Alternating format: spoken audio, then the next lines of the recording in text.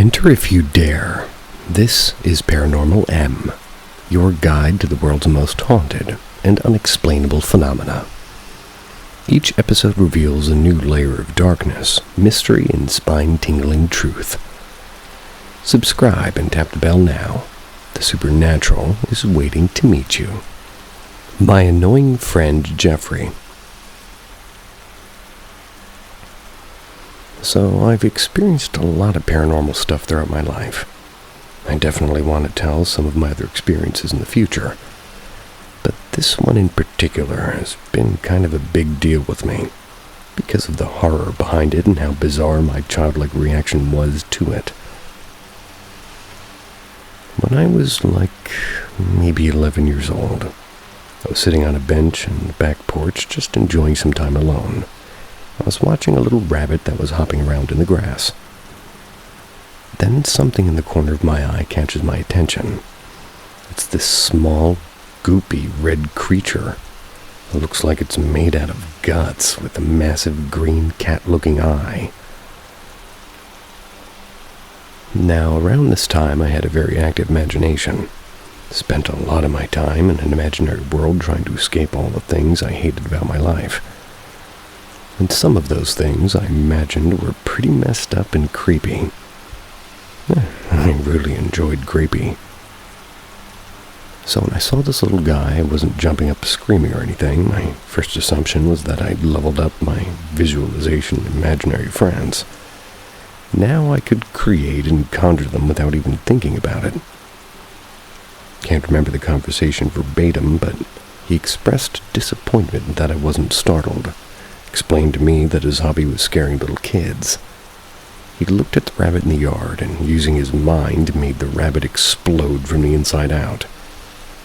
Again, I was content to think I was daydreaming, even though it was a little bit different than my preferred imaginary game. I was just playing along. I talked to him a little bit and told him that he couldn't scare me, so he needed not waste his time. Told him that I know the rabbit wasn't real, but we can be friends anyway, and I asked him his name. He said I can call him Jeffrey, because I wouldn't be able to pronounce his real name. I shrugged and went inside. The next day, my mom goes to work in the yard. She finds the dead rabbit. She's horrified. It's a bloody mess covered in buzzing flies and other bugs. She makes a big deal about it because she has to clean it. Having the rabbit confirmed dead by another person is perplexing me. I start to question the order of events. Maybe when I saw it, it was already dead and I was just imagining seeing it prance around. Jeffrey starts coming around at night when I'm trying to sleep. He thumps on the bottom of the bed before I even have the chance to fall asleep. Or some nights he makes sickly growls from across the room, waking me up. I get mad at him for being so annoying and throw pillows at him and kind of try to mock his voice. After a few nights, I'm irritated enough to complain about him. I never really talked about my imaginary friends to anyone, though my family was aware of them because they would hear me talking to them all the time. I had control over when I saw my other friends. They never annoyed me, so I had nothing to complain about. I tell my little brother and older sister about them. I'm aware my brother is more easily afraid, and I tell him not to let Jeffrey scare him. He never hurt me. The most he'd done was kill a rabbit, so I prayed him off as harmless. And besides, I was still 90% sure he was purely imaginary. My brother doesn't take kindly to being made aware of Jeffrey at all, despite that statement. He refuses to sleep in his own bedroom for a while, opting to sleep with the parents instead. But one day when he goes into his bedroom to play video games, sitting on his twin-sized bed, he's suddenly hurled up a couple of feet, along with the mattress. He freezes, he's still and terrified, and it happens again. I'm minding my business in another room when he runs up to me, white as a ghost, to demand I not prank him like this, because he's mortified. But he thinks on it a minute and realizes that I couldn't have done such a prank, even if I were in the room with him. His bed frame only lifts 5 inches off the ground, and he wouldn't have the muscle to throw everything up like that. I kinda laugh while I watch him go through all these realizations and see how terrified he is. When he starts shaking, I just remind him that he's giving Jeffrey what he wanted, and that if he has too much fun, he'll probably come back for more. But what do I know? He hasn't left me the hell alone. I feel a little relieved to know he's not just imaginary, so maybe I'm not stuck with him in my head for the rest of my life. Sometime within a few days after that, I have a friend spend the night. We're getting ready to sleep in my brother's room because it doubles as a guest room. Has 2 matching twin beds and a hotel room setup. I explained to my friend what happened to my little brother. Let her know that we might get a visit tonight, so don't freak out, because Jeffrey is actually harmless and stupid. As if to retaliate, he appears.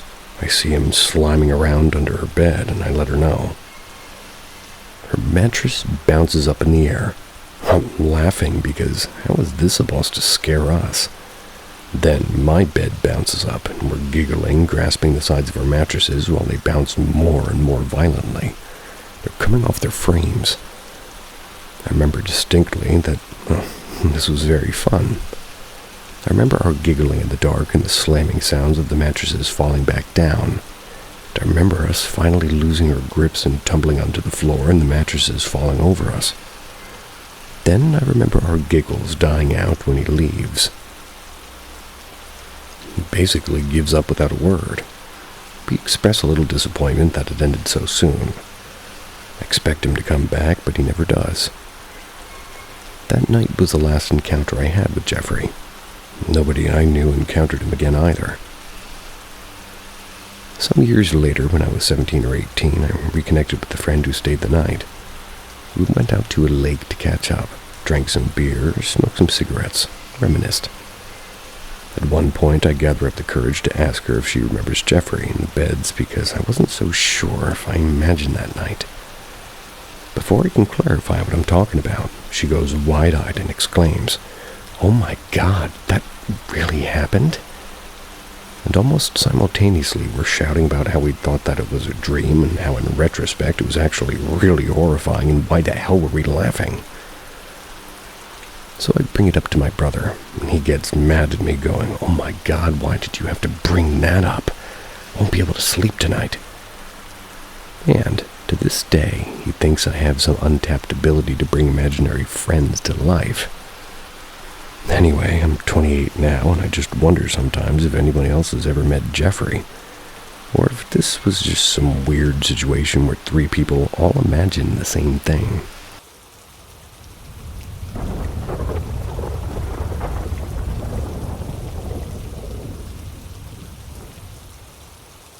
Weird feeling I had. I had a really weird feeling while driving home today. Quick context. My grandfather recently passed away, and his death had been fresh on my family. Not only my family, but my mind as well during this time. I was hanging out with my cousin for dinner. On the ride back to my house, I was on the phone with her while we're just talking about weird events and how my grandfather saw spirits or hallucinations. And visions right before he passed, including seeing my late grandmother sitting next to him, and a hooded figure standing behind my dad just hours before. On the car ride, we're talking about how she had spoken to a person who was reading her and giving her life advice. And at some point randomly in the ride, I got this really weird feeling I've never felt before. It was strange. My car's brake alert and proximity sensor went off right before I had the weird feeling. There was no car or object in front of me. For the rest of the ride back, this feeling kind of persisted, and I legit interrupted my cousin halfway through her story to let her know the weird vibe I had. It felt as if there was a cold presence near me. I felt chills down my back and kind of anxious. I don't really know how to describe it. I've been nervous and I've been scared before, and this was a different feeling altogether. Maybe it was just paranoia from all the events together and stress hitting at once. But I genuinely tried to sober myself and see the logic. But the feeling just persisted. I'm not really religious, but when I got home, I lit a candle in front of a small temple at my house. Never felt a wave of relief wash over me faster.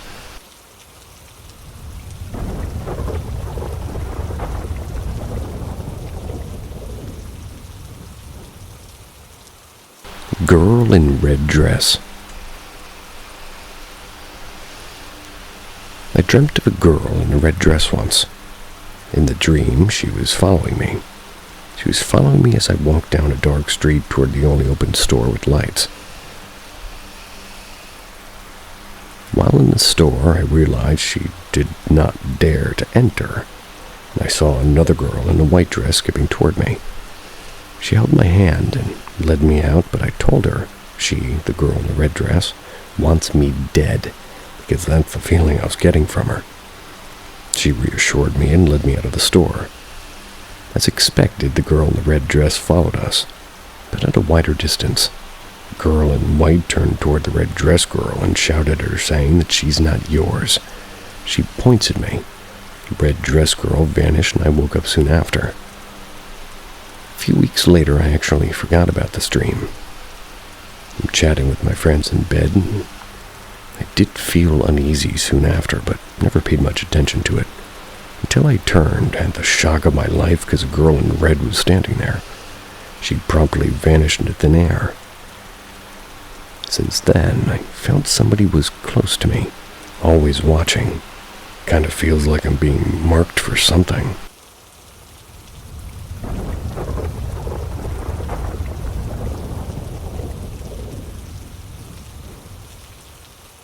Paranormal encounter. Please tell me what you think this creature might have been. This happened when I was around the age of 13 or 14. I'm 28 now. For context, my family lived in northern Maryland in a very rural area. Each town is maybe 10 or 20 minutes apart from each other. In between are many densely wooded areas and farmlands. They stretch for miles. About an hour and a half away from Baltimore and 10 minutes from the Pennsylvania line. On this night, my family, my mother, younger brother, and, well, we're on our way home from my grandma's house. She lived about 20 minutes from our house in town. And I say in town because where we live, there's no shopping centers, no grocery stores, no gas stations. No police or fire stations. There really isn't anything besides farms, churches, and one elementary school. It's literally in the middle of a cornfield. My brother and I went to school in the same town where she lived. We'd often walk to her house after school. We had dinner at her house this evening, then made our way home as we did many nights previously. If I remember correctly, this was a school night. Therefore, our travel up the mountain was not too late into the evening. I think the sun had been set for just a couple of hours. To get to our house from my grandmother's, we took a winding 2-lane rural state road up the mountain. Many people use this route on their daily commute. This road is lined on both sides with thick woods while following alongside a creek and a railway majority of the way. To the right side of this road is a steep incline of all hillside rocks, brush, and trees. The left side is a guardrail. It has a several-foot drop-off behind it with thick foliage, more trees, and the creek that runs alongside the road with the railway just beyond that. At night, the canopy of trees and surrounding foliage makes this particular route very dark.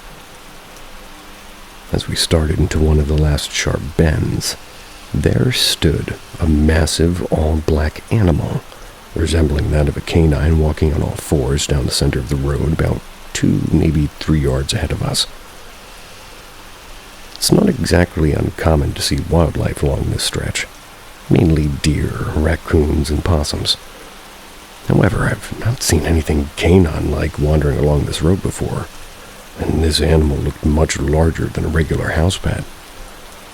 My mom slowed down immediately, thinking the animal might hear the vehicle approaching from behind or see the lights and run up the hillside. However, it did no such thing. As soon as the light shined on this creature, its head snapped around, staring right at our SUV. My mom drove a Chevrolet Trailblazer at the time, and as the headlight shined against this creature, it flashed the biggest, toothiest snarl I've ever seen. The jowls stretched back in a menacing grin, exposing its huge fang-like teeth. The teeth were bright white, almost glistening from the shine of the headlights. Its wolf-like ears were pinned back against its head. I could see the hackles on the back of its neck standing erect. The shoulders stood broad and strong in an aggressive, ready-to-strike stance. The eyes had a yellow hue and expressed evil intentions. Had the face of a wolf, but the body and stature of a bear. The body of this creature was enormous, like nothing I'd ever seen before. The body and legs were long and lanky, but oddly muscular. Something almost otherworldly. Within seconds of the creature flashing its toothy snarl in our direction, it ran directly toward us. My mom gasped, "Oh my God!" while simultaneously jerking the steering wheel quickly to the right, trying to avoid this thing that was charging toward us. The front and back tires on the right side rumbled in the dirt and the gravel as the SUV was jerked from the roadway. My brother in the back seat flung himself forward, grabbing the back of the headrest in front of him while letting out a terrified and almost deafening shriek. As the vehicle rumbled off the asphalt, the creature was now directly in front of us. The back of the beast with jet black fur stood about 6 inches above the front end of my mom's Trailblazer. In a matter of seconds, she jerked the SUV back into the roadway and we continued around the bend. I was in the passenger seat and wide-eyed and stunned, my mom's hands white-knuckling the steering wheel as she stared out the windshield in disbelief. It was silent now. My brother broke the silence by asking, "What was that?" "I think it hit us," my mom replied. The three of us decided to go back and see if it was still there, maybe laying on the side of the road.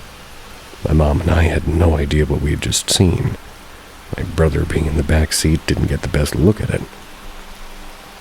We turned the car around in the next area possible, drove by slowly as we could.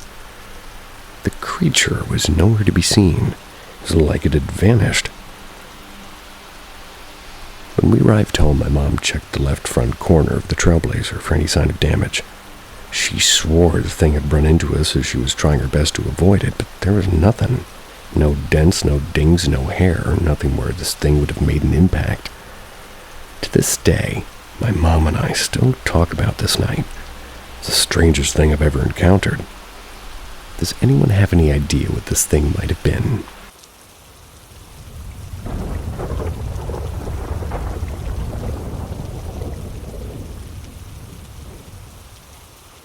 Pet paranormal experiences.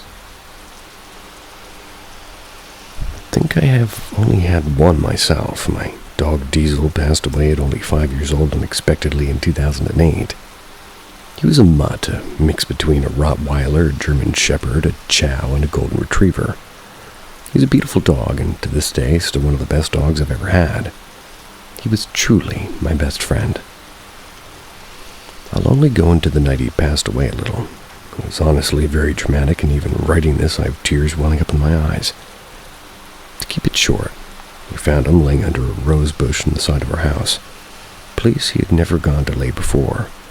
He wasn't breathing and not moving. I'll never forget the scream my mom let out when she and I found him. We took him to get an autopsy performed. That was because there was no signs of his body of physical damage. We were ultimately told he had a spleen torsion, which caused his spleen to rupture. His passing was extremely hard for me, really for the whole family. Enough backstory onto the experience. I think it was a few weeks after Diesel's passing. I was sleeping, and I had what I think was a dream, but it was so real I just don't know. And in this dream, I awoke to Diesel standing in the doorway of my room. I remember saying, "Diesel, is that you?" got out of bed and ran to him, fell to my knees, and hugged him around his neck. His tail was wagging.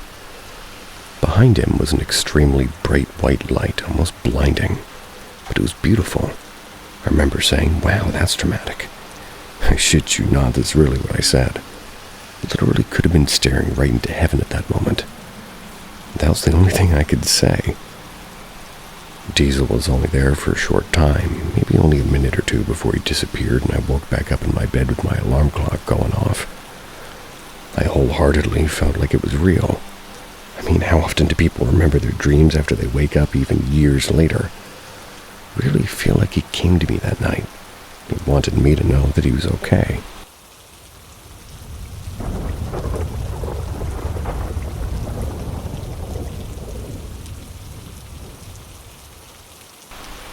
Creepy doppelganger incident. These are two eerily similar doppelganger experiences. This post isn't a piece of fiction. I was as perplexed as you were when it occurred. My earliest encounter occurred around 3 or 4 years ago. I decided to stay with my aunt, and her house was big with 3 baths and various rooms. I was on the 2nd floor alone when everything happened. So, I was working on a video with my youthful step-aunt appeared. I followed her into a room, excited to show her what I had done with my phone. My younger cousin was also in her arms. Both of them were female. She wasn't in the room when I walked in. I turned behind the door, thinking she was playing a joke on me. Nobody was present. I dashed downstairs to find her, but she claimed she had not gone upstairs at all. It was a scary experience, so I stayed downstairs. I had my following incident about 2 or 3 years ago. I'm upstairs in the house by myself once more. My family's home wasn't substantial. My elder sister then arrived, bearing our little sister. I was probably too lazy to fetch something, so I called her from across the room. Before exiting the room, she walked up to the mirror and remained there, still, without responding to me. I followed her out of the room as she went in a slow pace. She was nowhere to be found. I dashed downstairs once again where my elder sister was showering. My younger sister was downstairs. They were playing with her toys. I was creeped out once more and stayed downstairs. Numerous parallels between these two situations made them seem like falsehoods and fables. I was alone upstairs in a house that belonged to a relative. The people that came upstairs were all women. One of them was holding a female toddler. Both rooms had a bed with a mirror pointing straight in the direction of the bed. Happened in the afternoon, and if it's of any use, here are some things to consider. My aunt kept my grandfather's ashes in a container at my aunt's house. In the second encounter, the room I was in had 2 Santo Nino idols that looked a lot like Santo Nino de Atocha and Divine Nino. What does all of this mean? Please respond promptly.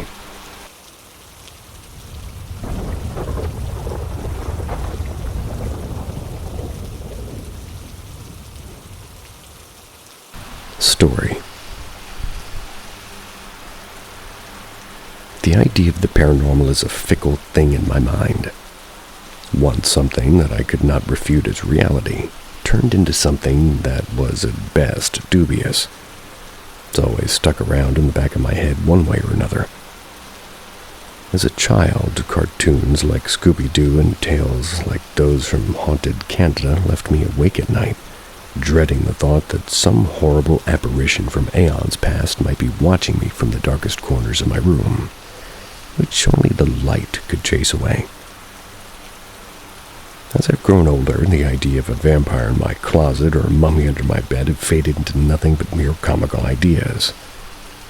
Ghosts, however, they've not been given the same treatment by my mind. The older I got, too, the more I found myself rolling my eyes at the idea of the supernatural. Not every encounter piqued my interest anymore. Fake photos, corny stories, and bad actors tainted my once sure mind that ghosts could exist. But it's a thought I still can't shake, especially not after what I've experienced. I I live in a fairly small city in Canada, and I've lived here all my life. I've had the good fortune of never having to move, and the house I live in, well, it's watched me grow up and change just as I've watched it be painted new colors and given new amenities. I'm convinced that part of steadfast belief in the paranormal was when I was young came from experiences within this house. And there are many of those experiences which, no matter how I try and play off as misconceptions for me, I still can't really explain to this day. Beginning at a young age, I recall being terrified of my basement for starters. It's stereotypical, I know, but young me felt it was for a good reason. My crawlspace counted for at least 3/4 of that reason, being connected to the basement by the bottom of the stairs. It's a fairly large crawlspace with 2 rooms that, well, if you can even call them rooms, that can even be stood up without issue. At least if you're below 5 foot 5 inches tall anyways. This crawlspace has basically been the home of several strange occurrences. From lights turning off when they shouldn't, the house has never had electrical problems by the way, to hearing footsteps in the room above it when I've been home alone. Oddities seem to rebound. Notably, the crawlspace door swung open seemingly of its own accord several times. One particularly haunting time when maybe I was 8, I was sitting in the rec room, the main space in our basement. In this room there's a couch, a coffee table, and in front of that table is the television. Sitting facing the television, the crawlspace door would be located in the wall to the right. That day I'm sitting on the coffee table while watching TV. That's when I heard the knob to the crawlspace door turn and whipped my head only to watch the door swing open on its own, slowly. I was of course horrified as this door needed to have the knob turned to be opened. Nobody was around me but me, and here I was having not only heard the knob move on its own, but then watching the door swing open to the pitch-black crawlspace seemingly all by itself. Needless to say, I ran toward the stairs near instantly, rushing past the crawlspace and scampering up to the brightly lit upstairs. My sister, who's close in age to me, also experienced similar occurrences with the crawlspace. In 2022, we had both been sitting on the couch behind the table watching TV. That's when the door opened on its own again, knob turning and everything. She heard and saw it too, and was equally confused and alarmed. None of my young age experiences were helped by my dreams either, since one that recurred frequently was of my grandfather. He passed away when I was young, and in this dream his chair, which sat in the corner of my room, would be on fire. Behind the flaming chair, I had a stuffed animal that I really loved. I would cry because the stuffed animal was burning too. My grandfather would then come and comfort me, telling me that everything was fine. I would wake up only to see the chair rocking gently in the corner. These dreams started when I was 4, ending when I was 5. Still very weirded out by them, though in a strange way comforted. Wouldn't normally attribute dreams to any sort of paranormal occurrence, but seeing the same chair moving that I dreamt was on fire when I would wake up was incredibly strange, to say the least. The occurrences in my house got weirder, though, as I got older. 2021, I woke up one night at 3 a.m. While traditionally seen as a quote-unquote evil hour, 3 a.m. was never really something I would have been even remotely scared of prior to this incident. So with no idea of spooky things happening at this hour, I've been waking up for weeks at 3 a.m. continuously. And thought this night was no different, really. It would turn out that I would be wrong. This night was very different. When I woke up, the first thing I noticed was that I couldn't fall back asleep. That's because there was an odd banging sound coming from my wall. This wall faces the side of our house outside. There's nothing on the other side by maybe just open air. It's also the second story, a good 15 feet off the ground. So the idea of an animal or a person repeatedly touching the wall and banging hard enough to be clearly heard on the other side is unlikely. The banging banging, which really sounded more like knocking, would just keep going, with every knock being separated by at least 2 seconds, and by it taking a mostly rhythmic pattern with bangs being every half a second. I sat up and looked around confused. I wasn't moving, so how could I be making that noise? The noise appeared to have come from maybe either inside the wall or between the wall and my bed's headboard. But it couldn't have been coming from between my bed's headboard and the wall, because the headboard was flush with the wall. Confused and mostly annoyed to be woken up, I attempted to get back to sleep. I was able to tune the sound out, but keeping your thoughts clear and focusing while your brain is trying to make you sleep is kind of difficult. Unable to successfully ignore the sound and just sleep, I got up and walked outside my room to see if the noise could be an auditory hallucination. I've experienced these occasionally, usually when falling asleep or waking up, but they're usually very quiet, like mundane noises that can be instantly halted if I do something as simple as turn over. In this case, when walking outside my room, the sound got quieter as I left, then louder as I returned, like a real noise would. Remaining confused, I returned to bed, and after about half of an hour, the sound stopped. I fell back asleep, and that morning I woke up and told some of my friends what had happened. They weren't sure really what to make of it. After hoping for some plausible explanation from my friends, but receiving only reassurances that my house must be haunted, I just returned to my room to do some investigating myself. So I went over to the headboard on the side where the tapping had been. I tried to look for anything that could have caused this noise. Unfortunately, I just found nothing. Got onto the bed and tried to shake it a little bit by rolling around, see if my own movements had caused the noise despite me being still and the noise still going. This was also not the case, as moving on my head did not cause my headboard to create any similar noise. Finally, I got off the bed and went to look behind the headboard. Upon pulling the headboard back slightly, I was met with a loud cracking sound like splintering wood and a whoosh sound. The headboard was undamaged. Nothing had been there, nor had anything moved. I was incredibly confused and mildly scared, but since this hasn't occurred this way again, well, the next notable strange experience was in early October 2021. There's a white cabinet that we were getting rid of that we had to put in our garage while we figured out what to do with it. My dad's inside the house, and I was waiting in the garage to carry the cabinet out with him. While I was waiting, I was just sorting some recycling when a knocking noise started up again. Similar to the last one. Just like the last one, it was also continuous. But this time it was harder to determine where it was coming from. Took my phone out, tried to record the noise, but it was too quiet for my phone camera to pick up. This sound once again persisted, but as I ignored it, it eventually faded away. In 2023, I'd been woken up one morning by a similar knocking sound in my room once again, coming from the same wall that had woken me up in 2021.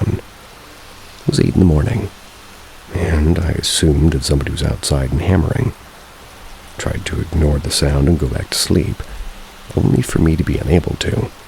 The sound was loud, and I would hear about 6 to 8 knocks in a row, followed by silence for 10 seconds before they would resume. I thought nothing of it until the sound changed walls.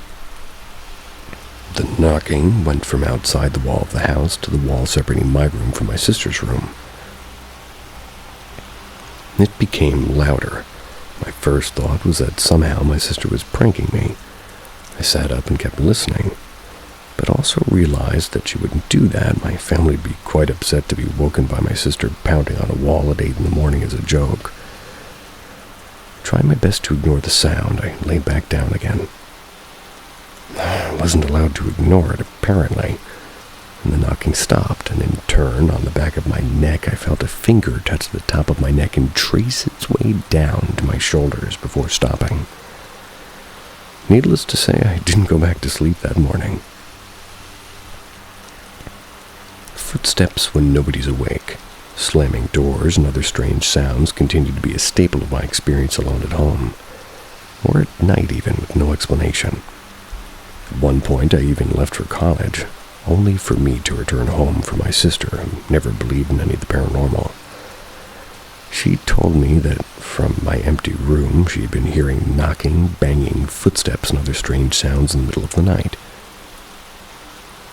My family has no pets, no history of animals in the walls at all, no electrical issues, no loud pipes, and no other similar sources that might cause such sounds. I am by nature a skeptical person.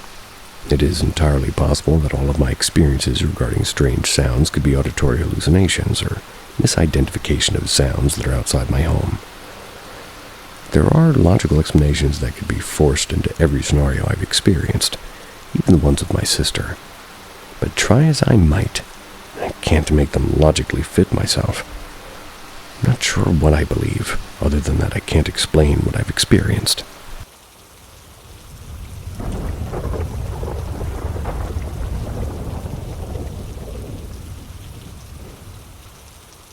The theater. Someone is in the mezzanine. Historical theaters in general are full of energy. Actors, staff, and people are in and out constantly. A place of drama, happiness, and everything in between. I could practically write a book about what goes on in this theater. Worked here over 10 years as the usher manager. I've heard many accounts and many stories of the paranormal. Always had experiences while working there. This theater in particular was built in the 1920s next to a historical Spaniard Catholic mission. This is one story. This particular night, the theater was hosting a play. We weren't expecting a full house, so we decided to close the mezzanine. For those who are not familiar, that would be considered the balcony. We got close to about 700 patrons out of a typical full house of 1,300. We roped off the stairs to the balcony prior to the show. And keep in mind, stage crew is always observing the audience as well as our lighting staff, who's in the spot booth, which is accessed by the balcony. I used to do that job.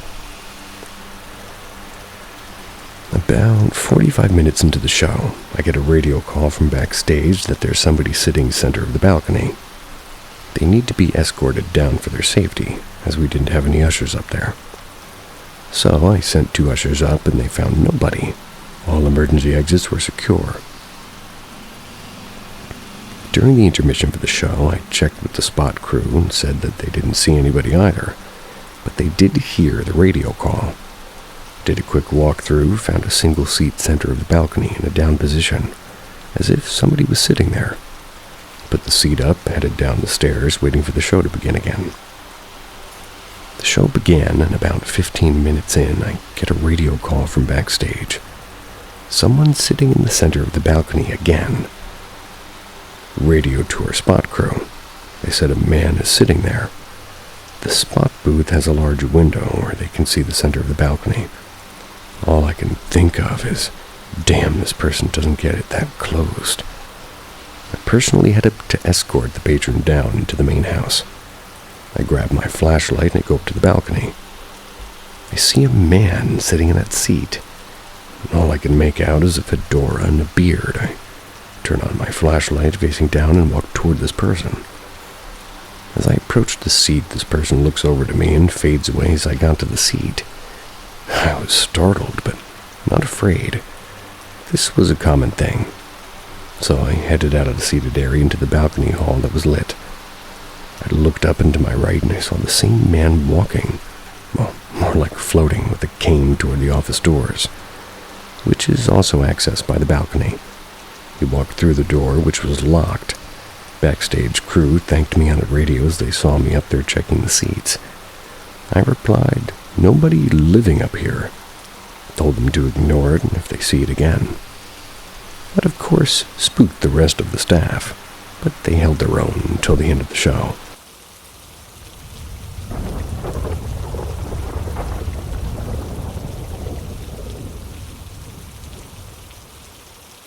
ripped right out of a book.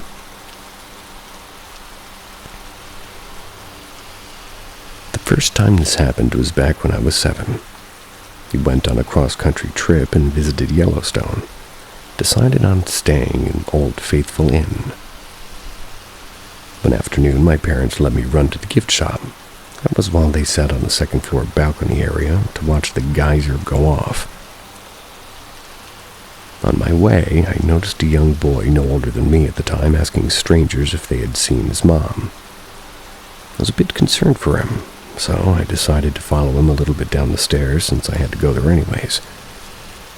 Though after I took my eyes off him for a second, I looked back to where he was and he was nowhere to be seen. Thought it was odd, but I didn't really bring it up with my parents considering that he may have just run out of view. Before we left the hotel to head to another room, my dad picked up a book of ghost stories based around the hotel, unaware of what I'd experienced. That night he was going to the stories and read one about a young boy who roams the second floor looking for his mother. I found the story really similar to what I'd experienced, told my parents who also thought it was weird.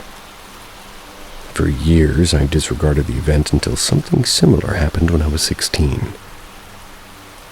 At this point, I had basically decided to dabble in paranormal activity after some other experiences I had. My parents decided to take me to a cemetery in Plymouth, Massachusetts to test out some equipment I'd gotten, an EMF and spirit box. After walking through the graveyard for a bit, I noticed a particular grave that had a high EMF reading. I waited around for a bit when I noticed the wind pick up to the point where I felt like I was in a heavy storm. It was completely out of the blue, considering the day was clear and the wind free. And at that point, got a strong urge to leave as I wasn't wanted.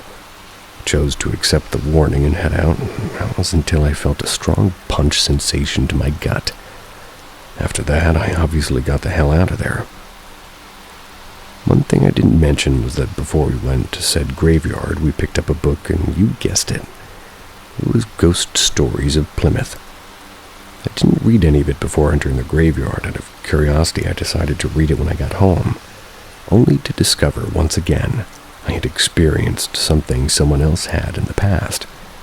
This time it was of a tour guide that had felt the same sensation and experienced the same gusts of wind as I did in the same graveyard. With this happening twice, I'm really starting to consider if I have a knack for this kind of a thing. I do believe I have some connection with the paranormal and have tons of other stories of things I've experienced during my amateur investigations.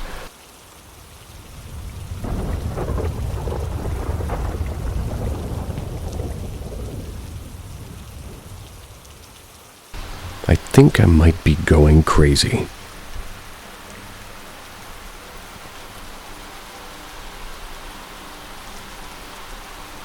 I want to start by saying my intuition has always been something to note. I've always had a good one. My gut is trusty, and me and my cousin joke about how she asks me what's going to happen, and it does. I just get feelings, gut feelings, and more often than not they're true. Basically, I've been seeing things. Around 10, 11 months ago, I started seeing my ex-best friend's face everywhere. And no, it wasn't because I missed her. I didn't think about her because it was mutual, and it was because she moved schools, and it wasn't anything dramatic. I'd see her face in other people. I would think that's it, and it was her. But I'd look back and she was gone. I'd also see a few other things, but that was less common. After that, I used to have these bouts of paranoia, and I'd say I just started sobbing at night. Sometimes even day, because I felt something, and I just felt something just there watching me. For some reason, all I could do was sob. When I stopped seeing things, it was all okay for a few months. Now it's coming back in a different way. Shadow people. Or just glimpses of things that aren't there. My cat's tail when my cat's outside. A figure in the corner of my eye. My paranoia got worse. I call him Charles, one of the energies. It's in my mind he's this shadow figure with red eyes and he can't come in. He likes waiting for you, waiting for you to come out of the room, and he likes peeking in your room. He can peek through the room even if it's a space under the door.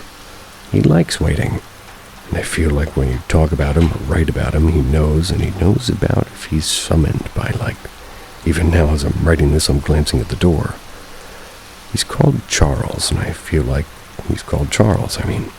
Charles is the name of a man who used to live in my home a very long time ago, maybe mid-1800s. My home is that old. I don't know if that means anything, though. Yesterday, I'm just singing in the mirror, as you do when you're home alone, and I looked behind me for half a second and I saw a face, maybe 5 feet behind. It was peeking from the stair railing. For some reason, I want to say her hair was wet. Could have been really straight, but her face was dark and gray and none of her features weren't really distinguished. She was just evil, and her face was diluted or melting. I don't think it was Charles, but it shook me up, and from that moment I felt I wasn't alone. Before this moment, I kept hearing little things. I thought I was just being too aware, but this happens, and I felt something was with me. For the next hour, I proceeded to try and stay in the bathroom, door closed. Then my phone died, and I had no way of contacting my father, who was out of town. And God, then he called me. I didn't know it was possible since my phone was dead. I picked up and he said my name and it died again.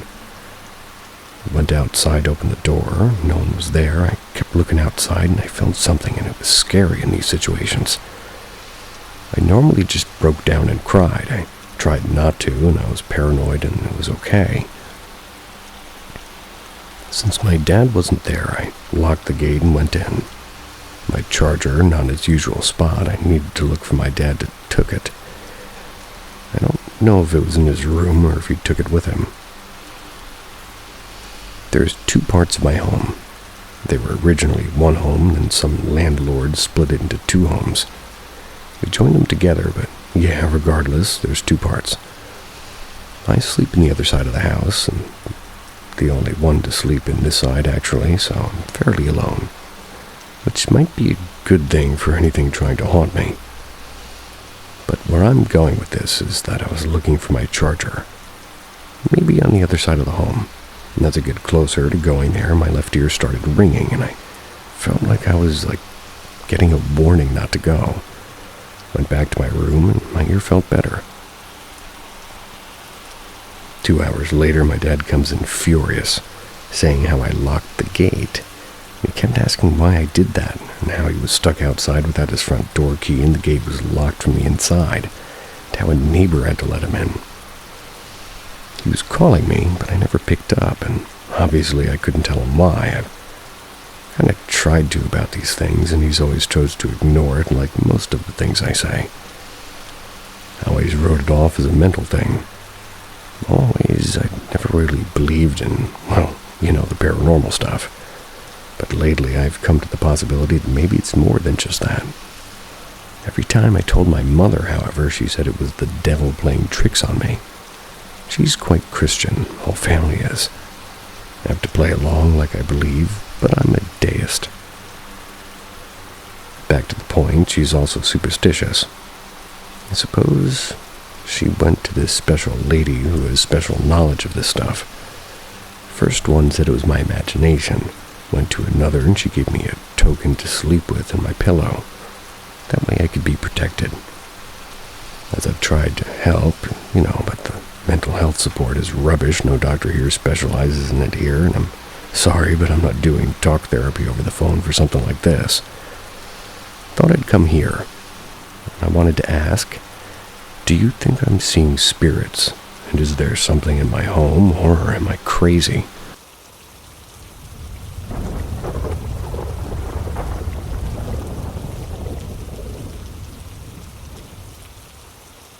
Something called my name. An incident occurred when I was younger that stuck with me to this day. At the time of this event, I would have been 8 or 9 years old. my younger brother, 5 or 6 years old. We had decided we would camp in the backyard of our house in a tent for the night. It must have been the weekend. No school, no worries. For the sake of the story, I'll call myself Steve and my brother Harry. After a long night of playing Spotlight and hide-and-seek in the dark, we decided to finally go to sleep in a tent that we pitched earlier in the afternoon. Bringing a Nerf gun, each with us for protection, I don't remember taking very long to, fall asleep. Fast forward a few hours, I woke up feeling a bit cold. I realized I must have kicked my sleeping bag off. So I pull it back up, get comfy again, and start going back to sleep. That's when I hear something, kind of faint, but I don't think too much of it. Then again, it's getting slightly louder, but still not quite clear. The sound then stops for a moment until clear as day I hear a voice whisper, "Steve." Completely freaked out, I immediately push my brother and whisper, "Harry, is that you? Are you messing with me?" No response, except a bit of snoring, but I'm still not convinced he's not playing around. I decide to try and sleep again and almost immediately hear another "Steve," but this sounded really close this time. I was a little annoyed at this point, so I sit up and just stare at Steve, waiting to catch him in the act.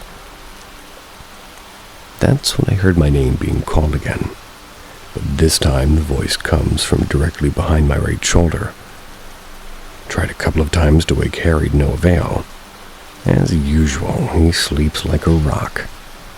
Giving up and being completely freaked out, I grabbed my Nerf gun, hid my head underneath my pillow, and covered my ears with the pillow until I'd eventually fallen asleep. I asked Harry in the morning about what had happened. He seemed to not know anything had happened. The story's a bit all over the place, as I'm not really great at articulating, but this event stuck with me to this day. I was 8-ish, and now I'm 26, and something I'll never forget.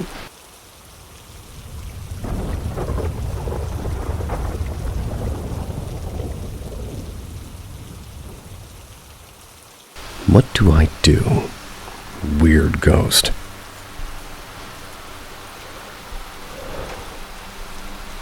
I've been pretty freaked out. I've had this ghost that I think I used to call the Black Man. Black when I was a kid. I remember nothing according to my parents.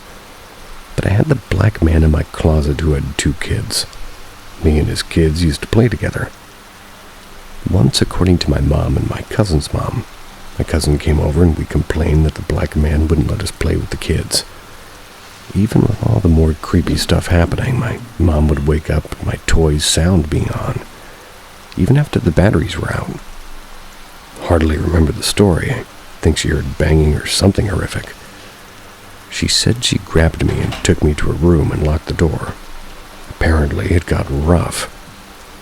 I have no clue if this corresponds, but I remember playing Minecraft and in single-player a black figure almost 3 to 10 minutes into playing, staring at me from ground level. It was brushed off, but I'm not stupid. I remember it clear as day. It was a player figure. This next story happened yesterday. Me and my mom were doing something late, and out of the corner of both our eyes, we saw a black gust. Almost. It was like a tad bit of a fog until it focused. I didn't think much of it until she replied, "Did you see that?" Freaked me out. She said something about a spiritual orb. Who knows? I'm mostly wondering if this ghost is back or whatever. I want to know if it's peaceful. I want to coexist. Some are saying all ghosts are demons and not to interact, and could it be true? What do I do?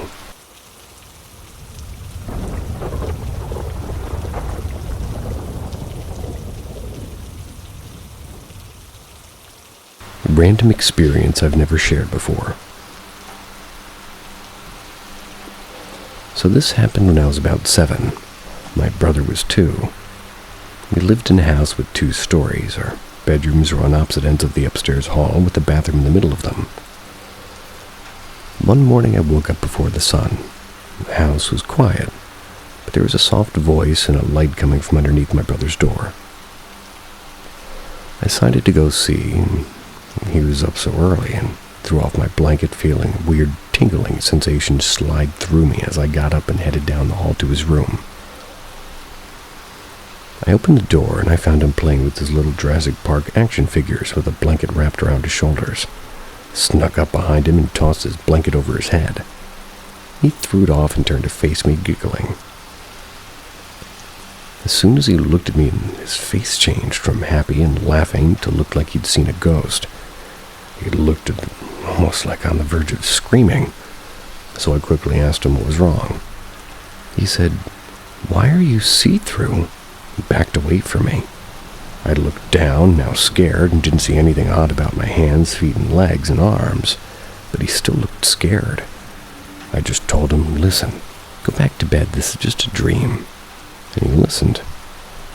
Went back to my bedroom, turned off the light, and rushed into bed as fast as I could, still uneasy about what just happened. As soon as I lay down back in my favorite sleeping position, I felt an odd click, like a Lego snapping into place almost. Then I fell asleep quickly. This hasn't happened since, but my brother, now 10, brought it up to me the other day, saying that it was this weird dream that he had when he was little. So if we both remembered it, what was it?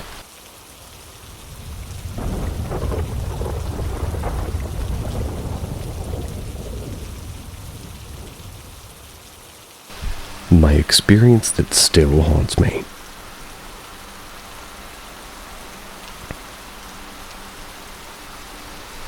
It happened when I was a kid. My parents and I had moved to this apartment complex back in 1986. It was built in the 40s during World War II. The basement had a fallout shelter installed and a fallout room. There were gas masks, tin cans of food, old World War II posters of enlisting. I was about 2 years old at the time that we moved in. Didn't start to have experiences until I was about 5 years old. Some experiences involved my toys going on by themselves, dolls in spots I didn't leave them, my radio turning off and on, to which my parents' explication was that I was doing it but didn't remember, or that it was quote-unquote just my imagination. That all changed one night. I had 2 windows in the side of my bed, and this is relevant to the story. The right one would open and stay open with no problems, but the one on the left was broken. It would not stay open, and we would have to stick a board to the window for it to remain open. One night I had been woken up to this loud bang, which scared the absolute crap out of me, causing me to sit straight up in bed. As I'm sitting there, my eyes are trying to adjust to the room, looking around to see if something had just fallen, and if so, where. Then I heard it again. Bang! It was on the side of me, so I look over in the direction to see what it was, but didn't see anything that could have made the noise. That is until I see the left window, the window that needs a board to stay open, slowly opening up, and opening by itself. I sat there frozen, trying to make sense to see what I was seeing, if I was actually seeing what I was seeing. I couldn't do anything but sit there in disbelief and attempt to close my eyes tightly for 10 seconds because 5-year-old me, maybe it's a bad dream, and closing my eyes tightly is what I'd always do to end a bad dream. Still do to this day. As soon as my eyes opened, I see the window fully open. Then bang, the window slammed shut. I realized at that moment that I was fully awake. And then the window starts to open again. Only this time it's opening a little faster than last time. And same as last time, it would open all the way and slam shut. It happened again and again and again, each time opening up a little bit faster than the last time and slamming shut. Bang, bang, bang. It was as if somebody was opening it fully, letting it go in order to slam shut. Then the window, flies all the way up and stays open.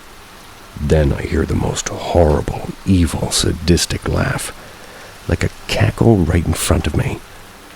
And that was enough for me to finally move. I fly off the bed, getting tangled in my sheets and comforter. I managed to get the comforter off of me, but I still have the sheets wrapped around me. That didn't stop me from hauling ass all the way to my parents' bedroom screaming bloody murder. My screaming ended up waking up my parents, so they were already awake when I get to their bedroom. Trying to explain to them what happened, but I had seen and told them about the cackling. My mother was just the sort of comforting parent, trying to calm me down as best as she could, telling me that I just had a really bad nightmare, and that my nightmare continued when I was semi-awake because I was sort of half asleep, half awake. And I was persistent. I kept repeating myself over and over and over, telling them about the window opening and shutting by itself and the cackling.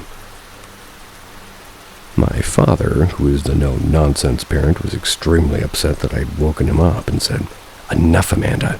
It is just a bad dream. Come on, I'll show you. There's nothing in your room to be afraid of. And your mother's right. You probably dreamed the whole thing, so come on, let's go." My father and I head back to the bedroom, my little hand clenching his hand tightly. We go into my room, my comforter still on the floor. My father goes to pick it up, and when he does, he glances over at the windows and sees the left window is still open, wide open. Nothing in it to hold it open, just wide open. My father goes over to the window, looks at the window, then back at me and says, "Did you open this?" I tell him, desperately trying to get him to believe me, "No, Dad, I told you. It kept opening and slamming by itself." My father, frustrated, cranky, and highly annoyed at this point, tells me, "Windows don't open by themselves. Probably got stuck when you opened it." My father reaches over to make sure I didn't stick anything in the window to keep it open.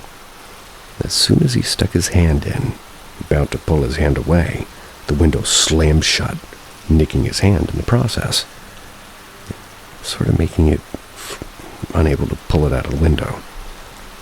My father, who was still trying to make sense of the situation, was suddenly spooked and creeped out.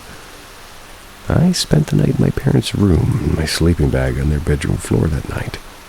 After that night, the activity seemed to amplify. There's stories for another time. It's been almost 40 years, and I still have nightmares about that night. The window opening and shutting and the cackling. The fear and my little 5-year-old heart pounding in my chest.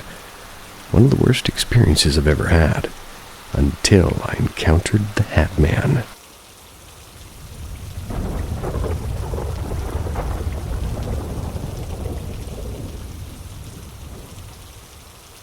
This happened 5 years ago. I'm only ready to talk about it now.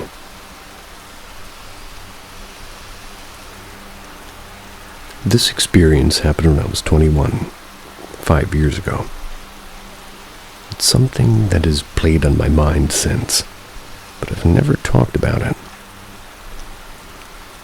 I went to dinner with a friend from university. Let's call her Amy. We had one glass of red wine each with dinner. I was staying at her house that night, and by the time we got back, I was totally sober. It was one glass of wine with dinner anyways. Never even felt tipsy. Amy was in her ensuite brushing her teeth, and I was laying in her double bed on my side. I was facing the bathroom that Amy was in. All of a sudden, I felt the very distinct feeling of a hand with long nails going down my back, from my neck to my bottom. Felt like a real hand. I could feel the long nails of all the fingers, and it tickled in the same way a person's hand would. I spun around in shock and faced the other side of the bedroom, and for a split second, I saw a tall, middle-aged man facing me with eyes boring into mine. It was the most uncomfortable, unnatural thing I've ever felt. He was perfectly aligned with the far wall of the bedroom. I saw him about 5 meters away. So, no explanation for the human hand scratching down my back. I was crying and shouted for Amy even though she was just next door. I told her what happened. I was super emotional at this point, and then she started crying. I asked why, and she told me that she felt like someone was watching her from the corner of her room for months. She even showed me texts to her boyfriend where she'd tell him that she was struggling to sleep because she felt like she was being watched. A well-known male serial killer, in London at least, preyed on young men who used to live 2 doors down from Amy's house. I didn't know this until I looked it up after. It's taken me years to process this because of, well, how real it was. I felt the hand scratch me and I saw the man, and this stuff is real.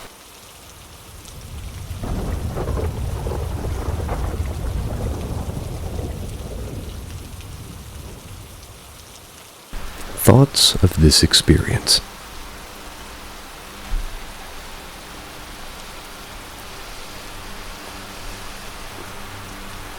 I've been having nightmares, really vivid dreams ever since I started SSRI and FIN. But something different happened last night.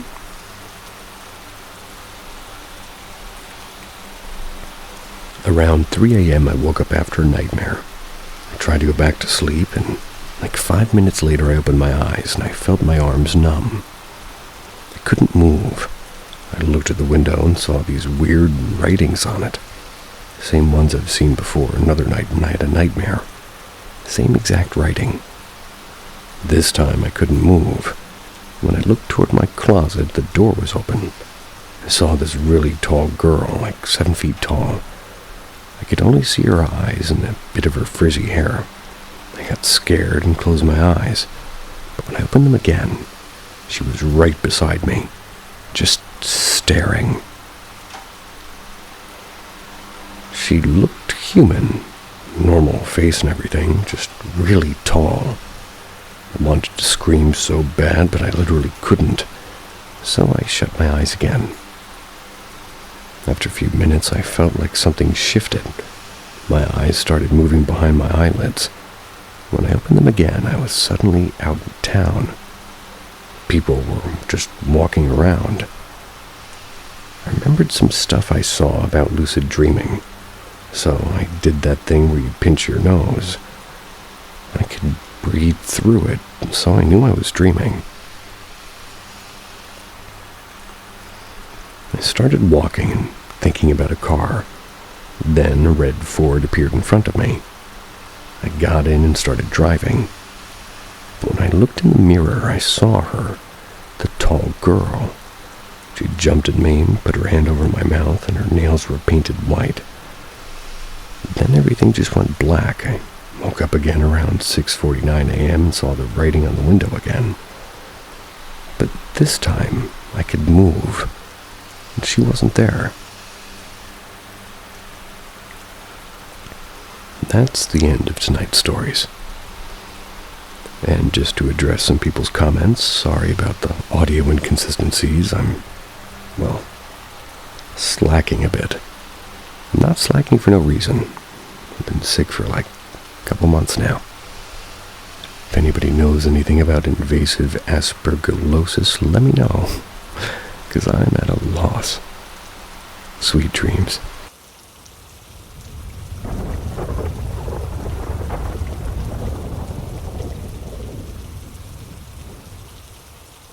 Something stirs in the dark, and Paranormal M is here to reveal it. From haunted houses to shadowy legends, every story will leave you wondering what's real. Subscribe now and ring the bell, because the next episode might just chill you to the bone. Looking at old pictures brought back childhood memories I can't explain. Unrelated to my story, but my grandma passed away a few weeks ago. While looking through old pictures of the two of us, I remembered a portion of my childhood that I never really forgot about, but sort of gaslit myself into ignoring. This experience was a long time ago, so I'm not completely sure of the exact dates, just what year of school I was in. The first grade, my younger brother, my mom, my grandma, and I moved to a small town in rural Montana. Things in the house were completely normal, and all around boring, up until the beginning of my 5th grade year. It started as a weird feeling, something as a child I'd never experienced before. Can't really say I have since either. Whenever I was alone in the house, I felt watched, uneasy, just like a feeling of dread, I suppose. School had just started. and I was still adjusting to an earlier bedtime. So I remember sitting on my bed trying to convince my mom to let me stay up later in the living room because I didn't want to be alone. Due to me and my brother getting rowdy, he had been moved into the playroom across from mine. It was sometime in the summer. While arguing with my mom, I could see an old 4th of July windmill and a basket in the kitchen counter begin to flutter off and on like it was being flicked. I don't know what it was all about, but in that moment I felt taunted, made fun of. It's like something was playing with me, and all of a sudden I was overtaken by a feeling of terror and freaking out. If I remember correctly, my mom chalked it up to me making things up to try and stay up later, and if this were the end of the story, I'd brush it off as my childhood imagination getting the better of me. But unfortunately, that was just the beginning. Not long after that night, I began to see a strange thing in my room at night. It's hard to describe because I've never really seen anything like it. But it was like a cloud of little static balls. At first, it would just float around the corners of my room while I peeked out from barely open eyelids, trying to convince myself that it was all in my head. It was around the time my voice doesn't work. It was around the time the holidays began when things began to get much worse. This thing moved from the corners and walls to floating all around the room, and that's when the touching started. It's a hard thing to put into words, but it felt like fingertips creeping all over whatever part of my body was exposed, lightly tapping as they went. I tried covering up in blankets, but it didn't help. Some nights I could swear there was a whispering coming from a wall closest to my bed. This was less frequent than the touching and the visual stuff. And at that point I was terrified, and I had no idea what to do. The only way I knew to deal with it was to not acknowledge it at all. I wasn't allowed to watch anything scary back then, so I didn't know about sage or exorcisms or anything paranormal for that matter. Thought that if I didn't give it any attention, maybe it would leave me alone. Many nights I got my younger brother in trouble, trying to get him to sneak in to sleep into my room. I refused to speak about it in the house, so whenever we would go out, I would try to tell my mom what was going on, but she never took it all that seriously. After a few months of this, I started telling my mom and grandma that I loved them before going to bed every night. It's because I was genuinely terrified that whatever that thing was would kill me. On the weekends, things were different. I could sleep in other rooms or on the couch, and I only ever felt the touching or saw the static when I was alone in my room. There were a handful of times where I saw strange balls of light or wisps of black and purple smoke appear and disappear, but this was only when I would sleep in my brother's room. Occasionally, doors would open and close on their own as well. These events went on for the better part of the fall and winter months. Every day I would wake up and go to school, and I would convince myself it was all in my head, and every night I would think, I can see this happen right now, and I can feel this. There's no way this isn't happening. But all I could do was lay there sweating, frozen in fear, trying not to let this thing see my terror. As summer came around, things became much less frequent, and by the time next school year started, they picked up again. There wasn't much deviation either, just nightly touching and visuals like the year before. My mom and grandma noticed I was down, I think, but they never really took anything I said seriously. And after all, I was just a kid. Then after 2 years of living in fear and discomfort, it stopped just as subtly as it started, and eventually I pushed the memory down. I lived in that house for years with no incident before it started, and 8 years after, I can vividly recall the feeling of whatever the thing was touching me. It's been over 10 years since this happened, and all of a sudden the memories just flooded back. Writing this out, I feel shaky, but I really cannot explain any of it. I was just a kid, and maybe it was in my head, I don't know. But all these years later, I remember how real it felt, how The first time I remember saying I love you was out of fear that I'd never see my parents again because of some unexplainable force. I couldn't sleep thinking back on all of it, so I guess I just felt the need to write it out. And now I'm wondering, has anyone else experienced something like this? Does anybody have any idea what this could have been? Why the variances in activity in different seasons? Why it started and stopped over a seemingly random 2-year period?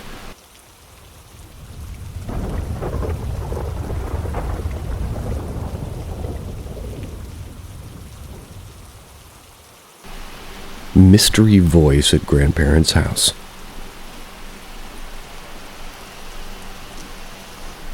I want to preface this by saying my grandparents bought their house in the 60s, but the house's history goes back to the early 1800s. The town also has a long history of haunted houses and stuff like that, as some of the houses go back to the 1600s. A year ago, I was at a house alone right outside of the upstairs bedroom. I heard a sound as of 2 old radio people talking in a weird language. It sort of sounded like English, but I couldn't actually make out any of the words. It started at around whispering and got up to like shouting level sound. I could hear that it was coming out of my bedroom, so in shock I slowly opened the door and the sound dispersed. It didn't stop immediately, but when I opened the door the sound faded out like at the end of songs. I was kind of freaked out, especially because I was home alone. I checked the bedroom to see if there were any old radios or anything that could have made a sound, but nothing. Checked all the bedrooms and the downstairs TV to see if anything was on, but nothing was. This left me really freaked out. I remember that my dad had some sort of vision a couple of nights before. My dad grew up at the house I'm talking about. He said that he really had these weird paranormal dreams that have since stopped since he's moved out. However, last year when we were visiting my grandparents at the time, I heard the weird sounds and he'd gotten some sort of sleep paralysis. He said he's never had sleep paralysis in his life, so something in this house is doing something to him in his dreams. He woke up unable to move or sleep, and he said the whole room was in a sort of a red tint. He said he had a really big feeling of dread and like he knew something was wrong in the room. This went on for 10 minutes. He didn't actually see anything in the room. This kind of freaked me out as well, as I don't know what the hell is going on at the house.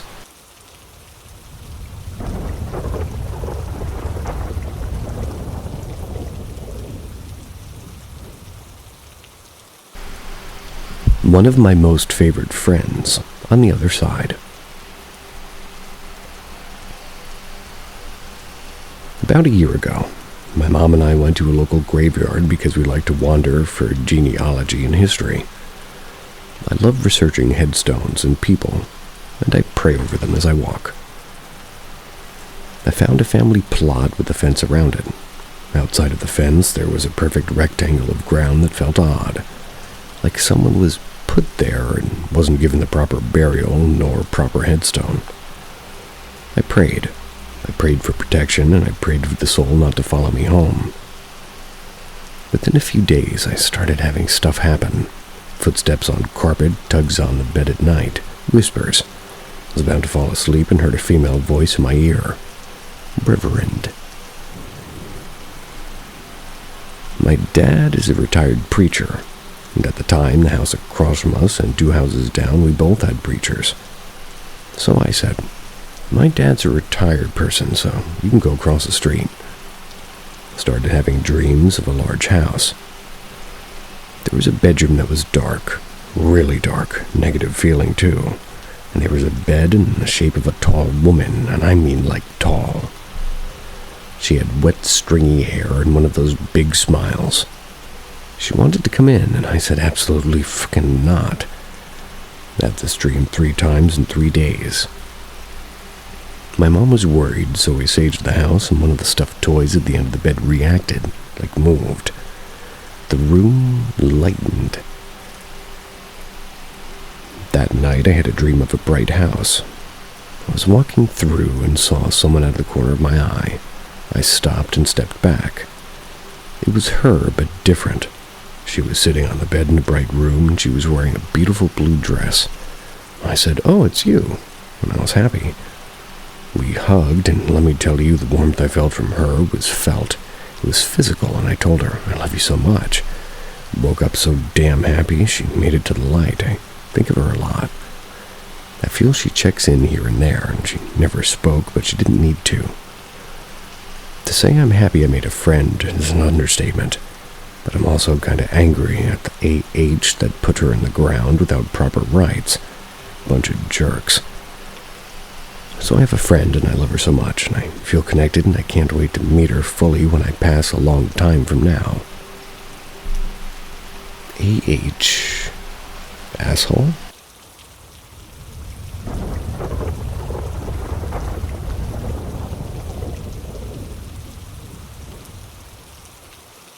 I heard someone screaming in Walmart, and no one else did.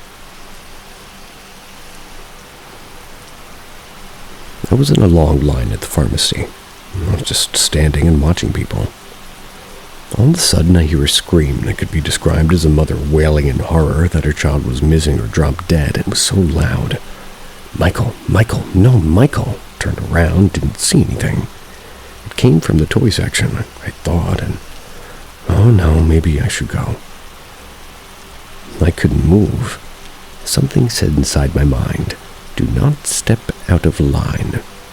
No one else reacted, no one moved. They were all acting normally. I was really freaked out about how no one was flustered. I asked my mom, who was just in the next aisle, if she heard it, and she didn't. It makes no sense. However, I had just come back from a clinic in the hospital down the street. I wasn't sick, it was a consultation for injections, and while I was in the hospital I heard two things on the overhead. Code sepsis in the ER. And upon leaving the clinic, code blue in the ER. I don't know if they were related, but that scream was horrifying. It really sounded like somebody had died in front of the woman. Can't explain it, it's unsettling, and why was I the only one to hear it?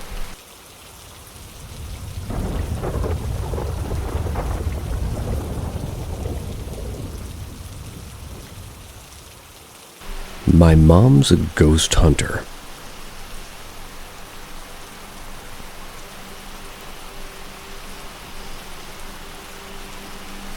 I remember my mother, 44-year-old female, used to ghost hunt a lot when I, a 23-year-old female, was growing up. I can't remember a lot of the details of where she went, but when I ask her about them, I'll list them here later. Anyways, I think at one point she had brought back something with her because for so many years of my life, and every house we'd ever lived in, I've had experienced paranormal activities. I don't know where to start. I've seen, felt, spoken, heard a variety of things between now and age maybe 8. Can't remember a lot of the details from my experiences when I was younger, just the parts that startled me, but I was old enough to know it was paranormal. Mom used to bring home those voice recordings and we would listen to anything that she had picked up. Going to talk about different and my most memorable events. So this will probably be a longer post, I'm sorry. 1. One time when I was younger, I was staying the night over with one of my family members. I had seen a man carrying a shovel down our hallway. It was a trailer, so when he walked through the door, you could see straight down the hallway and into the bedroom. The bed was the first thing you could see, and I remember I'd woke up in the middle of the night and I peeked down the hallway. I had seen the figure of a man walking toward me, holding what looked like a shovel. I hid underneath the blankets and I froze. I don't know how long I stayed under there, but it felt like forever. There wasn't anyone in the house except my sister and the aunt I was staying with. They were both asleep beside me. 2. My uncle's house. This was probably 5 or 6 years ago. We used to stay at my uncle's a lot because he's a coal miner. He was asleep or gone all the time for work, so we would babysit my little cousin. Multiple family members have had experiences in this house, but mine makes my arm hairs stand up when I think about it. I was laying in the bedroom with my little cousin. I was in the dark because it was a school night. My sister and grandmother were in the living room watching a show at the end of the house. I just put my phone down to go to sleep, and if you're a sibling, I'm sure at some point you've crawled or moved around in the dark to scare your brother or sister, right? Well, I heard my sister whispering my name. Thought it was funny she was trying to scare me, so I was smiling to myself and I whispered her name back. She said my name again, but immediately after, I heard my sister and grandma laughing from the living room. I realized that it was not in fact, or rather it was in fact not my sister. Got up, ran into the living room so fast. Haven't really been back there since. 3. I don't know how to start this one, but my family and I have come home several times to our front door unlocked and opened.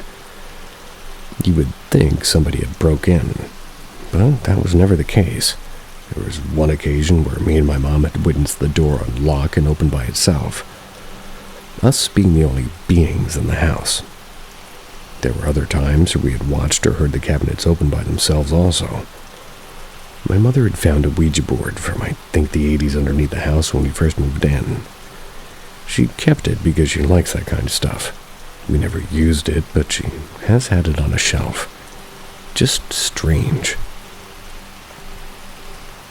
How to start this one, but this house that we owned since I was 14 and my family just moved back into it, it's older. I'd probably say 100 or so years. It's a 2-story and has 5 to 6 bedrooms. Upstairs in the hallway, there was a door at the end of it that had somewhat of a gap between the bottom of the door and the floor. I'm not talking about like a 1-inch gap, I'm talking 3 or 4 inches. Anyways, the hallway floor was the kind that creaked no matter how light of a step you would take.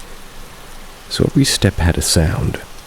There were several times that not only me, but my siblings and mother would be home alone or with one another and hear something coming down the hallway. Even see shadows of a person standing there. But we would be the only people in the house. Everyone, including my grandparents, have seen black figures run by us or going up our stairs.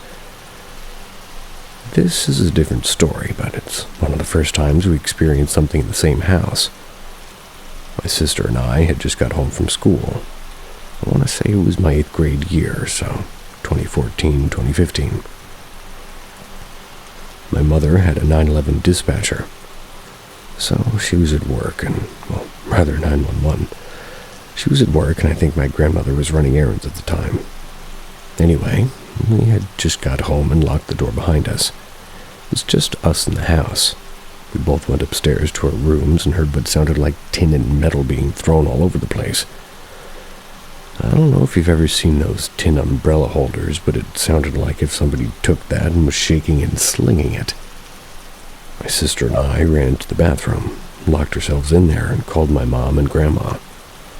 They rushed home, found nothing. Still just me, my sister, and a clean house. To this day, I have no idea what it was, but it sounded like somebody was just tearing our living room apart. 5. At one point in my life, my family and a few aunts and uncles went and moved to Ohio. We didn't stay there long, but the house we stayed in freaked everyone out. My mother and aunt is even on an episode of My Ghost Story because of this house. My late brother used to see what he called a bad man, and be scared to go anywhere alone. This was maybe around the year 2007 or 2009-ish. I'm not sure. Don't remember the dates of my childhood very well. Upstairs in the bedroom there was a closet, and in that closet was one of those mini doors that led to an attic.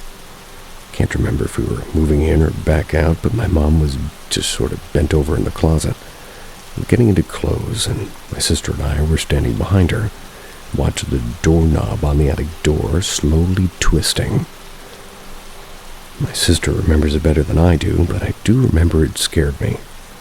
My mom has voice recordings and pictures of things in that house that I'd have to search for, but you can find them on the episode she was in if you were curious. Season 4, Episode 1, 24 minutes into the episode.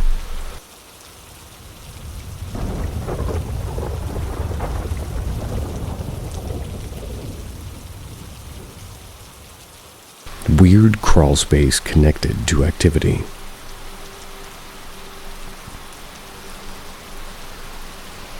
Me and my parents had moved into our current house around 3 years ago. The energy of the house is just off. It feels odd. Hate to stay alone at home. I don't know much of the backstory of the house, but I know that a few other owners before us were witches. We found like those tiny bottles with notes in it, sealed with wax, but we didn't open it. We threw it away. The lady who stayed before us said she used Ouija boards and witchcraft in the house. There's a square-shaped hole in our dining room which connects to all the floors beneath the house, which are hollow. That's where we found the bottle. We always have something over the hole. Anyways, a year ago, it was late at night. My bedroom is across my parents'. My parents can see the hallway, while I can see the only entrance of their bedroom. I was getting ready for bed, and my mom was already in bed. But she called out, "What are you doing in the kitchen?" I was confused, and I told her, "I'm in my room." She got up. "I just saw you walk in the hallway to the kitchen," which was weird, and we always felt like touches on her hair and clothes. I always used to get nightmares and even refused to sleep in my room because of how bad they were. We have a small apartment in our backyard where the lady also stayed a little while. Also, when we were staying in the bigger house before she moved out. We only have a small backyard because the apartment spans over and kind of connects with our giant garage, which is cut off by a wall. So we could see the apartment hallway from our kitchen window. The apartment had a window there which exposed the hallway. We kept seeing movement there and shadows. It was really freaky. Well, behind the apartment there was like a tunnel to the bathroom window that connected gas for warm water. That tunnel freaks everyone out, even our current neighbors. My brother's room is on the farther end of the hallway. His window looks out into the large garage. So, hearing noises wasn't weird, but what was weird was when you heard the floor creak when everyone else was in bed. Youch. I don't know if it's paranormal or just downright weird, but either way, I can't move and just kind of hope nothing out of the ordinary happens again. We have a chair covering the tunnel hole, whatever it's called, and keep whatever's down there, down there.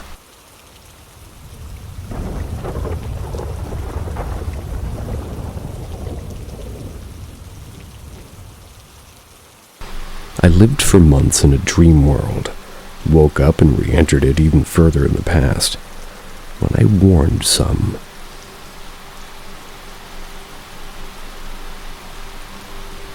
Every couple of months I get these dreams that last for months, sometimes even years. And every time I wake up from one, my head's pressed all the way into the pillow, like it's locked back. My eyes are bloodshot red for a couple of hours after. I get this strange headache. Not sharp, just odd. 2 weeks ago, I had one of the most intense dreams I've ever experienced.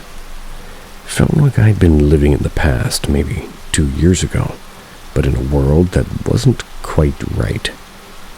People looked a little different. My cousins, my friends, my family. Their facial features were subtly wrong. Lips slightly off, head shapes, not how I remembered. I kept saying, "I'm not from this world, I'm telling you, something's wrong." Everyone brushed me off every time. Then we went to this restaurant. There was a weird bird, kind of like a kiwi, but completely orange, playing with my cousin. I asked, "What is that?" They were annoyed. "What do you mean? These birds have always been here. You've seen them your whole life." Later, a close friend told me she had a major job interview, wanted me to take an exam for her at the same time. I agreed, and I also remembered clearly how she rehearsed into her intro for the interview. Eventually, I woke up, and it was still night in real life. Stayed up for 2 hours processing what just happened. Then I just went back to sleep. Then I respawned in the exact same dream world, but even further back in the past, like I'd traveled to a time before everything from the first dream. Same people, same world, same strange, subtle offness. But now I wasn't just thinking, I'm not from this world. I was also sure it was in its past. I told people again, you don't understand, I'm not from here, and I've lived in this world's future. I've already lived what's coming. This is the past. My same friend, the one from the first dream, got annoyed. She told me to stop and looked her in the eye and said, you're not going to have a job interview. You're going to ask me to take your exam, and you're going to say these exact words when the interview starts. I repeated her intro line word for word. She froze. Then suddenly she grabbed me, dragged me into an empty room on campus, locked the door and whispered, I'm a researcher. I'm part of a secret committee that investigates people like you, people from other worlds. People who remember things they shouldn't. We've been tracking this for a long time. I need to ask you some questions. You need to answer as many as you can before you disappear. She pulls out a notebook. I could tell she didn't want to waste a second, and then I woke up. Just like always after these long dreams, my head was forced all the way back into the pillow, as if I'd been stuck there for hours. My eyes were bloodshot red, and I had that same dull pressure-like headache that always follows these dreams. It took at least an hour or two before the redness faded. I don't know what these dreams are, but they're unlike anything else I've ever felt.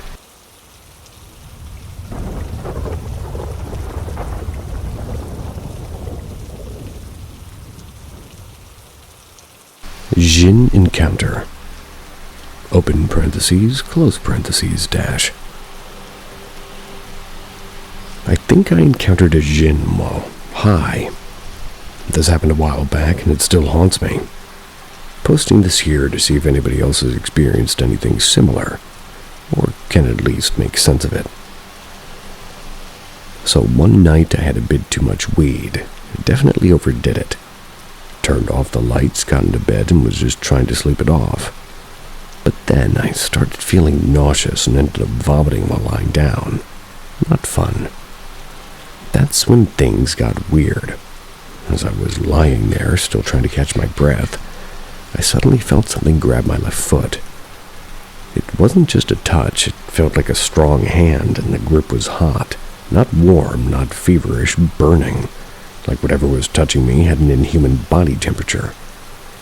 Panicking, I ran into my roommate's room for help, but whatever this thing was, it followed me. It grabbed my left arm, twisted it violently, and I started crying from the pain. My roommate couldn't see anything. No matter how much I begged him to look, the entity was only visible to me. And what I saw, it was pitch black, like a walking shadow with no features. Just pure darkness, glowing red eyes. It felt insanely strong, like it could break me in half if it wanted to. After about 3 terrifying minutes, it suddenly vanished, just like that. But here's the part that really messes with my head. I had actual burn-like marks on my left foot and arm where it grabbed me. No scratches, not bruises, burns. My roommate even saw them after. He just couldn't explain it. I don't know if it was the weed or some kind of hallucination or sleep paralysis or something real like a Djinn. But I swear it wasn't just in my head. I felt the pain, I saw it, and I had the physical marks to prove something happened. Has anyone else experienced anything like this, especially while high?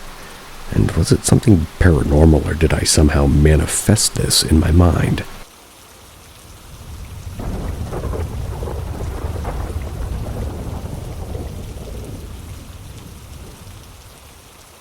Is a no-eyed woman haunting my family? So this goes back a few years. When my mother was a young teen, she had an encounter while walking the family dog. It was in the huge park by her home. She saw a woman in a floral headscarf. The woman turned around when my mother came near and thought that she was wearing sunglasses.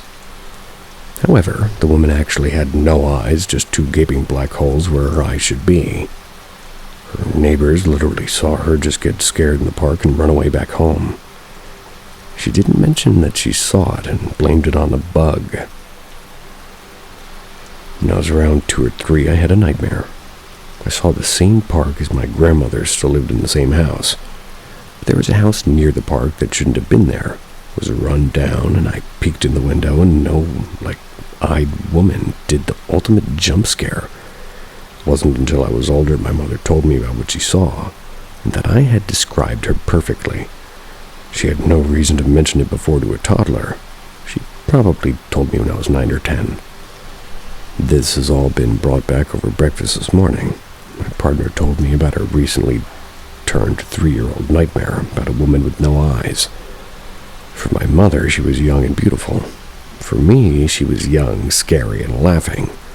For my son, she had no eyes and no mouth. She'd only appeared physically in front of my mother, and for me and my son in nightmares. Is this just a coincidence?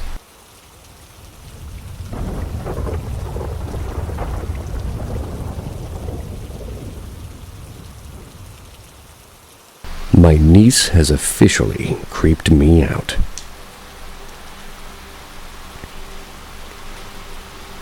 The house I live in was built in the 1800s in Chillicothe, Ohio.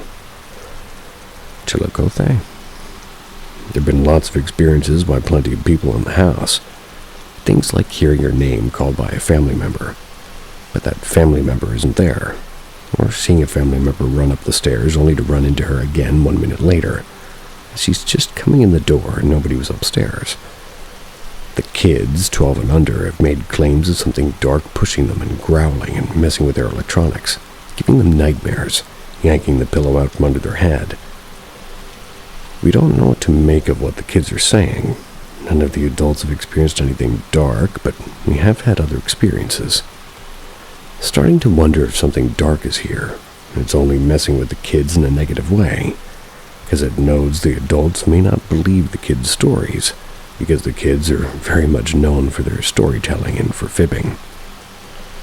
I believed them that something was going on, and I just wasn't sure if they were exaggerating. Yesterday, my niece, 5 years old, freaked me the fuck out. There's a missing ceiling tile in one of the rooms. My dad's working on the light, so you can see the first floor and the second floor. It's about a 10-inch tall space, and I watched as my niece followed something with her eyes and got an excited look on her face. "We have green balloons?" she squealed. I was confused as fuck. I looked up at the ceiling and noticed the missing tile and asked what she was talking about. She told me she saw a green balloon go theatrical hand movement toward the back of the room in a swooshing-ish sort of sound. There's absolutely nothing up there, though, not a thing. My niece was so adamant that she saw that balloon, and now she believes we hide them up there. I watched to see whatever she saw, and I followed her follow its movements, and she was focused on something else entirely until whatever was kind of caught into her eye. We hadn't talked about balloons at all while she was here. We've been to no parties here in a long while. What did my niece see? In my mind, I'm thinking a balloon resembles a head, so there's got to be something strange living between my floors. Or aliens have decided to spy on us.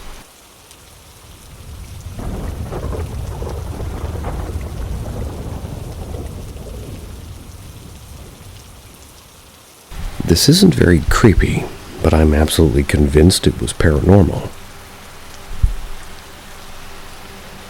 At this point in time, it's been probably about 2 years, but I still think about this every once in a while. My brother and I were sleeping at a friend's house after a party. No alcohol. Because we live a little bit farther away, they have a U-shaped couch, so I was on one side, my brother was on the other. It was very early the next morning, and I woke up a little. Not quite sure why, but I did wake up like 80%. That's when I felt something very, very lightly touch or tickle one of my eyelids, like running a finger over it back and forth. I was convinced my brother's trying to wake me up, so I opened my eyes slowly. And what I saw was my brother just lying on the other side, presumably still asleep. Okay, weird, whatever. I was just still half asleep, imagining things. So still being tired, I close my eyes again. Then after a moment or two, I feel it again, a slight tickling on my eyelid. My brother must be pranking me. So I opened my eyes quickly this time, but no, he's still cozied up on his side. Man, I must have a hair on my eye or something. How annoying. I look around a little, rub my eye, blink, blink, and I'm still a little bit tired though. So I close my eyes. Again, what the fuck is this? I rip my eyes open, and at this point I'm a little uneasy. I lean up, look around, but nothing. There is nothing. But I must have been dreaming still. That's the only rational explanation, so I ground myself. Leaned my body up, looked around, stretched a little, rubbed my eyes, and I'm definitely awake now. I am awake. It'll be fine, okay. So slowly I lay back down. I close my eyes, and out of nowhere my whole body gets shoved to the back and upwards. I'm pressed against the back of the couch and lifted, literally. I couldn't have jerked my body that way myself. Nope, at this point, I decide that I will not keep relaxing. My heart's going 100 miles per hour, so I sit up and try to calm myself down. Thought about waking my brother, but as soon as I was awake, literally nothing happened anymore, so I simply found comfort in his presence. I told him afterwards, and he's always been convinced that I could sense that kind of stuff, so he believed me. He said I should tell our friend that their new house is haunted. LMAO. Haven't slept in that room or the house ever since, so I don't know if it was a one-time thing. No matter what, it was weird and a little scary.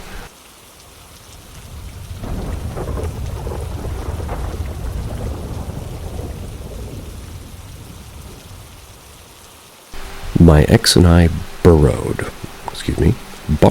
her brother's haunted apartment.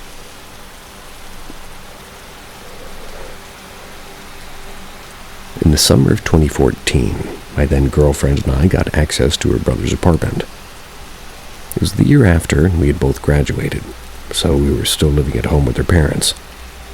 That's why we were excited to have a week with our own place, where we could be alone. Her brother had warned us that the apartment was haunted. Not something we paid much attention to. Neither of us was particularly interested in anything paranormal, but I think we mostly just laughed it off as a joke. We were just happy to have somewhere to crash when we came home late from seeing friends without disturbing our parents. On the very first evening, while laying on the couch watching a movie, we heard something fall to the floor in the kitchen. When we went to check, there was a plastic cup, one that had been on the counter, lying in the middle of the floor, as if somebody had forcefully knocked it off. We hadn't even been in the kitchen that evening, since we'd been eating out, and, we'd left the cup where it was and kept watching the movie. The next day, we got ready for another summer day. Left the apartment right after breakfast. When we came back in the late afternoon or evening and walked into the kitchen, there was another item on the floor. This time, a large plastic gym shaker. We picked up both objects, and we didn't really talk much about it, just noted that it had happened. But that night is when things got truly eerie. We went to bed in the bedroom and made sure everything was closed. The apartment was on the ground floor. There was a fair amount of visibility from the outside. So we drew the curtains and shut all the windows, partly to keep out traffic noise and partly so no one could see in. And of course, that made the room very warm. In the middle of the night, my girlfriend woke me up. We were both laying on our backs in bed when she told me to look up. The ceiling lamp, which hung from a long cord, was spinning rapidly, as if somebody had given it a powerful push to make it rotate in a perfect circle. I was awake, but very tired. I remember staring at the lamp until it stopped spinning, then falling back asleep. The next morning, she told me she had stayed awake the entire night because she was so shaken by it. I remember her being pretty rattled the next day, but we moved on quickly and never really talked about it again. Our relationship didn't last past the fall. 8 years later, in a completely different city, we went home together after running into each other by chance during a night out. I asked her if she remembered the lamp in the bedroom that summer. She immediately burst out, "Yes, that was so fucking scary."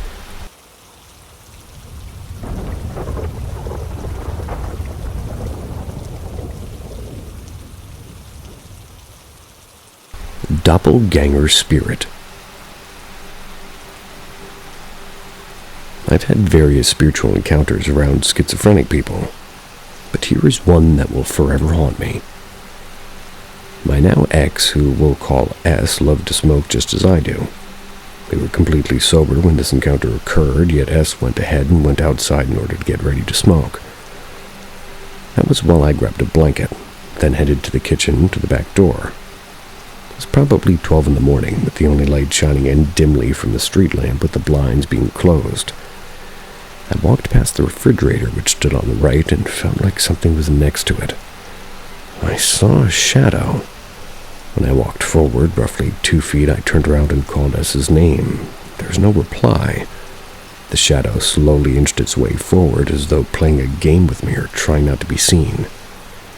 When the light hit her, I saw a dim face in which was hers, yet somehow seemed like a shadow was cast over it. Hair on my neck stood up, and then that moment the back door flew open. It was the real S. She hugged me and was crying to herself. She said she had a bad feeling and saw me walking outside by the car while she was at the porch, yet she knew it wasn't me. I cried knowing that she had encountered something similar. It honestly freaked me out considering I've had encounters with other spirits and even mimics, but never a physical interpretation of myself or my loved one. I'm curious if anybody else has had encountered anything similar or has an explanation for me. I also have a lingering smell of cigarette smoke anywhere I go. I haven't picked up a cigarette in years. My grandmother smoked heavily and was my best friend, and for some reason all the schizophrenic people have noted the smell. It'll be completely random after I wake up and when I live with the people saying such things. Are spirits attracted to me or the schizophrenic people in my life?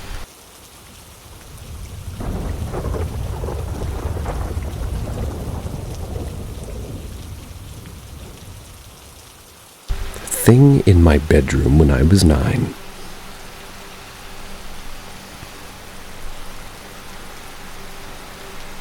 This happened around 2010. I was a kid living in northern Florida. I'm 24 now, and it's been a minute, but after reading a bunch of y'all's creepy stories, I figured I'd finally share one of mine. I grew up in a super haunted apartment, and this is one of the freakiest things that happened to me there. I lived with my dad and sister in a small apartment. By the time this happened, we'd been there almost 3 years. Paranormal stuff had already been going on, like footsteps knocking or hearing people talking when no one was home. Nothing too wild, just the kind of stuff you could brush off and blame on upstairs neighbors. I hated sleeping alone. I was terrified of the dark. So I'd usually stay up playing my DS under the covers. That night I was doing exactly that until my dad came in, took my DS and moved the nightlight from the hallway into my room to try to get me to sleep. It was one of those projector nightlights. It lights up the ceiling with stars and planets. So I'm just sitting in bed staring up at the solar system, still wide awake and wired. Then the whole room went pitch black for a split second, like somebody put their hand over the light. Right after, I saw what looked like the shadow of a man's hand slowly pull away from the projector. Like I could actually see fingers moving and curling back into a fist before pulling its wrist back. Then the ceiling lit up again like nothing happened. I just sat there frozen, like, did that really just happen? Then a minute or two after, I saw a black shadow mass dart across the ceiling, blocking the light again for a split second before the room was illuminated again. I threw the blanket over my head, pressed myself against the headboard, and tried not to move. A few minutes passed, and then I heard and felt 2 loud-ass bangs on the wall right next to my head. Like someone full-on punched it, hard. The whole wall and my headboard shook. I didn't even think. I just ran down the hall to my sister's room, dove under her blankets, and stayed there until morning. The next day I went back to my room, and I saw that a fairly large painting I had hanging right above my headboard was halfway off the wall. Whatever hit the wall hit hard enough to nearly tear the nails holding it on the wall completely out. I literally slept with my sister for 2 weeks after that, and have slept with the lamp on until my adulthood after this. That was just one of my paranormal things that happened to me growing up in Florida. But I think this one stuck with me the most because the activity in that apartment got worse up until my teens after this had happened, so... don't move to Florida. I think the swamp holds shit in it, like every time a landlord paints over dusts in the apartment, it becomes cursed. I think they mean swamps.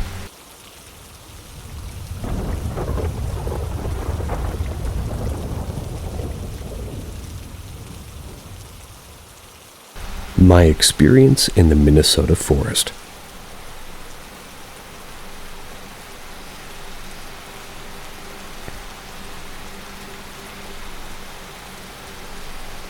When I lived in Minnesota, I saw something that troubled me for years.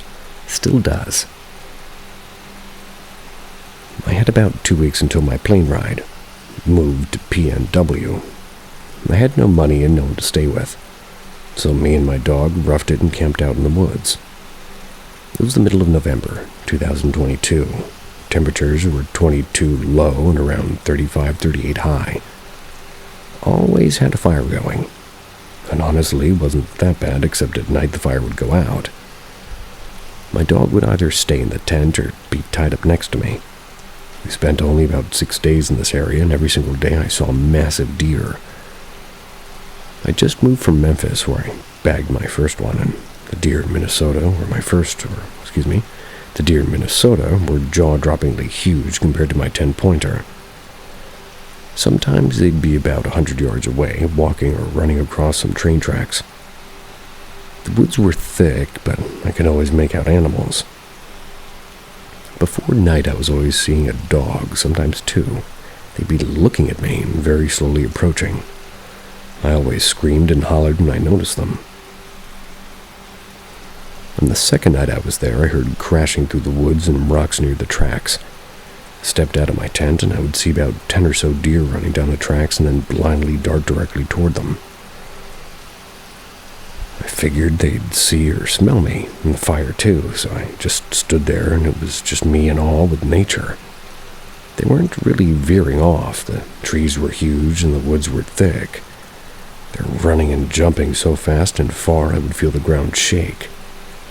The two leading, in quotes, deer came within 10 feet of me easily, and I was petrified. I thought I was going to get pierced. As soon as I stepped my leg over to dive into my tent, they turned 90 degrees and jumped running away. I thought it was extremely scary, but also very cool. At about 10 p.m., I'm stoking the fire, and I noticed something off in the distance on my side of the tracks. Not even toward the tracks, but parallel with me. It looked like two people with headlamps on processing a deer. On my first day there, I did see it quickly talked to a guy passing by saying he was looking for deer skins. I made nothing of it and stopped shining my light toward them. After failing to fall asleep, I stepped outside and two headlamps were still on. Same spot, making the same motions. It looked like they were about 4 or 5 feet apart, and one would fiddle with something on the ground and hand it to the other. At this point, I was alarmed because it's now 1 a.m. I shined my light watch very intently. It was so dark and so far away that by the time my eyes would focus, I would need to blink, losing what I was seeing. I would watch one headlamp and see that the headlamp split into two. So I knew that it was something, like it had a pair of eyes. 2 individual sets of eyes. They were behind fallen logs in a standing tree. The motions I saw were of them moving back and forth, peeking around different spots of the trees and log. Moved my head side to side, and they did the same, but on different sections and heights of the tree. Like they were crouching and then standing, but never looking away from me. When I got my back to my tent, I zipped up the door, leaving the top open about me. Zoomed my flashlight in, peeking through the hole, and I could see when they stopped and when they started this motion back up, and the harder I tried to focus, the more agitated the movement seemed. I was getting on a plane soon, so all I had were knives and a couple of flares. Kept them close and snuggled up with my dog. Around 5 a.m., I peeked through my tent and was still being watched. When the sun came out, I stepped out and nothing was there. I figured there were wolves, but the motion and the mimicking of mine was insane. I had a great spot and worked hard on cleaning this area up, so I thought I'd stay there at least another night. On night 3, I never saw them, but around midnight I heard crashing through the tracks again. Thought it was the herd of deer. Followed it with my flashlight and I noticed it was only one animal. It was moving way faster too, and it did the same thing the deer did before and started running directly toward me. I could hear it leaving the rocks and running through a large patch of tall grass, like really tall, around 4 feet, dead grass. Pretty loud. It's still coming toward me, and I'm shining my light in the general area, and it's about to pop out of, about 40 feet in front of me. The instant it comes out, it takes like a maximum of 2 steps and stands straight up and stops instantly. 1 second, it's not seen at all, and the next second, I'm staring at this thing, and the true fight or flight kicks in. I immediately knew that there was no way outrunning this thing. I knew it was a full-on predator, and if I ran, I'd get chased. The eyes were forward-facing, very long, pointy ears. I could see it going on all 4s or 2. My dog was zipped up in the tent 3 feet in front of me, and, well, zoomed in with my flashlight, and it helped absolutely nothing. I could see amberish eye shine and wet gloss on the nose, and staying perfectly still with my light on, it slowly but deeply took a huge breath. About 10 seconds had gone by, max, since it stood up. I screamed as loud as I could, but also as quick as I could, and all I screamed was, "Hey!" Never really sounded like that before. I never even screamed like that in my whole life. Didn't know I could even sound like that. It wasn't recognizable. At the same time I screamed, I unintentionally blinked, and I heard a thud and the giant grass rustle, but not nearly enough for it to actually be gone. I knew whatever it was definitely within 3 to 5 feet of the grass line. I continued to yell out, "I will fuck you up, and I will fucking eat you," repeatedly. Before my initial scream, I saw that this thing was about 7 foot at the tips of the ears. The ears were 100% the same shapes as Anubis. Stupidly long and stupidly pointy, very pointy. The next morning I walked out to town, went to Caribou Coffee for some Wi-Fi. First thing I did when my phone turned on and needed to charge, I searched up images of Anubis. Started crying silently right there in the store, staring at the picture. Contacted my family in PNW to get a new plane ticket for an earlier arrival. My 2 weeks turned into 1. Getting back to camp, I started packing up everything to relocate my camp spot. This was a mistake. Because of that giant thing I saw, I totally forgot about the 2 things I saw on night 2. Grabbed my things and walked right past the spot, the trees, where I saw them. Went about a half mile further into more of a denser part of the woods. Thinner trees, but denser. That night, night 4, was terrifying too. This was the first night that I heard yipping from a pack of coyotes. This was about an hour before the sun went down. It sounded like a person screaming, but it went on for so long and so loudly I knew it wasn't a person. They all started at the same time. It went for so much longer than I expected, probably around a minute. It was very far away, but still made me turn my head at first. About an hour after the sun went down, I hears wolves howling. And that made my butthole pucker a little bit. More chills, I decided to make a large fire, or at least throw some huge logs on it. Fewer trips outside in the night, you know. In doing this, I see that 2 pairs of eyes are back to watching me. Again, I kept being loud and screaming, "I will fucking eat you," along with other things. The next night only got worse. Every single night after that got worse and worse. First night at this new location, the 2 eyes just came back, or rather 2 pairs of eyes. The second night was 6 pairs, and the next 8. All of them were at a distance, but very still. They stood in the exact same spot every night they returned, with the main 2 mimicking my motions, peeking around trees for a better view. I even saw them vigorously bobbing up and down like a monkey would. That was when I zipped my tent. When it was time to leave, I packed what I could bring, left everything not allowed on flight behind in my tent. I think about those days every day. I have no idea what exactly I saw or what to make of it. I was already going through rough times and family tragedies. I spoke nothing of this story to anyone. They wouldn't believe me anyways. They just call me crazy.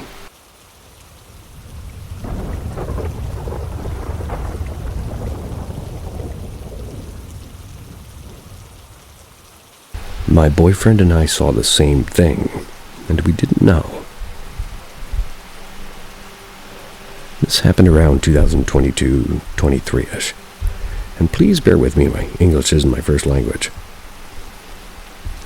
Me and my boyfriend were living at my family's ancestral home in the Philippines. Our house is around 50 years old at this point, and growing up I've heard of a lot of stories and folklore that surrounds our house, but never really believed in them until this instant. It's almost midnight. My boyfriend was already sleeping while I was watching YouTube on my phone. Our room is a rectangular room and our bed is facing the windows. My boyfriend was already sleeping soundly while I was watching YouTube on the bed while facing against him. All of a sudden he got mad at me for being too fidgety. He said that he woke up because I was tapping his foot, and said to him that I wasn't doing anything and not thinking much of it. I just said that maybe he's dreaming. Fast forward to me watching for another hour until I fell asleep. At around 2 or 4 a.m., I suddenly woke up and I was so confused I thought I was dreaming. And while I was looking around the room, I noticed that the right corner of our room was very dark, which was weird because our very flashy internet router was supposed to be there. Now it's just pure darkness. I looked up at that corner waiting for my eyes to adjust, and that was until I saw a very tall shadow of a man. I was looking at him for almost 10 seconds without blinking and adjusting my eyes, if I'm seeing correctly. The shadow of his head is almost at our ceiling. Again, thinking I was dreaming, I brushed it off and went back to sleep. The following morning, my boyfriend was so grumpy that he wasn't able to sleep much last night. I went to the toilet to pee, and when I came back to bed, I said to him, I had a weird dream last night. I woke up and looked here, me pointing at the corner, and I saw, but before I could finish, he said, "You saw it too, the tall man." I had goosebumps because of what he said.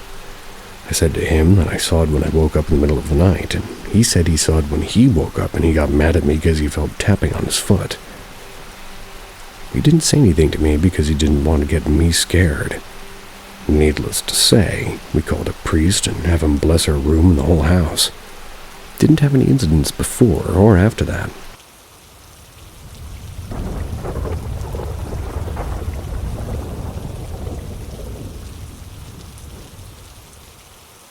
Protective shadows. Now I have absolutely no idea what this is. I've tried to wrap my brain around it and debunk it so many times. A while back, I can't remember if I was alone or not. It's not a hallucination, but I am sensitive in terms of energy. Can't categorize it by any means since I'm clueless. I don't have a drug addiction problem. I don't drink or anything that might signify withdrawals. Just wanted that out of the way first. So sometimes, eerie things happen in my home. The incredibly corrupt things can't enter since my partner protects the house with wards, not through witchcraft. And it scares me when it happens. And I don't scare easily by the paranormal aspect unless it's actually evil. So I was sitting in a recliner one night. I was in the living room. Kitchen's about 10 feet away. It's a single wide old trailer. Something caught my attention. I'd look up and something tries to lash out toward me. Now, if you've ever played the darkness games with Jackie Estacado, the tendrils that lash out would be the best description of it. And whenever it was that tried to attack from my own shadows, tendrils strikes against it and protects me. I'm a firm believer that not all darkness is evil, but shields us from malicious shadows. Call me crazy if you wish. I've experienced apparitions going to other rooms to find nothing there. Shadow people, sleep paralysis. Well, something tried to come into my room, vision dreams that come true. Physical pain in my stomach, something's bad about to happen. Controlling my dreams. Lucid dreaming and almost astral projection. The crystal pendant I made vibrate on my chest to the point I mistook it for my phone before looking down. Has anyone heard of such a thing? Shadowed tendrils emerging from one's own shadow to protect oneself against something else. At some point, I may ask my partner's sister if she can do a tarot reading. Appreciate any helpful advice. I protect myself every night before I go to sleep as a precaution, and always keep my spiritual side on alert.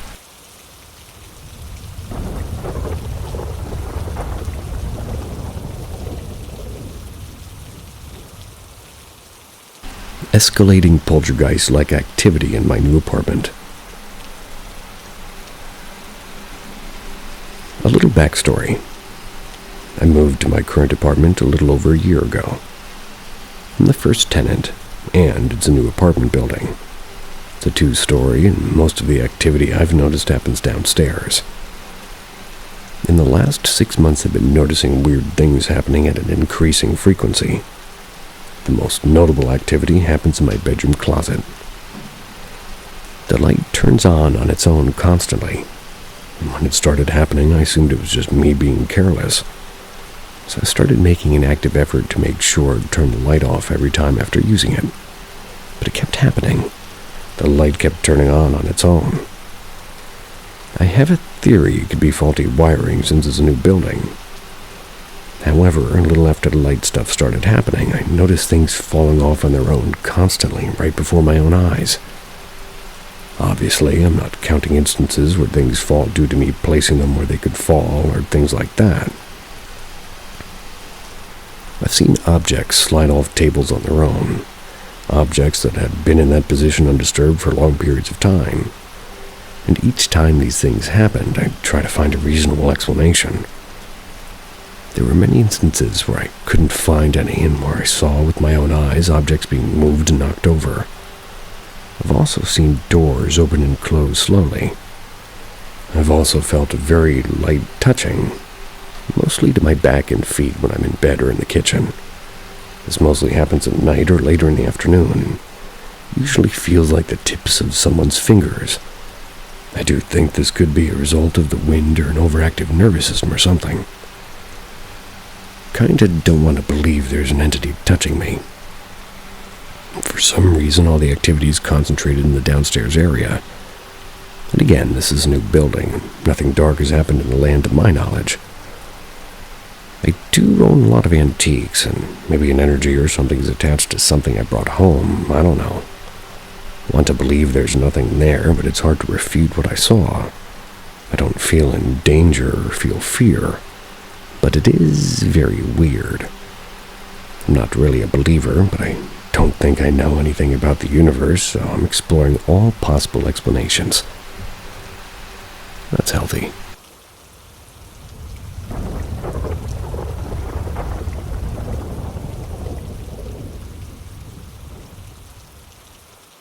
Paranormal M invites you into a realm where the bizarre isn't just possible, it's waiting. Every story leads you further into mystery, drawing you deeper into the unknown. Hit that subscribe button and ring the bell. Some things should never be watched alone. Sharing a strange encounter.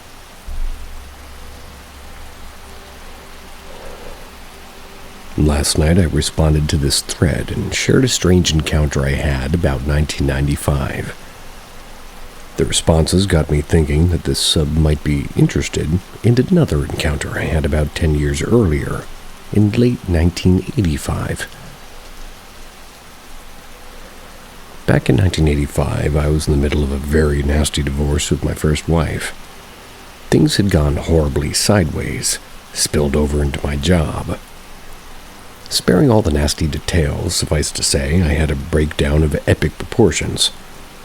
For weeks I couldn't function, I couldn't eat, I couldn't sleep, and when I did sleep, I was plagued with nightmares. Early one day I grabbed a few things and just began to drive. had little money, and I was in a very dark place mentally. Although I had been raised Christian and grew up in a church, I was very far away from God and was living in a, sort of non-Christian life. As I drove, I was in a cloud. I could only see darkness, pain, and despair in my future. I could imagine no happiness, no joy, and no future. Suffice to say, I considered my life over at the age of 22. I drove north from Texas, found myself in Oklahoma City. There, I turned eastward toward my childhood home of Tennessee. As I drove, my despair clouded my perception. I became more and more depressed. It really felt like I was driving myself straight into the gates of the abyss. Somewhere in eastern Oklahoma, I pulled in for fuel and a restroom break. As I resumed my journey, I noticed a man standing at the side of the interstate on a ramp looking for a ride. He was dressed rather peculiarly, especially for the weather at the time. He was wearing a long, Old West-style ranch slicker and an ivy cap, sometimes known as a flat cap or a duckbill cap. One reason I noticed him was because, in my mind, his appearance bore a striking resemblance to the gyro captain from The Road Warrior with Mel Gibson that had come out a few years earlier. I didn't stop but continued my journey, thought nothing more of it. Soon I was forced to stop again, as I suddenly needed to use the restroom very badly, which was almost unusual. I could and still do often drive for hundreds of miles without stopping. I completed my bathroom break, turned back toward Interstate 40. As I turned onto the on-ramp, my eyes were drawn to another hitchhiker. They were looking for a ride. Only it wasn't another hitchhiker, it was the very same person I had seen a short time earlier at my previous stop. I'm sure I did double take on seeing him. For reasons that I didn't understand at the time, but have become clearer later in life, I pulled over and offered him a ride.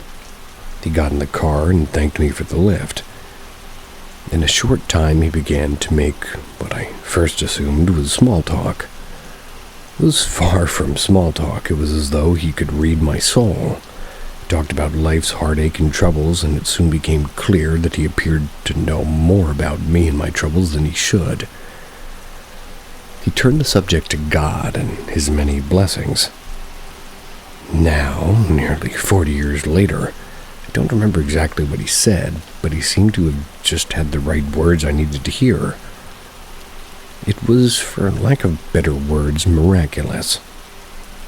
Miraculous the way he seemed to be able to speak to my soul and lift the burdens I felt were crushing my very spirit. He rode with me the rest of the afternoon. By the time we were approaching Little Rock, Arkansas, I felt like a new person. He promised me that everything would work out. He said I was just beginning on a new journey, and he assured me that there were good things in store for me in the future. It was late in the day as we entered Little Rock. I decided to get a motel for the night. I stopped at a convenience store to let him out of the car so he could continue on his way.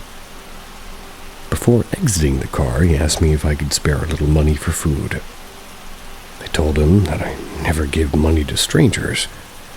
That's because I couldn't know if it was just to be wasted on alcohol or drugs. I would, however, be happy to buy him some food. He graciously accepted my offer, turned to the parking lot and went to the store.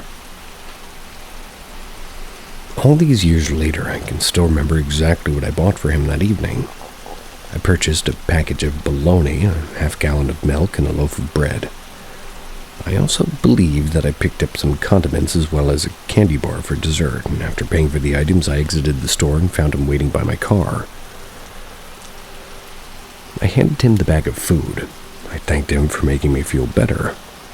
He, in turn, thanked me for the ride and food.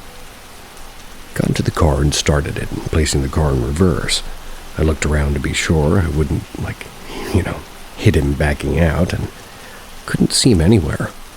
Because it had only been a moment since he walked toward the rear of my car, I was concerned that possibly he had tripped and fallen behind me. Didn't want to back over him. So I placed the car in park, got out to make sure he was clear. And he was nowhere to be seen. Walked around the car, and then I walked around the only other car in the parking lot. Nothing.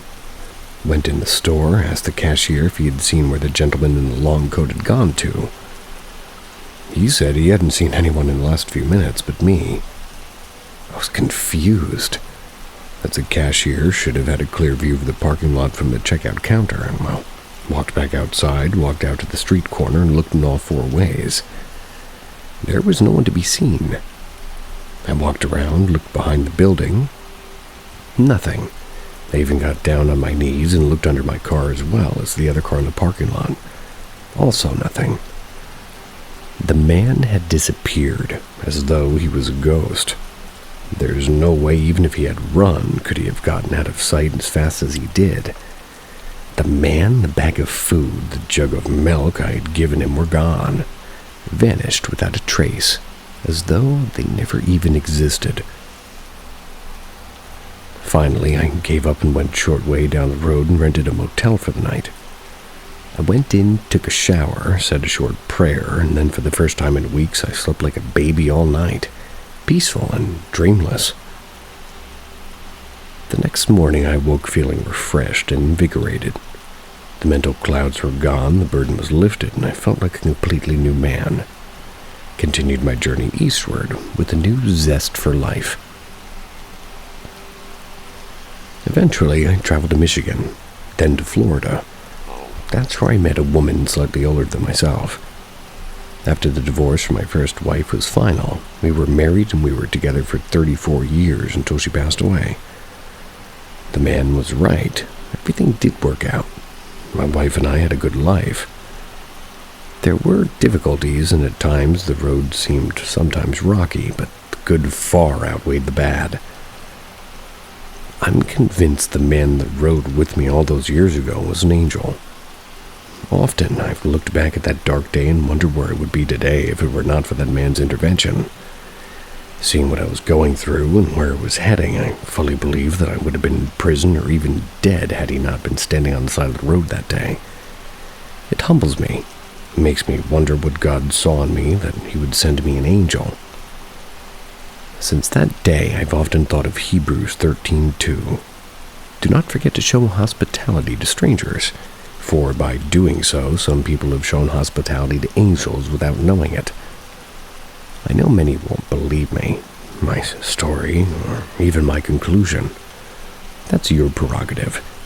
However, I shall always thank God for the angel that was sent my way the day back in 1985.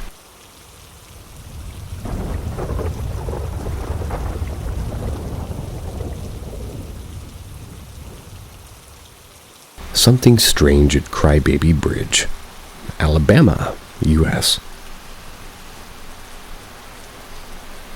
So there's this old bridge, basically in the forest by some train tracks known to the locals as Crybaby Bridge. Unsure of the real name, though. After a few wrong turns, girlfriend was with me. After my phone died, I didn't know the area. Idiot me didn't bring a charger. I ended up on a narrow forest path, just looking for a way to turn around. It was around 2 a.m. or so. That's when I found an old unused bridge off to the left. And I swear I heard a woman crying. Thought I was hearing things, but the girlfriend definitely heard it too. Made me stay in the car. Stopped a bit after, but then we both saw deep into the forest a bit later a really pale lady in a dirty white dress. To be honest, she felt lost, and I really wanted to help her. Kind of like a trance or a pull. The girlfriend immediately basically wrestled me out of the driver's seat, threw it into reverse, got us the hell out of there. Said later that the incident felt and smelled like death, whatever that means. Made sure to make me never go around there at night again. So, on my own in the day, I went near where I thought around it was by memory, not the actual location, but the places near. Found out That place is known as Crybaby Bridge, and sometimes, around midnight, you can hear a woman crying, mourning over her lost child. Apparently, people have gone missing there before when they went out at night. According to a lot of people that lived around there, those that live in the very area would make sacrifices to her to keep her away from their homes. No one went into detail about what kind of sacrifices, but I'm hoping it's just belongings or objects if it's true. Thing is, though, it's been a number of months since, but I still feel a pull to go there around midnight, like a really bad itch just out of reach. I'm not sure why. Maybe it's my curiosity or maybe it's something else. And still, I just can never get that event out of my head.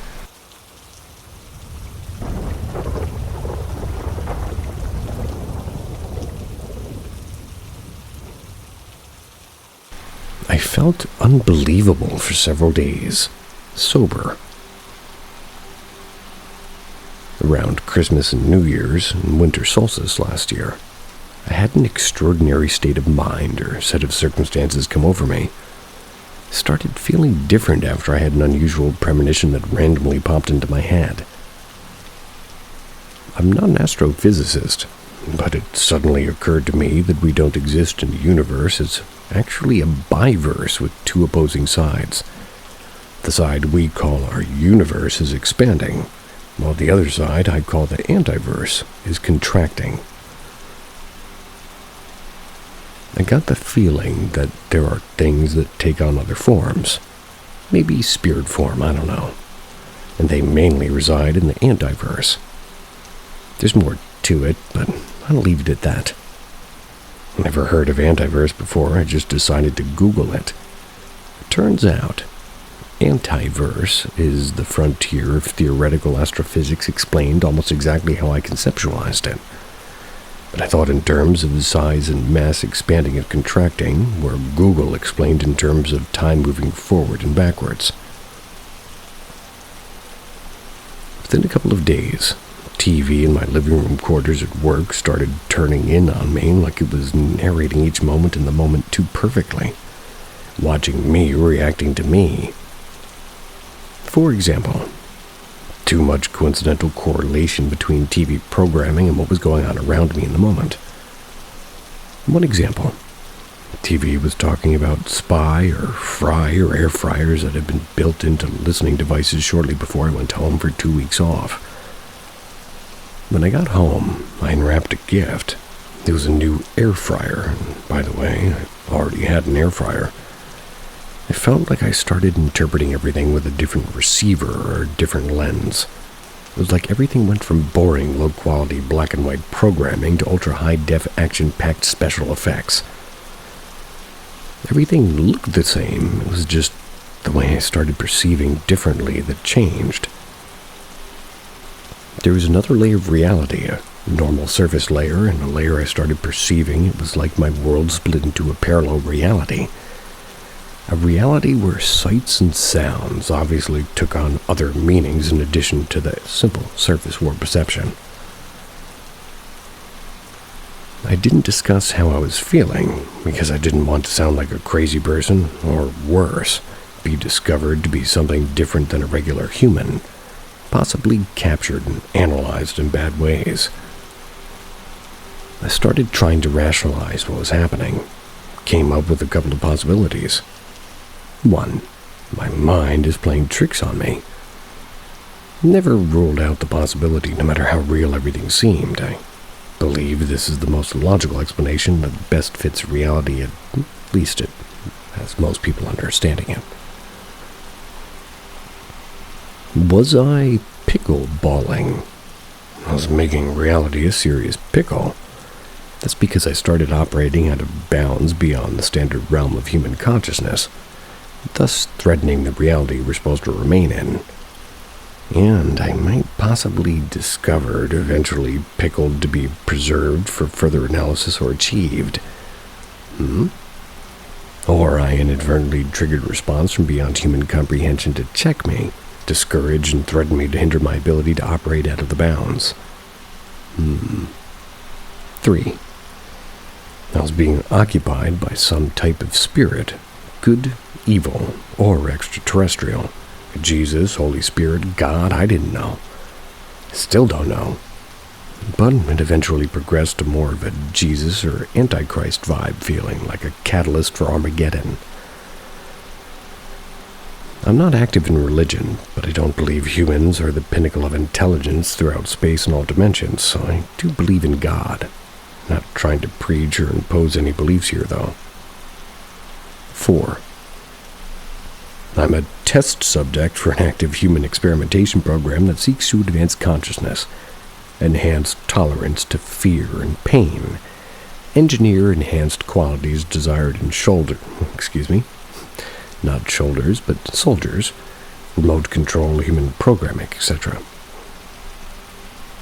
By far the least likely. 5. I got profiled for targeted psyops. I've been feeling terrible for the genocide happening in another part of the world, and I pray. So I prayed to help stop the genocide. I got the impression God can feel everything. We were approaching God's tolerance for human suffering before God decides to end suffering by stepping in to reset the human race and start over from the beginning with a new version of human. Interesting. I prayed for a ceasefire to help people being subjected to genocidal conditions, is when I basically started experiencing the change in perception. I decided to go to Angel Fire for some snowboarding. I could take my fiancée because she would stop interrogating me trying to find out why something was different with me. I tried to tell her I just didn't get enough sleep, but she didn't accept that explanation. She was bugging me. You're not telling me something. You can tell what's going on. Are you screwing around on me? You're not where you did the other person come from. Getting in all my face about it, and the weird thing was is she couldn't give me a tangible reason why she was saying I was different. I couldn't tell her I might be Jesus or an alien or whatever, and she was getting really annoying. Eventually, we just didn't want to be around each other anymore. So me and my teenagers proceeded to drive the Black Armada to Angel Fire without her. Heavy names. The whole way I was getting, threat signals from signs, radios, music streaming, commercials, everything indicating hell for us if I didn't stop my progress to Angel Fire. As if me going to Angel Fire was a problem for whatever was opposing me. I perceived the opposing force as evil, and by the time we got the steakhouse for dinner, we planned on eating at everything. Seemed like we would be crucified at stakes at the steakhouse. So I asked the hostess if they had wood stakes there. The hostess's reaction squashed the crucifixion situation, but things soon pivoted to getting hacked up on chopping block in the restaurant. So I told the waiter I already know this place would cost me an arm and a leg. I finished the drive the following day. At the hotel restaurant, I was asked if I would mind being seated with another family. I'd been there several times in the past, and it's never happened. Once seated, I could see there was a couple with open tables. We could have been seated at the other family, and they could have been seated, so why were they already there waiting for a table? Didn't make sense to me. Neither did that sentence. So the man in the other family starts talking, and soon reveals he's a government agent. Described his job as chasing shadows. He showed me a picture of himself aiming an assault rifle wearing SWAT-style gear. Whole thing was odd, but I just conversated and responded to a lot of questions like everything was normal. The first night in New Mexico, I felt something hold me down for a moment in my sleep. Second night, my son witnessed me jump out of my sleep and aggressively confront something he couldn't see, like I was about to attack it, saying something about Jehovah is with me. I actually remember that moment, and I suddenly woke up and thought the devil was real close to me. All I seen was a black shadow for a second. I was about to attack it when I regained full consciousness, and nothing was there. Next day, I shared a chairlift ride with the guy from the DOJ. The weird dude who was acting like he had a lizard tongue. A lizard tongue. Repeatedly doing a slithering-like motion like a snake. It was like he was trying to gesture to me to show my tongue, too. Forgive me, but I don't know that word as anything other than in the plural form, meaning the thing that you grab steak with on a grill, so I'm a little bit at a loss here. Anyway, all music was a description of hell on earth. Whoa. Things got real weird. I actually thought there was a possibility I would have been levitated from the top of the mountain into a ship, and I waited about 15 minutes from that to happen. LOL. A third night, I experienced a brief moment of sleep paralysis. It's where my mouth came open and my head tilted back, and in a quick moment, I dreamt about leaving my body to catch up with the ship, and I felt a mild, painless, faint, single pop sound come from my mouth. I zoomed way out beyond this world in an instant. It felt good, and after that, my state of mind started receding back to normal. It took a few days to feel my normal self again. However, I can still hear screams of agony in some songs I've heard countless times before, and never noticed the screams in the background before. At least before I had this paranormal experience. The first time I watched the news after returning home from Angel Fire, I was surprised to hear that there was a ceasefire. It was like my prayers were answered. Too bad it eventually failed, though.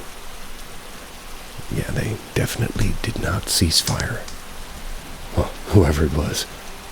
Could be any of them, and I'd have the same opinion.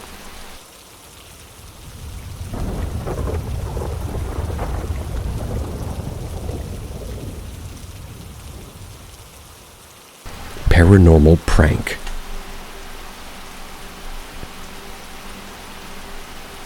I had 3 days of nothing to do but wait for the next phase of the project. We were near a reputed haunted graveyard. Me and a coworker decided to check it out one night. Couldn't find it. Went to a nearby gas station to get 2 bags of beaver nuggets. Excuse me. 2 bags of beaver nuggets. Okay. And asked the clerk if she knew where the cemetery was and the directions to get there. Beaver nuggets. When we asked, her eyes just lit up. She told us a story about going there. She really believed the place was haunted. We went at 3 a.m. It was spooky looking, but we didn't see any ghosts or paranormal activity. When we looked at a picture, my coworker just sort of took me within the frame, and I wasn't in the picture at all. You could see there were lights from the flash reflecting off my high-vis reflecting straps on my coveralls floating in the graveyard. It looked paranormal if you didn't know what it was. 3 days later, back to the same gas station. But this time we got dressed out like paranormal investigators to prank the clerk.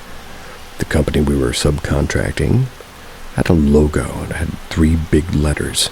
SSO. So we put SSO magnetic decals on the doors of the truck. Then we made badges showing the same logo with their pictures and barcodes. And the badges said Spirit Search Operations. The badges were laminated and looked legit.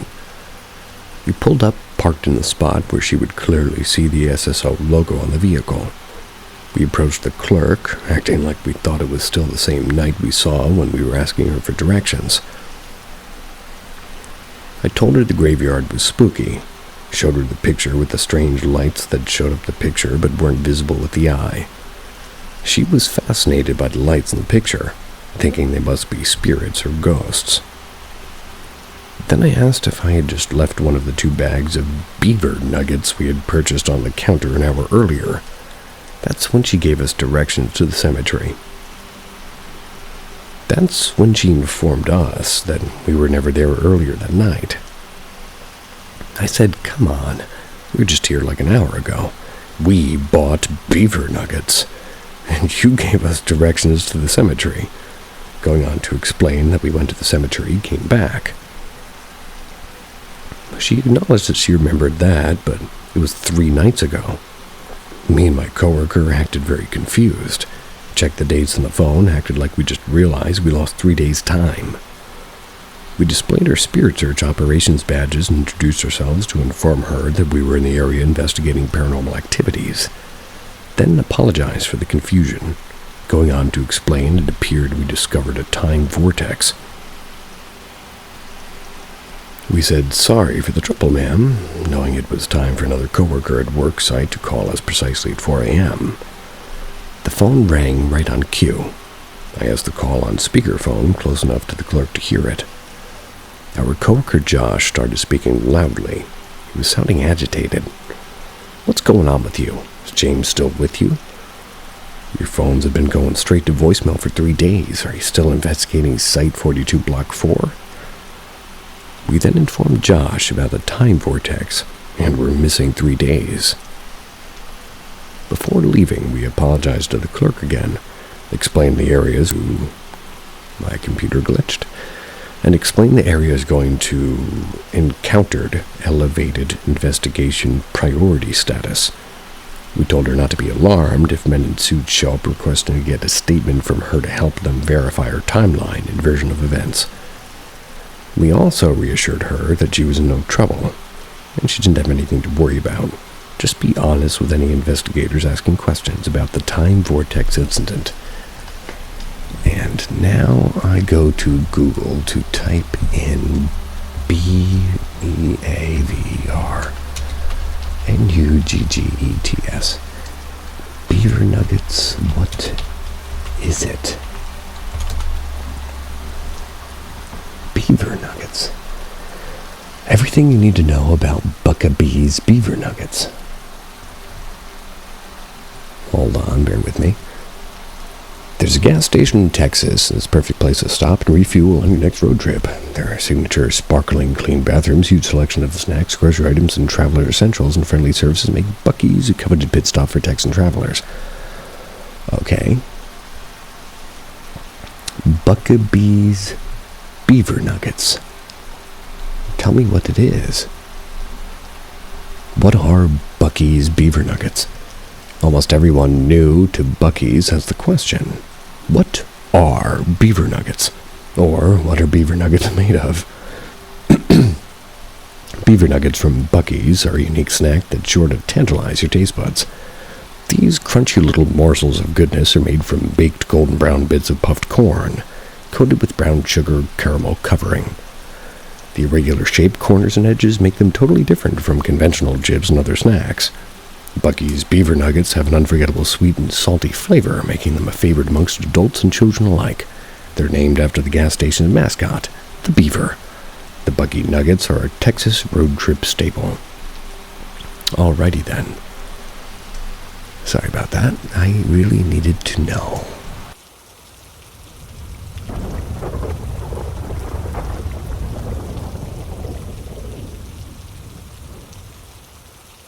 A weird card game called Par 30.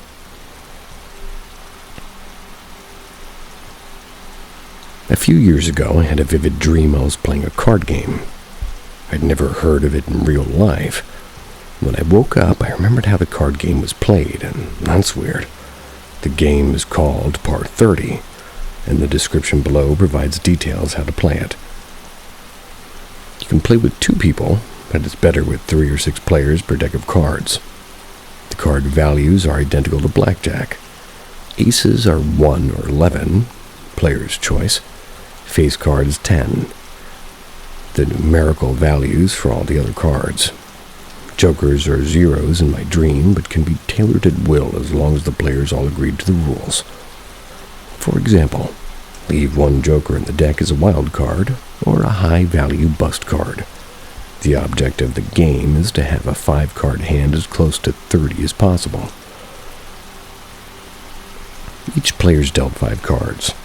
Player S takes turns exchanging 0 to all 5 cards from their hand with the remaining cards in the deck. Next, there's a player trading round. It's where players take turns trading cards amongst each other. Agreed upon trades may be 1 to 5 card trades. A player may force a trade on another player up to 2 cards. Each player gets an opportunity to trade.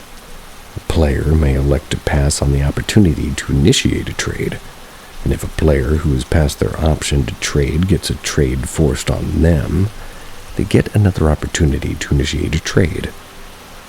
There can only be one trade involving the same two players per round. Each player may only initiate one trade per round. At the end of the player trading round, the scores are tallied for the round. Each player's scores, the difference from 30 above or below the same. For example, player 1's cards tally up to 33, so that player's score is 3 for that round. Player 2's score is 27, that player's score is also 3. Player 3's hand tally is 30 for a score of 0. The game can, however, be as many rounds the player agrees to. The lowest score wins the game. If the score is tied, a playoff round or rounds is played. To play with money, the first place collects the difference in the final score, dollar per point, from third place on down. Second place loses no money, makes no money either. Of course, you're free to tweak the rules, at least some, as long as the rules are set before the game starts and all players agree to a uniform set of rules. When I had my dream, the last player was unable to pay the first player, but the first place player had a psychotic cat maul. What is happening?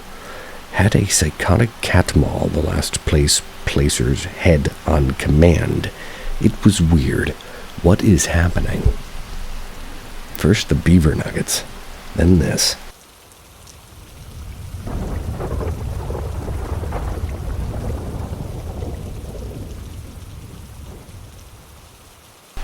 Got a verified phone call from someone sitting right next to me, and she didn't call me.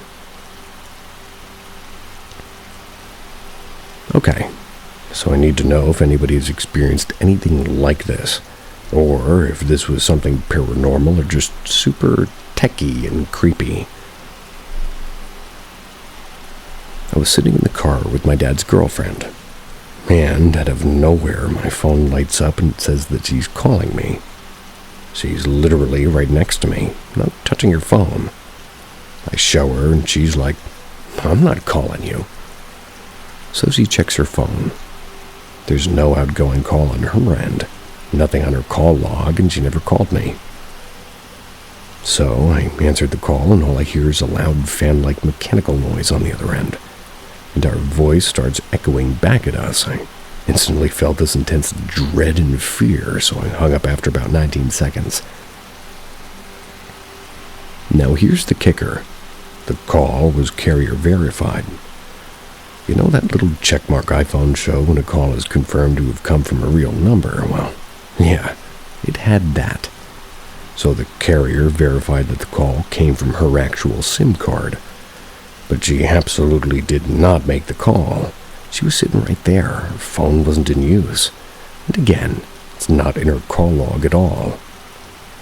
I was on LTE, not Wi-Fi, no FaceTime, no internet, ChatGPT, great source I know, said it isn't possible to spoof a number and still get a carrier checkmark, especially without her phone initiating anything. If it was spiritual, why did quote-unquote they say anything to me? What could this mean? I mean, I'm a pretty big skeptic, but this situation shook me up. So yeah, I'm trying to figure out what the hell this was. Was it some kind of energetic paranormal interference and some next-level surveillance thing? Has anyone here had spirits contact them through calls like this? Any insights from people who know about tech or spirits would be appreciated.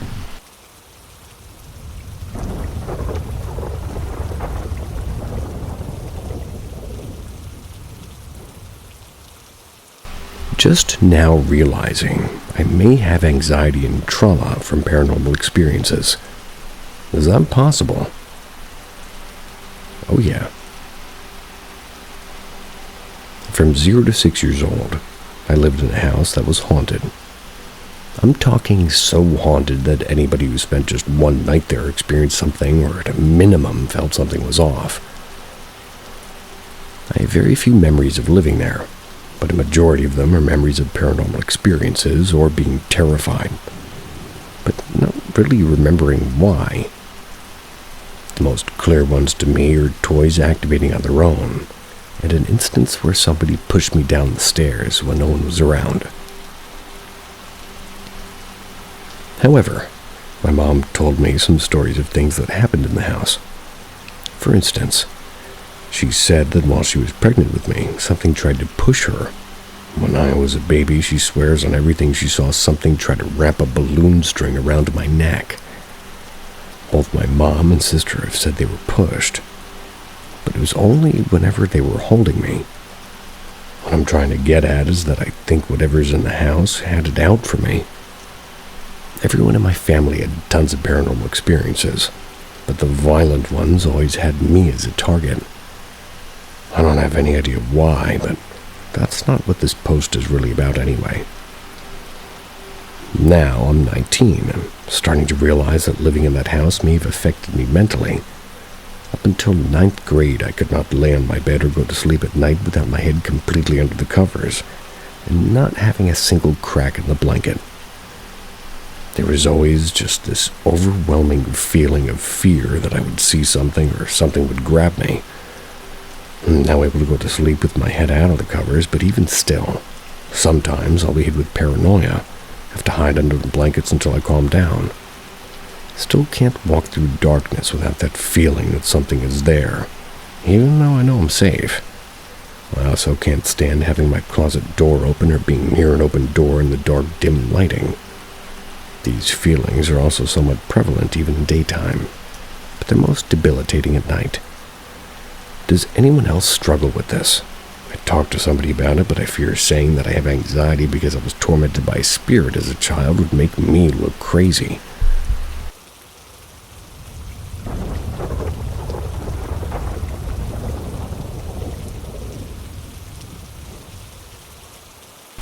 I think I followed one into the woods.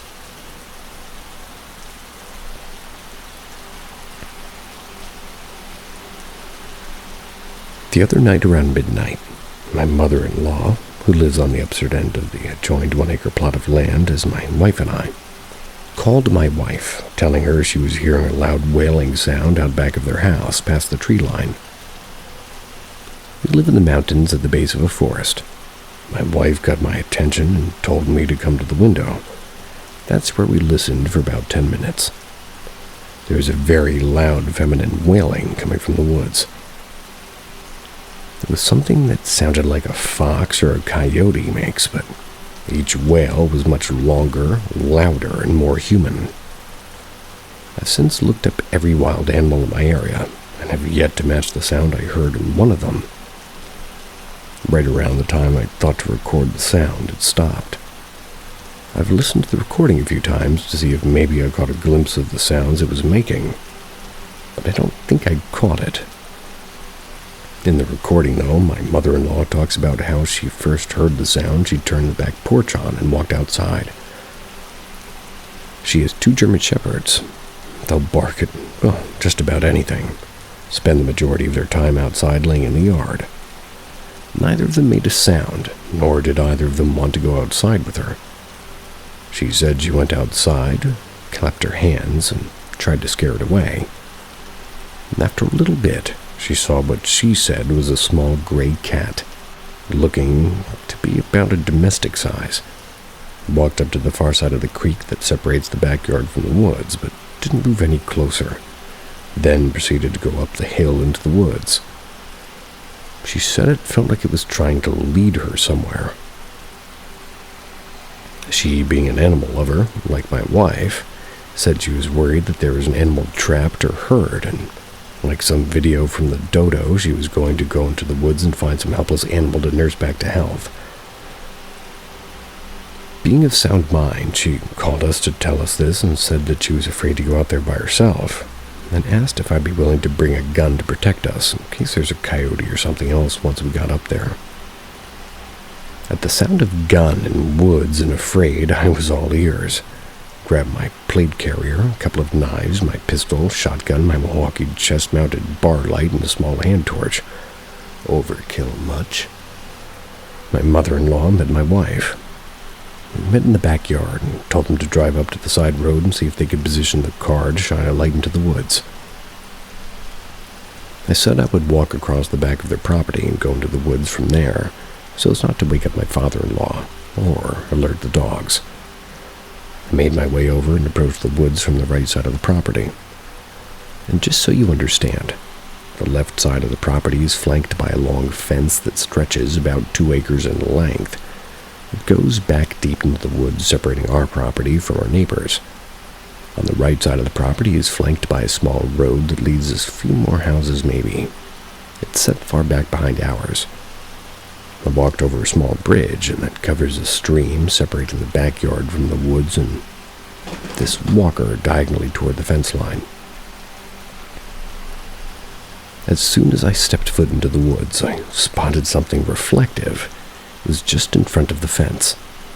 I'd yet to pull out any light, so I turned on my hand torch and aimed it at the reflection. I walked a bit closer, and the light didn't move, so I imagined it was just a bit of the fence catching the light.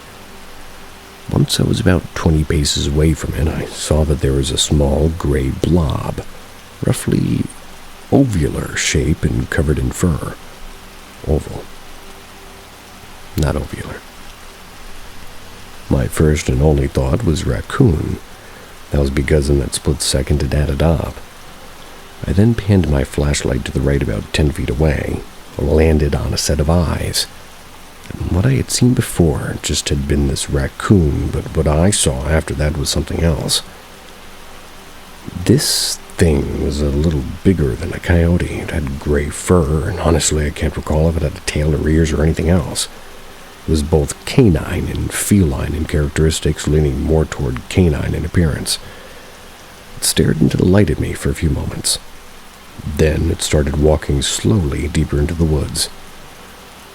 As far as I know, coyotes and foxes alike would be out there as soon as they smell me or hear me or take one step into the woods. Stranger still, this thing's not 10 feet away from this quote-unquote raccoon. They seemed to be perfectly content. I swept the light back to the raccoon as it moved behind a large pile of rocks toward the fence. Thought it must have a burrow or something. I panned back toward the creature, and it had moved very far, deeper into the woods. Can't recall seeing it actually move. Can't recall seeing its rear end. I just looked up into the woods toward a crest at the top of the hill and saw its eyes again staring at me. I'm not one to just waltz through the woods in the middle of the night, and in fact, if I was asked to just go into the woods at night armed the way I was, probably would have been freaked out even if there wasn't anything out there. But strangely, I was completely calm. As soon as I met its gaze, I turned on my chest-mounted floodlight, started making my way toward it. I walked probably 100 feet deeper into the woods. Still hadn't moved, and I kept walking until I saw my neighbor's house. The stretch of woods between their house and the fence narrowed out between the two where a hill sat. The quote-unquote creature had been at the top of the hill just barely over the crest when I hear crunching far off behind me at the base of the woods. It was my wife and mother-in-law. I looked back and saw their flashlights. When I turned back to look at the eyes again, they had just disappeared beyond the crest of the hill. I kept walking until I had a realization that I must have passed her property line. Pulled out my phone, called my wife, and asked her why it ended. She told me there's a line of small red flags from where we installed our electric fence last summer. I looked all around and couldn't see any. And keeping my eyes toward the hill, I started walking backward toward our property. I'd walked back maybe 100 feet before I saw the line of small flags. Once there, I turned and made my way back down the hill, met them at the base of the woods, and showed them where I'd seen the two animals. We made our way back down the yard, and just barely made it into the back porch when another wail was let out. And this time it was different. It was similar, but it was a deeper pitch, and had come from the direction of the creature that I followed. From the moment I pressed record to the moment I left the woods, not a single sound was made. It was completely silent, and that whole time I felt no fear, just an urge to follow it. It was just pure curiosity. Now, when I think back on it, it makes me kind of nauseous. Listening to the recording from the other night makes me nauseous too. I'm not sure what to think. Maybe you guys can shed some light.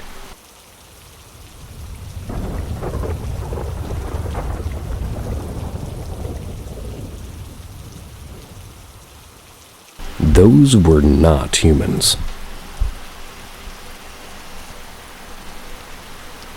When I was 13 years old, I went camping with my school. When I arrived, I noticed the camping spot was just some tents in the dark in a creepy forest. The tents were small, and we held a share with a tent with 12 others. I liked the activities we did, and we built a boat, we played football, and we roasted marshmallows around a campfire. When it was time for sleeping, I chose the bed all the way in the back. I opened my suitcase and realized I didn't bring my pajamas. I slept with my normal clothes on for the next 3 or 4 hours. That was until I was woken up by a loud rumbling noise. I turned around and saw 2 tall creatures hunched over in my suitcase.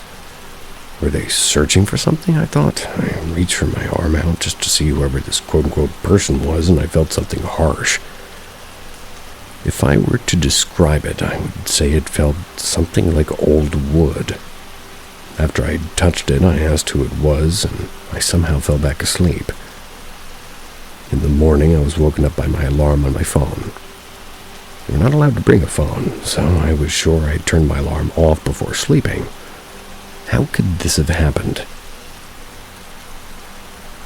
I asked myself. I know it wasn't the other kids. I'd not even told them I had my phone with me, neither did I know them that really well, and they didn't seem like jokesters to me. My alarm woke up most of the kids in the tent. They asked whose it was and just acted like I was sleeping to avoid being suspect. I need to wake up around this time anyway, so I jumped out of my bed and I walked outside. It was really cold and I really had to pee. I walked around the tent and I peed in the bushes. I turned around and I saw a dead rabbit right outside where I slept. I called the teacher and told me it must have been killed by something. He said he would call the staff to clean it up. This day was not really that interesting. I mostly just laid in bed eating candy and thinking about what happened that night. It quickly turned dark and we roasted some marshmallows and we ate some pasta. Pasta was cold and stale, but I was hungry, so I didn't care that much. 1 hour later, it was almost bedtime. The teacher had told me if I wanted to go to the bathroom at night, I'd have to go in a duo because the forest is very dangerous at night. Didn't really think much of it, but I chose my duo just to be sure. Then it was bedtime. Made my bed, I fell asleep. Again, I was woken up, but this time not by weird creatures, but by my urge to pee. Tried waking up my duo, but he didn't wake up. I decided to go alone. I walked all the way to the front of the tent, walking some up the process, or rather, waking some in the process.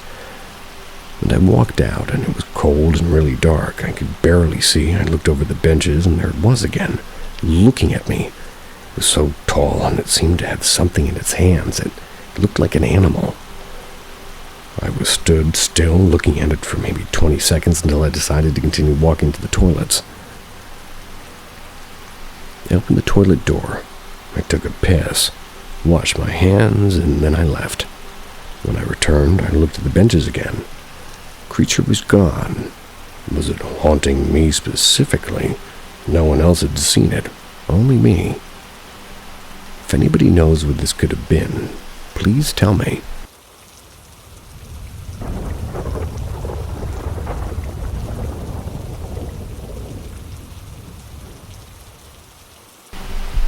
White Holloway Girl.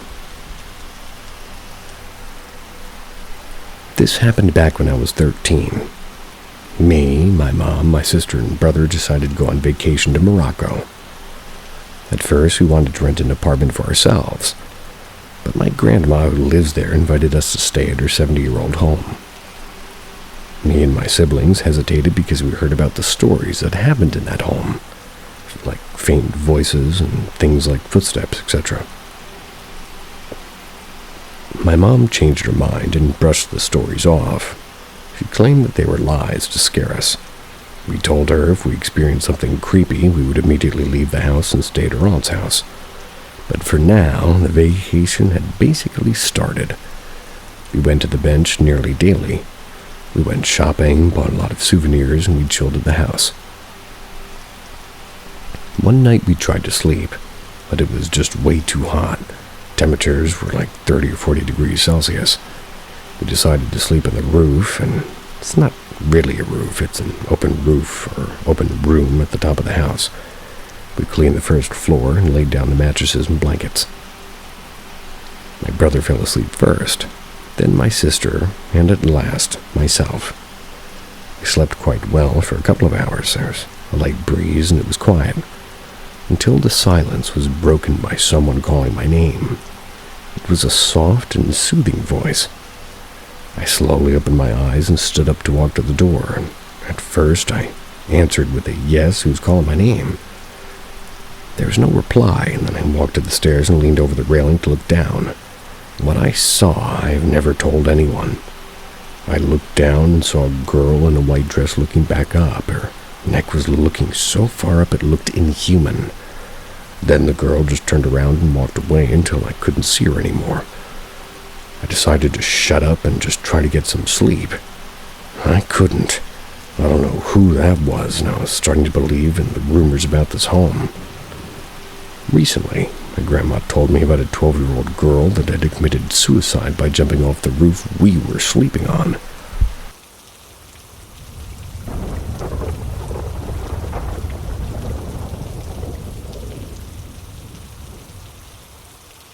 Some weird things happened and ghost stuff happening at my house.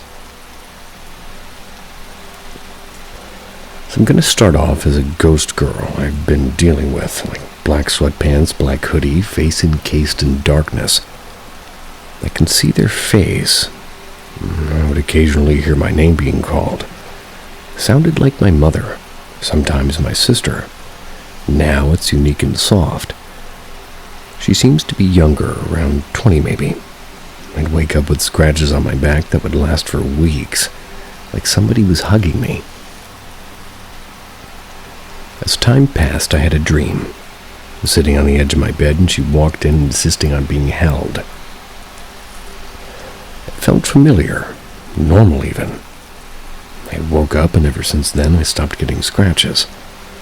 This is when my name being called started being unique and in a sort of soft tone. She always sounds scared and concerned. Saw her in the room next to me for a second. A day later I heard my name called in that room, unique and soft. The encounters are being slowly more frequent. There was a time years ago I was playing late and I heard my mother call my name. Turned around, but she wasn't there. She would be sleeping. Looked back at the TV, and there was a little girl, 12 maybe. They were in the window, just right at my TV in the peripheral vision. Went to look at her, spooking her. She dashed into a blind spot and disappeared. Haven't seen her since. Long black hair, pale face. And as I noted, I live next to the graveyard and another small I can take a decent walk to. There was also a timer where there was a creepy fog around only my house.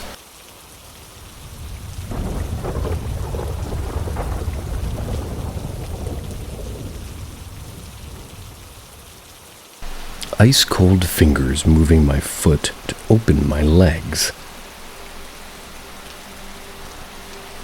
Never thought I would say this in my life.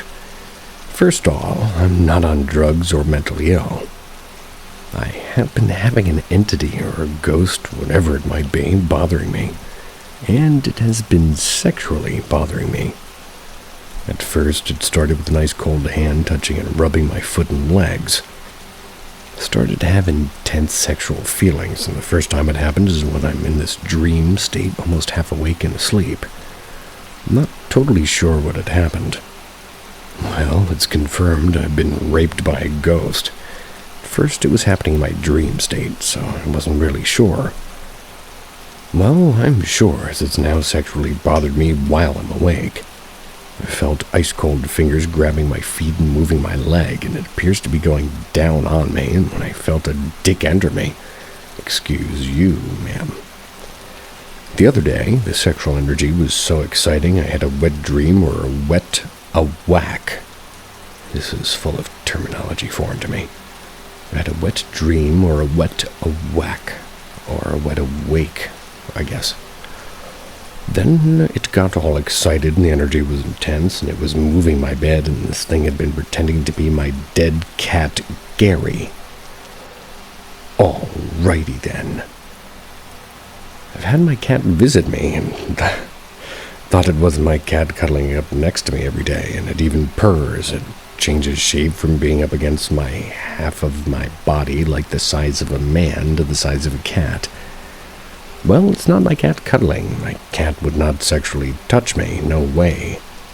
It now has settled down like next to me, and it acts like my cat purrs and cuddles. While I ignore it, it gives me a vibration, and then a small push up against me, and when I first felt it, I felt love from it and no bad feelings. Pure love. So I have not been afraid of it. It's by my side every day now for about a year. Thought of it as my cat, and I show it love now, and, well, now that I know it's not my cat, I asked and demanded for it to leave, but it won't. Sometimes it starts shaking the bed and vibrating next to me. I have to yell at it and tell it to stop, or it'll try and get me in the mood and touch me. I tell it no, it stops for a bit and tries again, and the energy has been so intense from it that it's annoying me and makes me feel yuck. My tummy hurts, and I'm itching from the energy. I'm not afraid of it, it freaks me out though. That's opposite. I guess I'm going to have to call on my higher power for help. I have too many comments.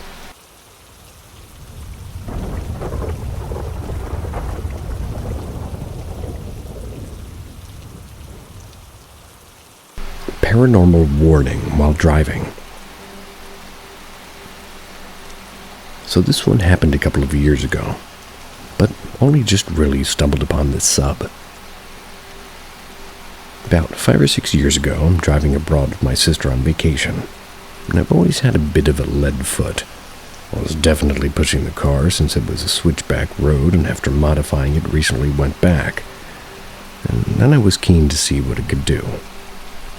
After a couple of kilometers, both me and my sister just smelled a horrible burning-like smell. Instantly pulled over, checked all over, nothing seemed overheated or smoking. Decided to take it easy further down the hill and back to the holiday home. Not that weird so far. We're both hanging out watching TV in my room. Still couldn't shake that horrible scent. Parents downstairs didn't smell anything. So we decided to just wait it out until we heard a massive crash, like the floor almost shaking. So massive. We both had the instant, what the fuck, look at each other and asked if everything was okay. Parents surprised because they didn't hear a single thing. Now, this was a car crashing sound, so it was loud and it was like nearby thunder. After discussing with my sister for logical explanations and coming completely dry, both not the type to discount anything supernatural until 100% disproven, which pretty much nothing is, A-F-A-I-A. A-F-A-I-K.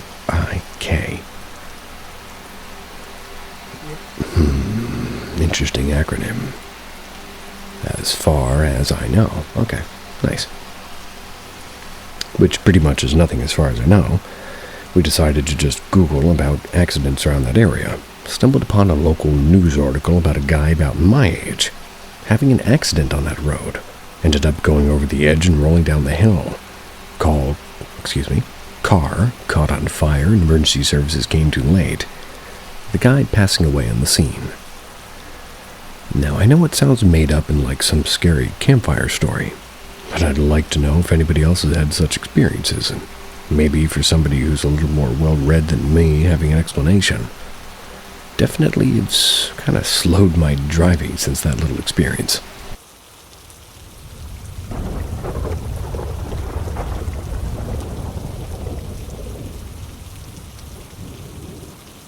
Disturbing smell after S. In January, my son's dad committed S. Suicide. In January, my son's dad committed suicide by gunshot wound in our bathroom. A team came out and cleared the blood up and pulled up the flooring and walls, and the thing I can't quite get over is the awful smell that was left in his bedroom. backstory. We weren't in a relationship, but we were living together. He had his own room and I had mine. The house smelt absolutely fine. His room was always clean. Swept, mopped, incense, wall plug-ins. After the incident, my son and I left the home for about a month, only to return to accidentally move out of our belongings. My son's dad's room was basically empty, but the smell that lingered in there was awful. It smelled like a cup of chicken noodles were left out for months to rot. Mind you, this smell was never around whilst he was living, and I only noticed it after he passed. I often wanted to dry heave and gag smelling it. It was just heavy.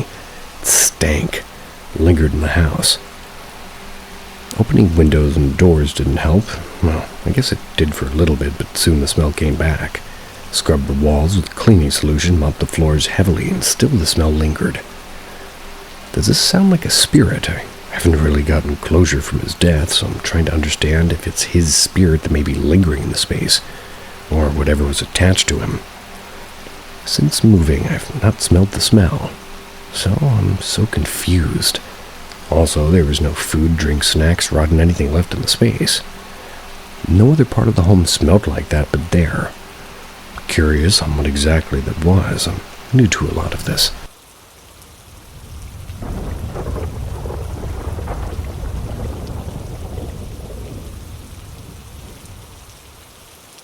Paranormal activity in my new house. Ghost cats and shadow people.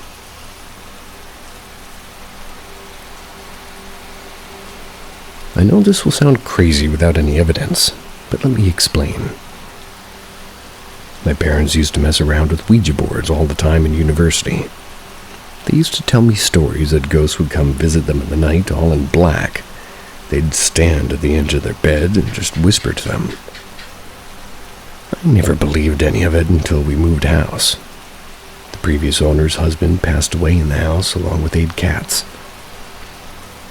The house is the oldest in town. It's got a lot of activity occurring, and the day I went around for a house tour, I saw 2 cats in the lounge.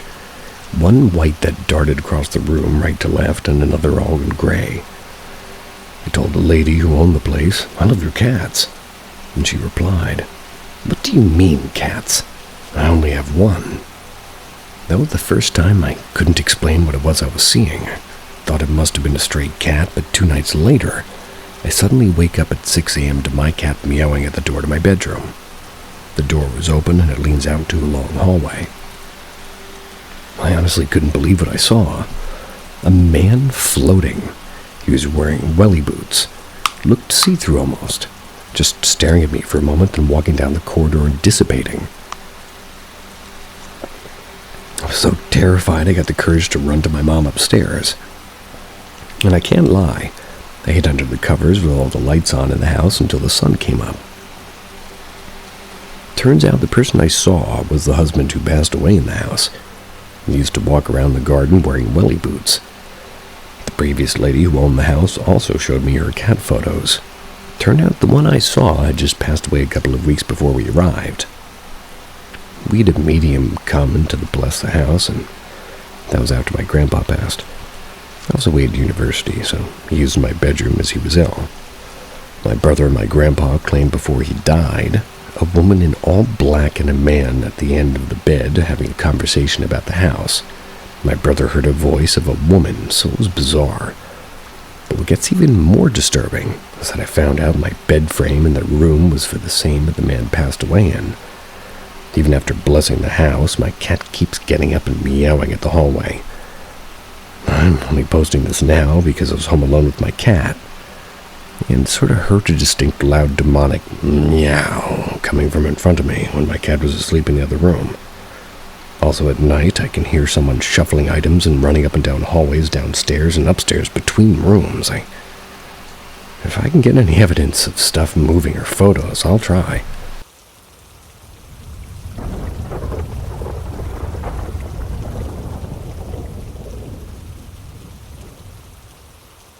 My childhood home was haunted. In the 90s, somebody OD'd in what would become my room. Never left. My family moved into the house in 2004 when I was 7.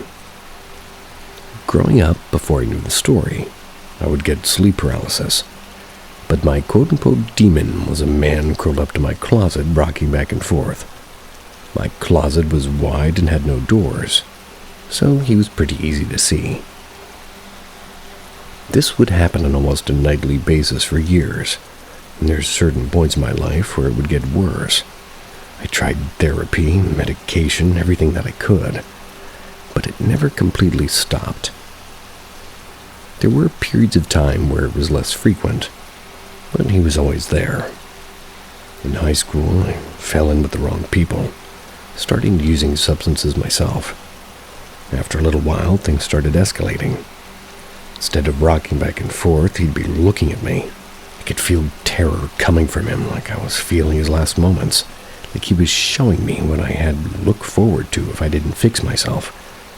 Sometimes he'd be standing or even closer, but never really felt like he was someone to be afraid of, and more felt like the fear I was feeling wasn't my own, and it was his.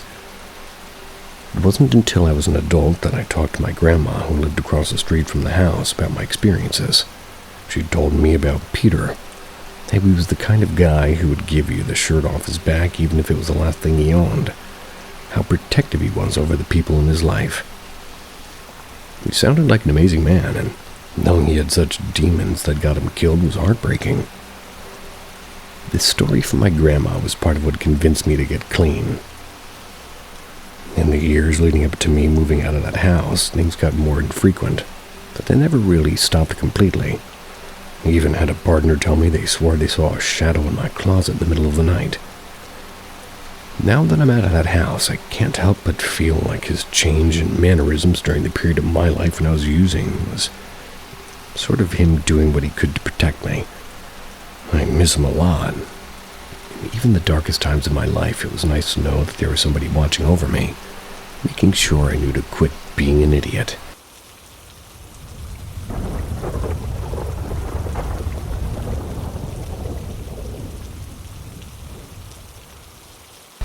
It was not a dream. Before I start, I'd like everybody to know that I do believe in ghosts and paranormal, and this event made sure I did. This event took place around 2 or 3 years ago. During vacation periods, I used to sleep alone in the hall, or the living room as many call it. Very different than a hall. While my sister, mother, and father slept in one room and my grandparents in the other. Back then, I didn't have a phone with me, so I used to watch these cooking videos on our common iPad, which used to make me comfortable enough to sleep. Just like any other day, I completed watching a video and drifted off to sleep. But then I had this uneasy feeling of someone watching me. Didn't think much of it, got up and lit a small warm light in the corner of the hall and went back to bed. Then I heard it, the running footsteps of someone from my grandparents' room through the hallway, which stopped right where the hallway begins. I was shaken, but I wanted to know what the fuck it was, so I got up, slid open the curtains between the kitchen and the hall, and looked into the hallway for I don't even know what for.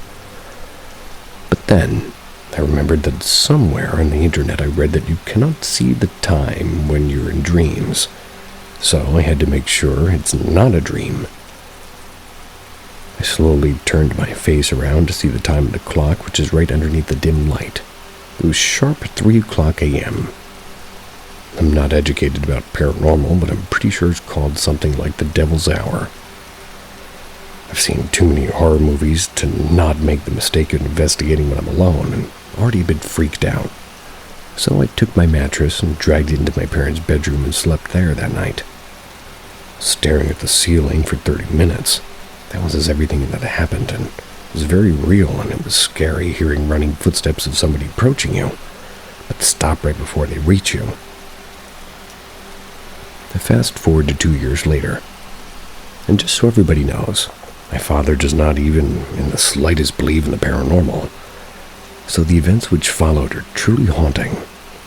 Scrolling on my phone for a while now, I had one at this point, I was tired enough to drift off to sleep, and it was already around 1 a.m. I'm a light sleeper, and Even a small noise will wake me up, so around 2:30 a.m., heard my father barge open his bedroom door and run frantically to me. I got up the moment I heard the door open. I asked, "What happened, Baba?" And you won't believe what he said next. "Beta, why are you running in the hallway at this time, and why did you scream so loud?"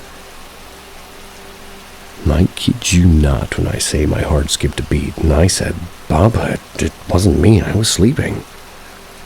He was just as confused, but never talked about it again. And that is my story, folks. I've told you this, all my close friends, and still a bit scared to this day.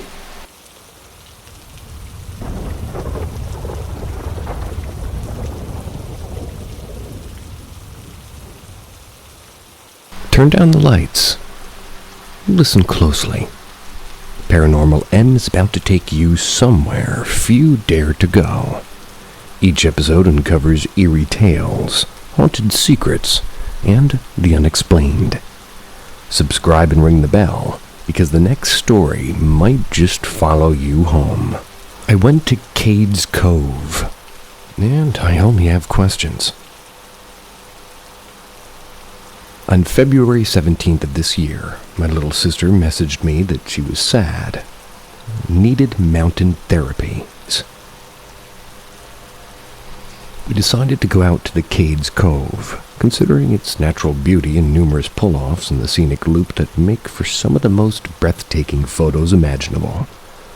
Of course, along the way, we made stops to walk trails and admire the cove's many abandoned structures. Before I go any further with this, I feel it's important to mention that since I was a wee child, I've witnessed many paranormal events and even began to seek them out for the sheer thrill and adrenaline of it. Be it a cemetery, a prison, or a battleground, I've always felt like I'm meant to be there, looking for its unseen secrets. Odd, right? Anyways, as we drove the loop, we come across an abandoned house, a mill, and a barn off to the side of the road. I told my sister about structures like this, and how people really lived out here in the 1800s, and of course, she wanted to see more. We parked the car and approached the mill, before touring the abandoned house. The house was a beautiful old-timey white house that was constructed sometime during the 1800s. And evidently had served as a store for residents of the cove in its time. I couldn't believe how fortunate we were to have a national park with this many wonders in its forest, only an hour away from home. Walking out the back door, we see a building in the backyard that I can only say resembled some kind of barn. Behind the barn, a trail going into the woodline. As we neared the barn, I begin to get this sense of dread and fear that just manifests out of nowhere. I feel like I need to run. My chest tightens and my eyes are darting around into the woodline with the only thought of, I need to run and hide, passing through my head. What's odder is these feelings didn't feel like my own feelings or emotions. My sister was watching me and saw that I was entirely on edge, and she asked me what happened. When I told her, we walked away from the barn, and I looked back at once and felt like at a small distance away. I felt safe, like myself again. The farther I got away from that building, the better I felt. Nowhere else that night did I feel this. Not even when going into abandoned attics or graveyards in the cove did I feel these foreign emotions. It's almost as though something I couldn't see was projecting its experiences onto me, making me feel what they once felt. What did I experience that night, and why does it feel like I'm being called back? You mentioned mountain therapy. I think I need some of that.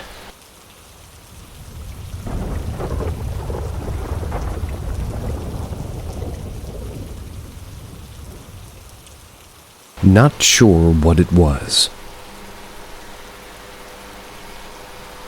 About 4 or 5 years ago, I was at my grandmother's house.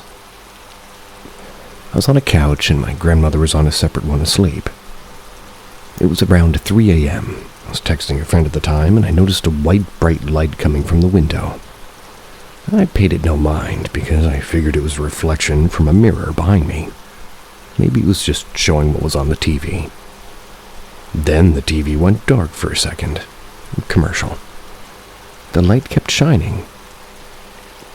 I finally gave in and looked over, and I saw a huge bar of white light, about as tall as a cow from the ground up, and as long as a school bus. It seems to be passing through outside of my grandmother's house.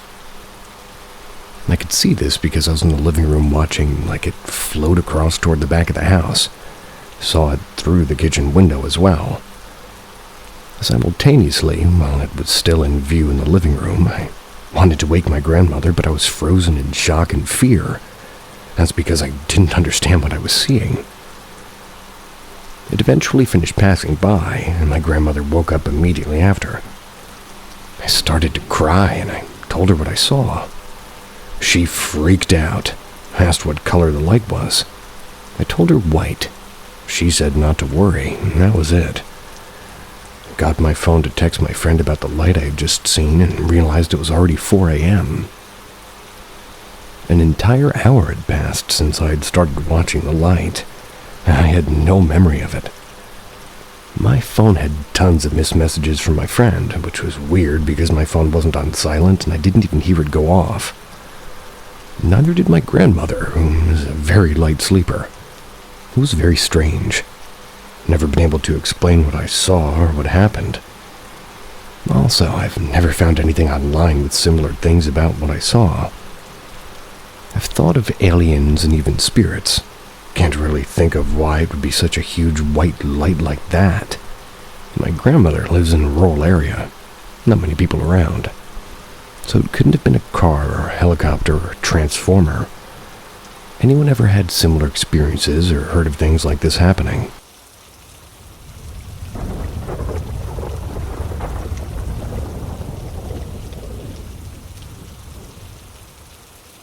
Fear of the Dark. A tale of the entity that terrorized me as a child. This has resulted in me traveling the country any chance I get to investigate the paranormal. Simply to understand and get a better grip or understanding of what has happened to me or anywhere else. Or rather, anyone. There are many non-believers, but believe me, this stuff is very real. I do plan on sharing all my experiences here eventually, but I'll start with the Shadow Man. This happened when I was young. It's disturbed me far worse than any other experience. When I was 10, my mom had just given birth to my brother. We lived in a small apartment, so this resulted in us moving to a rental home. The home was simple enough, a small brick house near some farmland in the southern U.S., and it was neat because a Native American historical site was within walking distance. I was excited about the move. The first few weeks in the house were normal enough. My stepdad got a new work schedule, so we had to change sleeping arrangements, and, well, before we would all just sort of watch TV and pass out whenever. His new schedule was getting to work by 4 a.m., so that meant lights out early. I remember being upset that all the lights had to be out early and I couldn't fall asleep at that time. Lying awake in pure darkness, I had a feeling of fear come over me. Next thing I know, I'm on the ceiling looking down at my body. I stayed up there paralyzed for a few minutes. I'll never forget it. Still to this day, 20 plus years later, this is the only time an out-of-body experience has ever happened to me. Of course, I told my mom I was terrified, and she says, nightmare. But I wasn't even asleep. I remember being tired at school because I snuck and turned my closet light on all night until my stepdad woke up. Did not sleep. The next day after school, I fell asleep for a long nap. Pretty much the only time I would get any rest for the next few nights. When the lights out came the next night, I didn't sleep. Kept thinking about the ceiling experience. My bedroom was connected to a large open den, then the hallway where my baby brother's crib was located. This den also had a sliding door to the backyard and pasture. Had my door cracked halfway, and as I turned my attention from the ceiling to the door, that's when it started to happen. What I refer to as the fear started to come over me, a tingly, frightening sensation. That's when I saw it, a solid, black, shadowy figure that wasn't exactly man-shaped. It did resemble a man, that's the best way I know to describe it. The shadow stood there, watching me from outside the doorway. All of a sudden, I felt a pressure on my chest and throat area, like this thing was taking my breath and life right out of me. I wanted to scream, but I couldn't. But eventually, I could breathe, and the entity just disappeared back to the hallway where it came. I went screaming to my mom again. Of course, another nightmare, she says. I'm just falling asleep on the way to school. I remember getting yelled at by teachers for trying to sleep in class, and the next night would be my final encounter with the shadow man, or entity, or alien, or whatever it was. This time, I beg my mom to leave my light on. She tells me I can turn it back on when stepdad falls asleep. I'm wide awake, I'm scared to death, and nothing happens for a long time. Then the feeling comes like clockwork. I'm not sure what time these events occur, but if I had to guess, I'd say around midnight. This time, the figure appears to float right beside my bed and put their hands around my neck. The same feeling as before, but closer. I'm terrified, but can't move or breathe, and I'm wide awake, and it's sucking the life out of me. Repeat the process until early morning or on the way to school. Repeat mom saying it's a nightmare. Thankfully, stepdad suggests buying me a TV for my room that I kept on all night. I'm not sure if these entities hate the light. Like whatever the situation, I never saw the thing again. It doesn't change the fact that I still fear the dark and sleep with the TV on to this very day. Before, I was never afraid. Before, I never cared about the paranormal. Ever since that week, I research and I seek out answers, and these things are real. And I don't believe scientists have it all figured out by saying sleep paralysis. That's because I was never asleep. Mankind has experienced shadow people for centuries.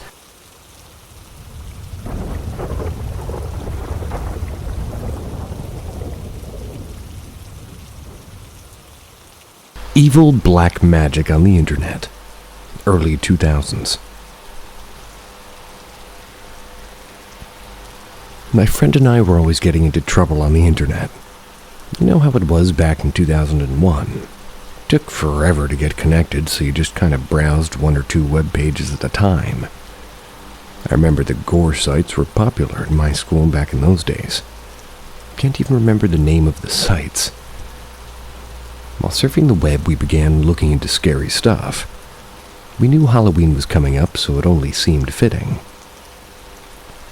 My buddy wanted to go to a dark ritual website. We had stumbled upon it. The site had spells and stuff about demons. I don't remember much about the site, but it was vague, and the pages were just black and white print with words and instructions. Some creepy images, and you could just sort of print them out. I do remember some audio files of possession and EVP stuff being on the site too. The site creeped both of us out pretty bad, but hey, it was almost Halloween. Being typical rebellious teenagers, we decided to try out one of the spells. Can't remember exactly what the spell was, but I believe it involved summoning a spirit you could only call upon on Halloween. We ran out of ink in the printer while trying to print, and maybe this was a sign. Too bad we didn't stop there. My friend said he would get us some more ink before Halloween, and we would try the spell. As bad as I hate to admit, we were both excited and curious to see the results. A couple of days later, Halloween arrived and my friend invited me to stay the night, and of course he mentioned he had printed off the spell. My mom said no problem, and off I went. He lived in a hotspot for trick-or-treaters. His dad's home was in the corner of a neighborhood, just a typical nice suburban home.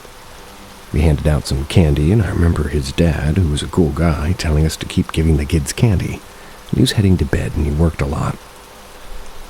This is when it all went down, well, sort of. We turned out the porch lights and went to the bedroom to check out the instructions of the spell. Simple enough. From what I remember, we had recited a few words, and we were going to be in front of a mirror with a candle and remain in the room for a certain amount of time. We went to the bathroom with a small candle, read the spell, stayed there for a while, and came out disappointed.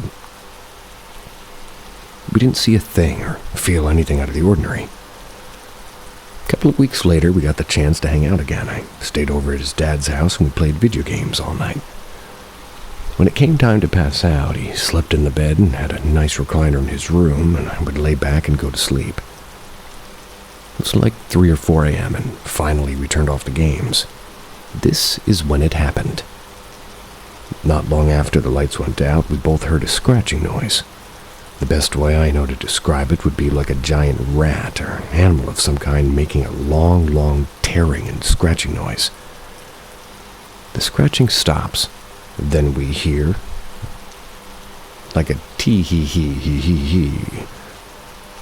That wasn't very good. The laughter of children and footsteps pitter-pattering down the hallway behind his room. We both shot out of bed, and I shot out of the recliner and flipped on the light. I'll never forget staring at each other with our eyes wide in shock. We both heard it, and we knew what we heard. There were no children in that home. We checked the house to see what was there, and there was nothing. Still talk about it to this very day, and how we regret messing with the spell and things we didn't understand. This only happened once, but whatever it was, it felt wrong. Every night after that work, or rather, after work, I have to drive by that house, and his family no longer lives there. The house always gives me the creeps, and I try to look away.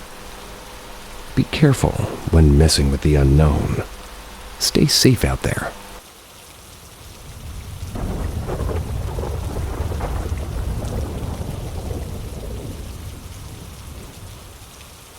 The Goatman of Southern Alabama. Shout out to a particular listener, who I'm hoping will say Alabama in the comments. If anyone has ever driven to Alabama, then you know it can be quite a creepy state to drive through. I'm not sure where to start. I've had a few experiences with the paranormal, which I plan to post here as I find the time. But this is my only cryptid experience. I'm not sure what we witnessed, but we got a good look at it in broad daylight. The sighting happened just before noon. My girlfriend and I have had some time off work, so we decided on a much-needed getaway for a long weekend. This was early 2019 and late January and February, so it was pretty darn cold. That being said, if you know anything about the southern USA, it doesn't get that cold. This was one of those rare days when it's 30 or 40 degrees Fahrenheit. I'm just trying to compile all the events surrounding the sighting, so bear with me. We were on a highway in a swampy area. I have no idea the exact location, but I can say it was southern Alabama, pretty close to Mississippi. There were lots of bridges. I wish we could have gotten pictures, but the car was moving around 60 miles an hour when it happened. My girlfriend cries out for me to look, and I turn my head to glimpse a grotesque-looking creature. This thing was hunched down on all fours, possibly eating something. This all happened so fast, but I slowed down to get a better look, and all of a sudden the thing stands on 2 legs and has a humanoid figure. All except the head. The head was goat-like. It had the body of a man, and there were horns, and overall the head area resembled a light-colored goat. The creature started back toward the woods. We continued with our trip, but we couldn't stop talking about what we had just witnessed. I cannot be 100% sure of what we saw. This all happened so fast. My girlfriend swears it was a man with a goat head, and I'm certain I saw the same thing. If anybody has any insight into cryptids of this type or a similar sighting, I'd be glad to hear it. A long time ago, I traveled around all the United States. And I'm from the northern part, so when I hit the southern part, especially back then. I was surprised at how much I loved it, and particularly, I can say good and bad things about everything, but Alabama was stunning. And the smell of the Mississippi River is a smell I'll never soon forget. If you know, you know.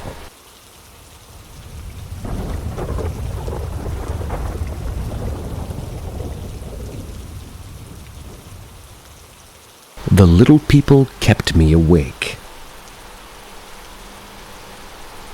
I'll start by saying my home is in the woods. It sits near a lake in the southern USA. Somehow, I developed severe insomnia. Hadn't been sleeping well at all. This was probably due to stress from tons of overtime at work. I went days and days of only a couple of hours of sleep. I didn't feel well, so I had decided to take some vacation time off and try to rest. I had been working hours, like long hours. One night, I remember the date, March 31st, 2014. I felt odd that night. I was awake again, lying in bed trying to sleep, and these small, tribal-looking tiny creatures, like humanoid, came into my window. Then they came up out of the floor and walls into my bed surrounding me.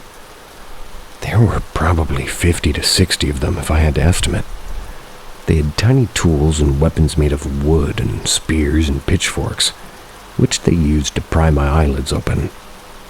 They were talking in a piercingly annoying high-pitched sound in a language I didn't understand. They were yelling at me to stay awake, maybe. I started to move and they all scattered back to where they came from. I woke my girlfriend, told her, and she freaked out. She asked me to go to the doctor the next day. I found out I have a heart condition. My condition was at a crucial point, and I needed medication as soon as possible. I feel like the little people prevented me from falling asleep, potentially saving my life. Call it a dream, if you will. Heck, it may have been, but sure didn't seem that way.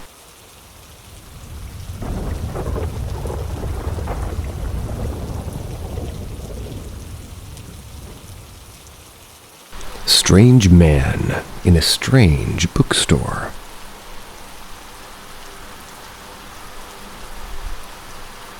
We had a good time. Decided to check out some souvenir shops on our last night. My brother, being a goof, is suggesting that we go to an adult shop, since it was so late. Most of the other shops were closed, and this was probably around midnight. I remember pulling in and seeing an odd-looking goat head above the store banner. The banner looked to be very cheaply made with plastic and letters. The goat head looked fancy and creepy. My girlfriend was creeped out, but the four of us went in anyway. It's a strange thing to do in a group. The store was typical enough, adult novelty items and tobacco. Tobacco? The clerk was odd, and he wore all black, very pale, strange black hat, and he was quiet. Not the look of a tourist shop, beach town guy. I'm getting mixed signals. Strange thing is there's an occult and witchcraft book section in the back of the store behind some beaded curtains. Most of these books you could find at your local B&N bookstore. Nothing unusual except this one book, one copy on a table all by itself. My brother isn't scared of anything, and he's young. I've had experiences with the paranormal, so I asked him to stay away from the book. There was a word in the title, but honestly, I'm freaked out to even list it here. A type of blackbird is all I will say. Not a crow, not a raven. There were symbols all over the front and back. The inside was some really, really dark stuff. I could tell just from looking over his shoulder. He hands the book to me in a joking manner, kind of making me take the book because he knew it was freaking me out. My brother and his friend and my girlfriend walked to another book section. I turned around to see the store clerk smiling at me. And it's worth noting that I never heard him come through the beaded curtain. placed the book back in the table. The clerk says, "See, you found my book. I wrote it, you know. I'm the author. There aren't very many copies, so if you're interested, I suggest you buy it tonight and I'll cut you a deal. This book can open some amazing doors for you." Honestly, I don't remember anything the clerk said because my girlfriend was ready to go and the clerk was freaking her out. I said, "No thanks." He said, "Are you sure?" And we left and gave us all the chills. The interesting thing is on our way home the next day, on the way out of the Florida Panhandle area, we noticed the same goat head symbol on some bars, tattoo parlors, and other shops on the way home. We also found the book on Amazon with one copy in stock. When we looked again a couple of weeks later, it was gone. Still search for it from time to time. It's never there. Still talk about this 4 years later and still get eerie feelings when my family mentions going back to that area of the Florida Panhandle. Something odd is going on down there. Just not sure what. At least it was at that time of summer in 2016.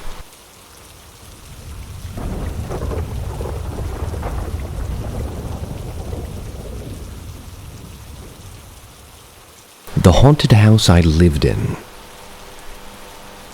It was my parents, my 2 brothers, and me. My brothers, Hayes and Weston, were both younger than me. Weston is a year and a half younger, and Hayes is a year younger than him. When I was around 5, we lived with my mom's friend Susan, her husband, and 2 kids. I'm not sure if she had her 3rd child yet, and if she had, she was still a baby. We moved around a lot and had just come home from Germany a year or 2 prior. An army brat. We all shared the basement, and after a while, my parents bought a house just down the road from Susan's house. This was a small house, just big enough for all of us. I did have my own room. It was a large room. It had a door leading to the hallway and a door leading directly into my brother's shared room. My bed was on the left farthest corner of the room on the floor. My room was basically empty other than my bed and a few other things. Not long after we moved there, scary things started happening. Immediately, I began having nightmares and terrors. In one of them, I would wake up and watch as the door from the hallway into my room opened. Then a horrific man and woman would slowly peek in and start to walk into my room. They looked distorted, just not right.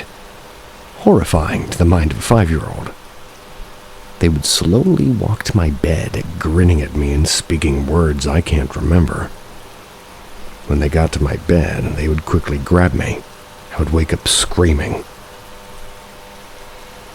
Then the other dream I had and would have a similar beginning, but it would be a wolf slowly stalking its way to my bed, growling and slobbering the entire way.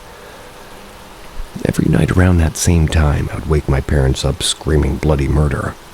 Got to the point where they would wait up until it happened. Layout of our living room. It was a small room with a door leading to the kitchen, and a door leading to the hallway that led to our rooms. Our TV was in a corner by the hallway, and our couch was positioned on a wall facing both doors. One night after I'd woken up, we were watching TV in our living room. My parents and I were sitting on the couch when we saw what looked like my brother slowly creep in front of the door facing the hallway. He was walking away from his room. My mom told him to go to bed. He turned around, walking back into the doorway. He stopped midway and then was gone. My parents said it was one of the more vivid things they experienced. We had lots of dogs while we lived there. We lived on a whole lot of land in the middle of nowhere. My brothers and I each had a dog, along with a few more. My brothers, Weston and I, had puppies from the same litter. Can't remember the breed. My brother, Hayes, had a small puppy my mom named after her favorite movie at the time. We also had 3 others that were mostly outside dogs. Smacked my mic. Our dogs played outside a lot, and soon after my brother Hayes got his puppy, one of our bigger dogs was playing with him outside. They got under my mom's car while she was leaving. Our bigger dog got out fast enough, but Hayes' puppy didn't. My mom was crushed.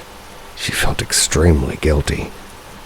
Not long after that, one of our outside dogs had to be put down. She got really sick really fast.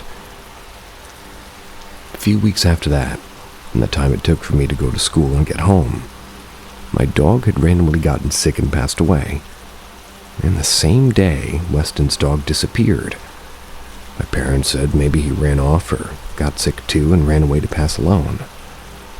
None of her neighbors saw him. We never found a body. Weston told me that a few times he would wake up in the middle of the night and see me standing in the doorway of his room, quote-unquote trying to scare him. Or he would hear me calling his name, which I never did. I was either in my bed or with my parents. We moved to a trailer not long after moving there. I stopped having night terrors right after we moved. I didn't see any more apparitions, and neither did my family that I know of.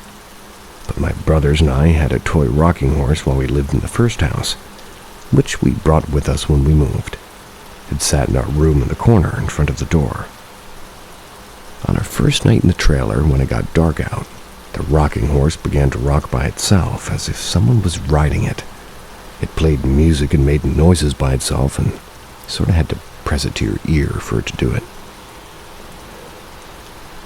It did that no matter where it was in the trailer, every single night we lived there. And of everyone, I was the most affected by whatever it was, and I still am. Sometimes I have nightmares about my night terrors. I no longer wake up screaming or feel as affected as I was at 5. They're still there. I feel like whatever it was, something definitely followed us to the trailer.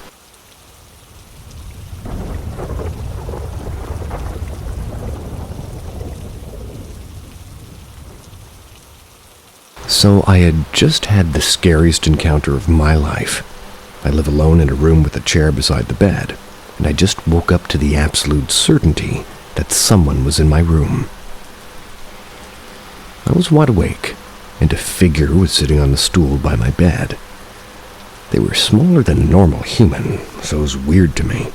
Like 3 or 3/4, half the size, and had long hair. Couldn't tell if it was a man or a woman's energy. I was dead set that this was a real person, and I was so scared.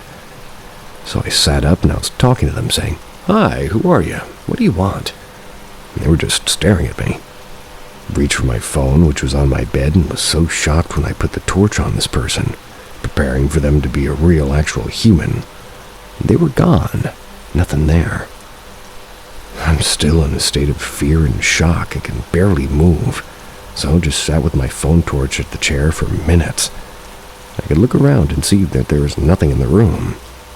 Asked the spirit to leave if it wasn't here for my highest good, and tried to close off my energy. But I'm feeling pretty crazy right now. I had the sense that the spirit had been invited by me, and that it was waiting to watch me in some way. It was curious. I also bought a necklace carved by bone from an ancient temple today in the shape of the skull, and I'm wearing it. I'm wondering if it's in any way connected.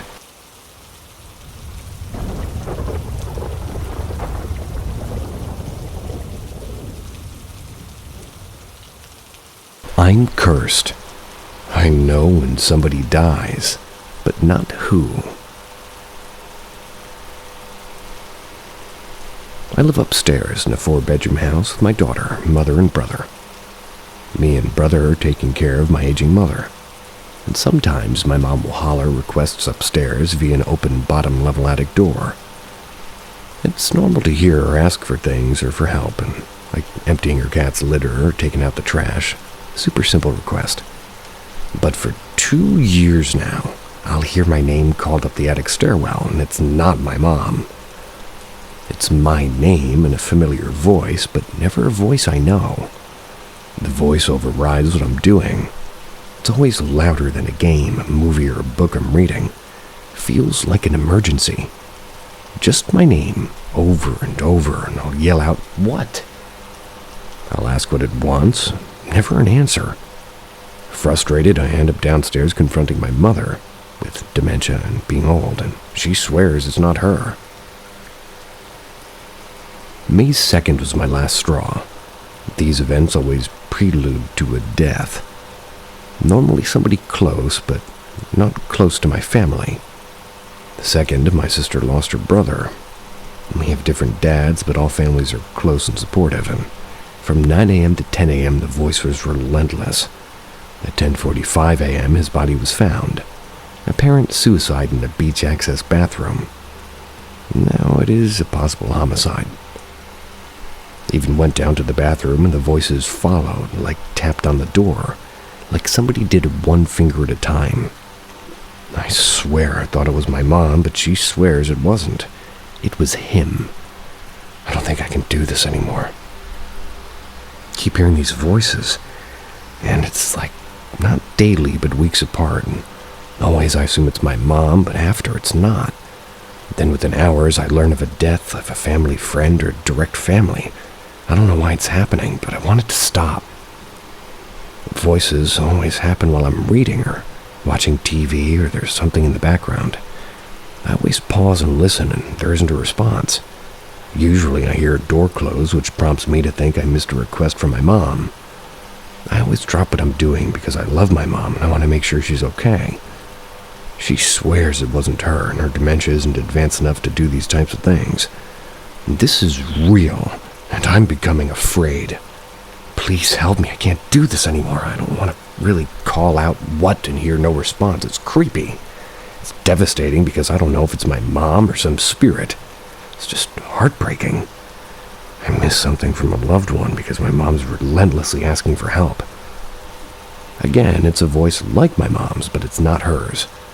Definitely a familiar voice, but never her voice truly. It's like it's somebody's calling for me, but it's a voice I can't ignore. Seems important, so I drop everything. Be careful what you're holding, then.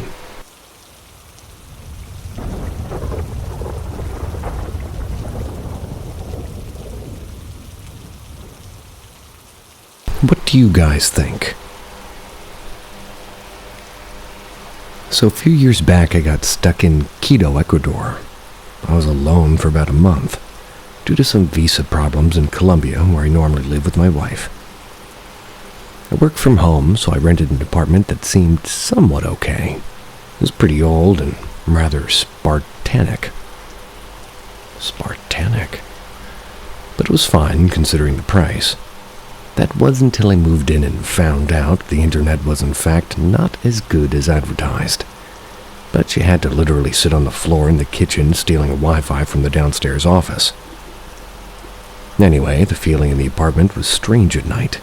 The layout was that you would enter the apartment and on the right you had a small kitchen. If you didn't enter the kitchen, there was a long but not so wide living room. Then a small hallway that led to the bedroom, and in there an en-suite bathroom. But I always got this rather uneasy feeling. It was past 9:30-ish. I felt best about getting all I needed from the kitchen before that time and locking the door to the bedroom. One night I had a few drinks and ate a Big Mac before bed. As one does, trying to kill the time and being alone, wishing to be elsewhere. Pretty normal so far, so I went to sleep. In the middle of the night, I wake up instantly feeling I'm not alone. I look to the side of the bed and I see nothing. Yet, I'm 100% sure where to look. I just know there's something there and it moves from the end of the bed. Now, to be at the right side of me, I can't really look away, yet there's nothing to see. Suddenly, I feel a pressure on my face and head and neck. I would describe it as just a feeling. Like a feeling when you hold two magnets against each other and they're repelling each other. Kind of like a force field between it and me, pushing me further into my pillow and rendering me unable to speak. It lasted maybe 4 to 5 seconds. Then the pressure disappeared and my voice suddenly worked again. So, rather suppressed and also still quite sleepy, I yelled, "Fuck off!" I was looking in the direction of where it came from. Turned on the light after that, but it was gone. After that, it never happened again. My question is, what on earth was that? Very much open for suggestions. Did I have sleep paralysis, or did I really have a paranormal experience? My Colombian family all believes it was a demon, but I'm pretty agnostic, although this I just can't explain. Isn't it funny how, no matter where you are in the world, at least if you're American, well, he said he was a Dane, so, well, regardless, isn't it funny how wherever you are in the world, there's McDonald's? And being stuck somewhere else in the world, if I go into McDonald's, I can't help but feel incredibly American. Not that I even like McDonald's, but familiarity is nice sometimes. Fries aren't bad.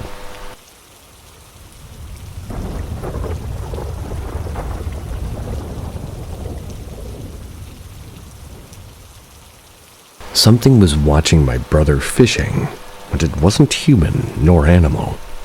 I need some opinions about this. So basically, me and my whole family were just kind of camping in the Ponderosa Reservoir. It's in California, if the name sounds familiar to anyone. Me and my brother are going fishing, and it's late at night, and by this point we're walking down a trail 5 minutes away from our campsite down to a burned-down cabin, which has trash everywhere, and everything about it is just creepy as hell.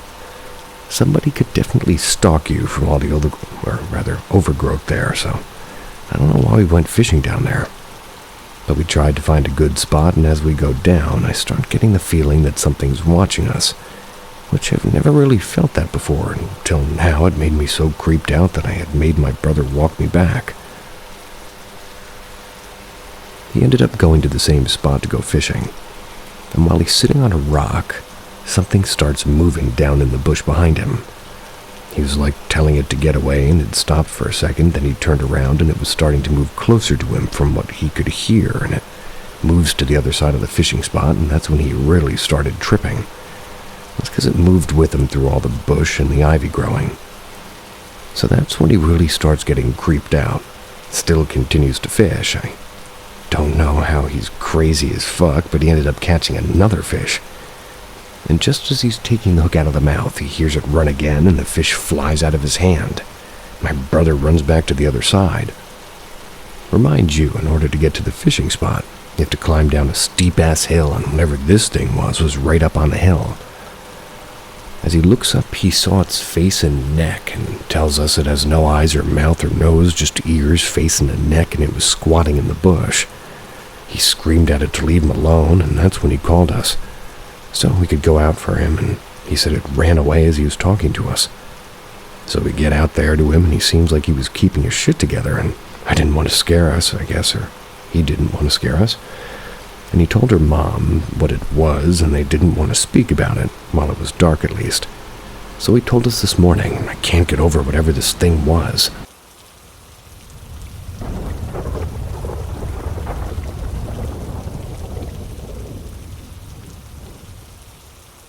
Family's antique shop had paranormal activity witnessed by customers.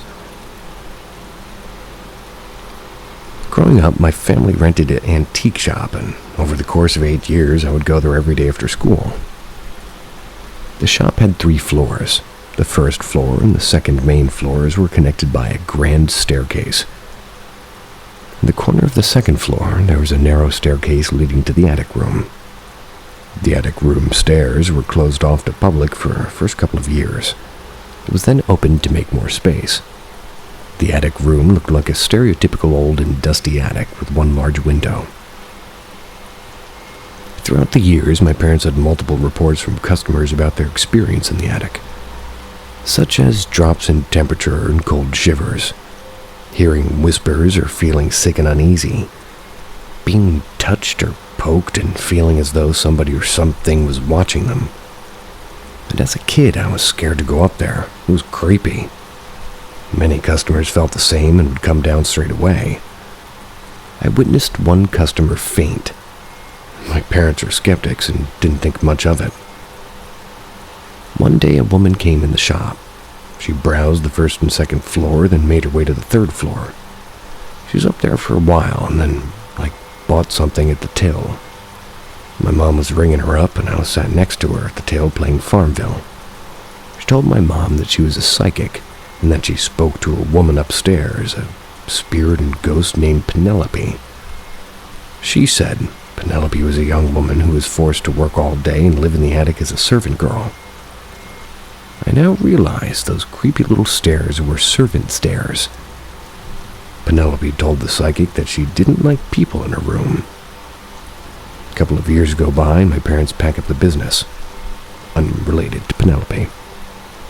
I believe Penelope is still in that attic, even though I haven't stepped inside in years. To this day, I walk past and look up at the window and wonder if she's up there watching. I experienced what the customers reported, but the thing that creeped me out the most was hearing footsteps coming from the attic when no one was upstairs.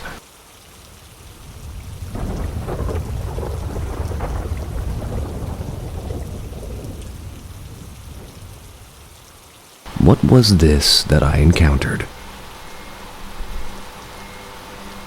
Me and two buddies, let's call them PR and JW, we all decided to go late night fishing.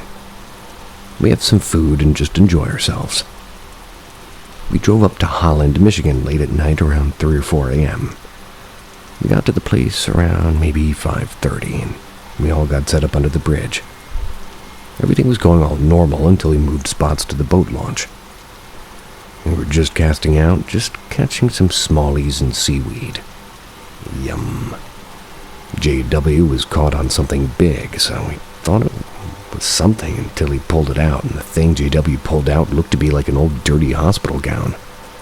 We all got confused and weirded out, so we decided to cut it off the hook instead of touching it. First thing I noticed was that it started to drift toward land instead of sinking. I just shrugged it off. Everything seemed normal until I turned around to put bait on my hook until I look up and saw an abnormally tall, white, lanky figure. It seemed to have a pointy head with only eyes, and it was staring at me. I thought I was just hallucinating because it was early in the morning and I felt tired. Looked back to make sure, and next thing I see, he was standing there. Next thing I felt was chills down my spine because I looked below it and saw that the gown that we cut off right below it. I tried to ignore it because I thought it was just a resident about to tell us, but the next thing I hear is JW telling us, "Don't freak out, but I think somebody's watching us."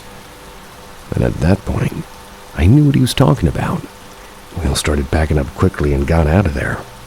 And on the drive home, JW explained to us what he saw. What he explained was the same thing I saw, but it was him walking toward us. Tried to do some research when I got home, but I just ended up in a dead end with the only news from a man drowning at the boat launch in 2016. This place where we were called is the Petty's Bayou boat launch, and that night was probably the scariest night I've ever experienced.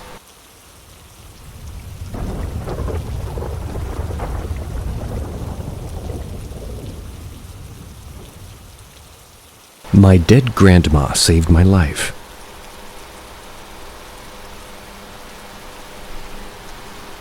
I believe that my dead grandmother saved my life. She passed away when I was 5, but I used to stay the night at her place all the time. So here's what happened. I went to stay the night at my boyfriend's place, and all we had was a twin mattress, which was never a problem before, but for some context, he is very much bigger than me. He's a 6'7" heavy man, and I'm 5'4". And we both move a lot in our sleep. I would always sleep squished next to the wall because of this, but for some reason, instead of sleeping on my side like I usually do, I'd fallen asleep sleeping face up. And as I slept, I started to have a horrible nightmare. It was where he was on top of me, strangling me to death and yelling things I couldn't quite hear. Behind his voice, I could hear my grandmother telling me it's okay, it's just a dream. But her voice kind of became more and more frantic, telling me to wake up and to wake up now. You need to get up. I then knew it was a dream, and I tried to wake myself up. But when I opened my eyes, I couldn't see anything, which is not normal because me and my boyfriend were both scared to sleep in the dark. So I always had this lamp on.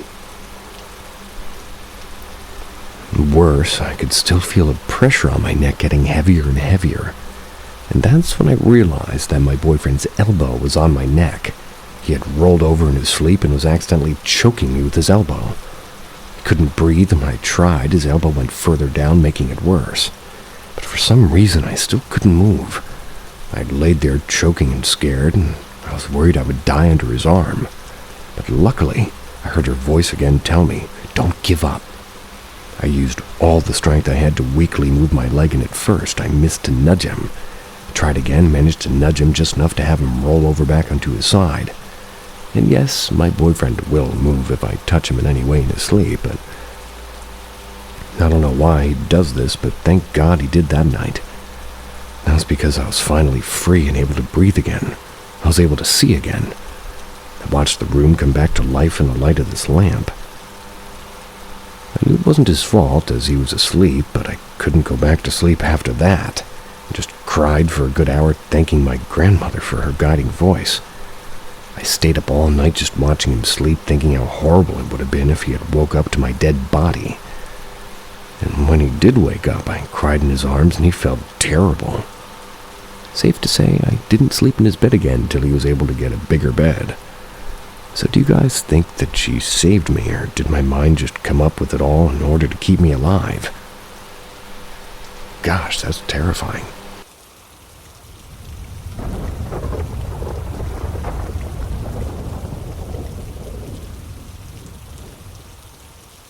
It spoke to me at night. I was a young girl living with my grandparents, and it was midnight. My grandparents were asleep, and I was sneaking in some late-night cartoons.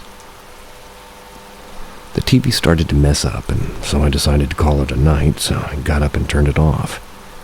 Laid in my bed, but felt wide awake, and thought about sneaking into the kitchen to get a snack. I went to sit back up, but couldn't move. I felt like I was pinned down by something invisible, and I couldn't move. A bright light was at my window, and I tried to yell for my grandparents, but I couldn't scream. I was either stuck or I was at least helpless in my bed. The light left my window, but I was still frozen. A minute later, I noticed the light inside my house, and I could tell it was coming closer to my room. I had no door.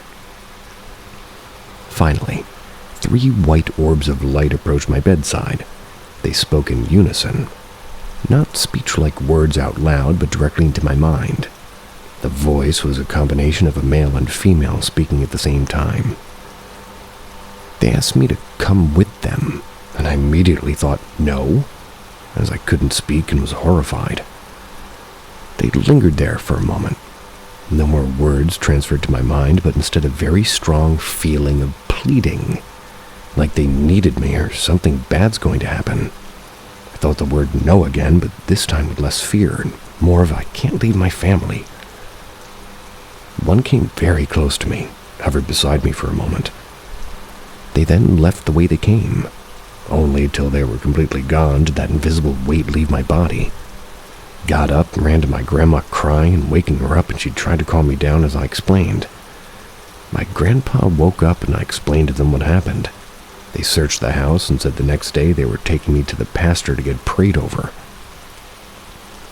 The next day they took me in front of the church, and the pastor said it was demons trying to carry me away, and I was prayed over. And my biological mom told me to keep hush and forget about the incident because otherwise I'd end up in a mental hospital. 15 years later to this day, I don't talk in person about it. I never felt like it was a demon. I feel only guilt because I felt like whatever they needed my help was for something important, and they could have forcibly took me, but instead they respected my wish to stay.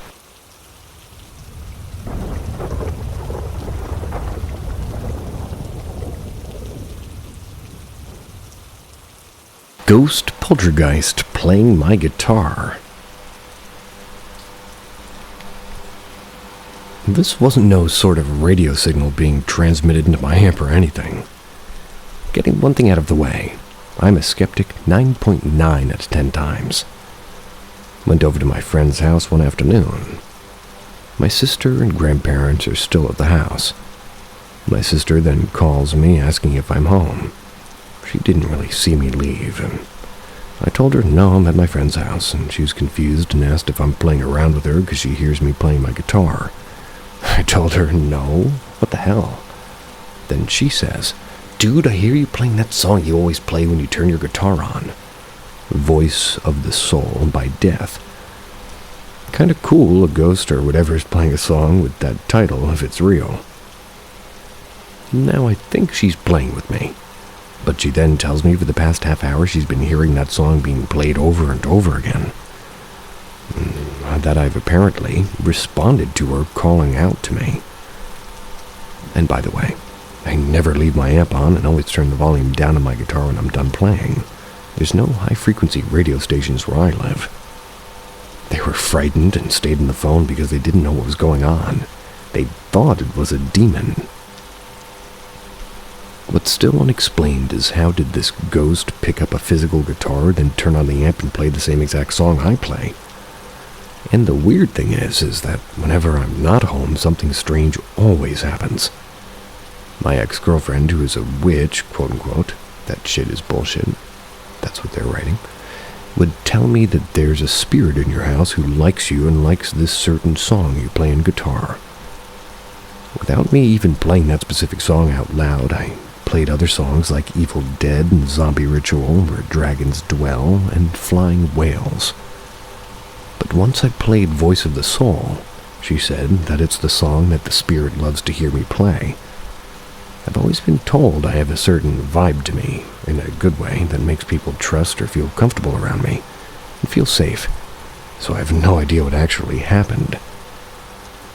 Or really what that was, or how it happened.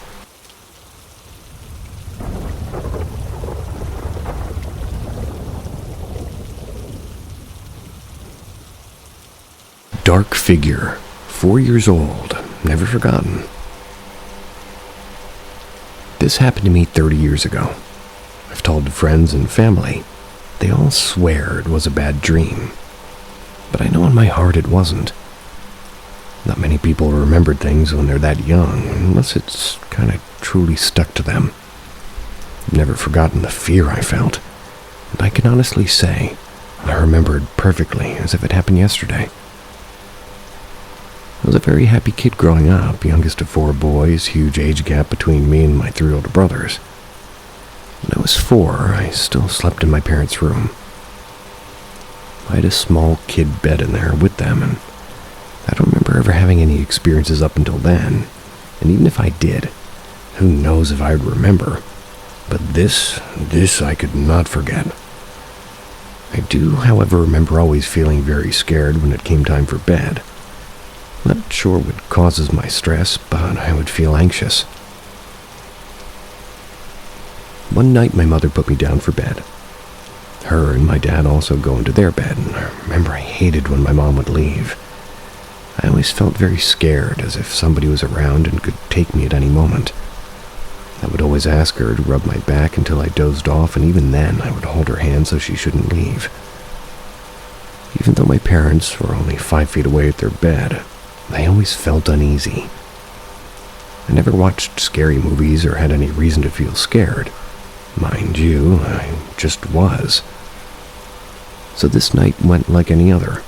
Mom puts me to bed, I fall asleep, and at some point, and I guess that's that, or so I thought. I remember I was laying on my stomach when I feel someone rub my chest and caress my face. I thought this was still my mom who was there, but it felt foreign. It felt like it shouldn't be happening. I was instantly terrified, but I was also too scared to fully open my eyes. And in a moment of braveness, I slowly peeked with one eye. Probably woke up the neighborhood. I screeched so loud that my throat instantly felt hoarse, and in front of me, I see a dark figure about 6 feet tall plus. No face, no nothing. It was definitely the figure of a body, except it was pitch black. I could definitely make out every detail. The arms, the legs, the torso. It was literally a body just standing there staring at me. Couldn't see any features though, nothing. And it should be noted that there was no furniture or anything in front of me. My small little bed actually was facing the room door. I felt tears pour from my face, and the terror was immense. I couldn't look away. I was fixated while yelling as if I saw a murder. I finally mustered the strength to close my eyes, and a few seconds later I feel hands on my shoulders and I start swinging and screaming even louder. This time it's my mom. She's telling me to calm down and that it's all okay. The figure was gone. I was sitting up in my bed with my mom's arms wrapped around me. I was traumatized and scared.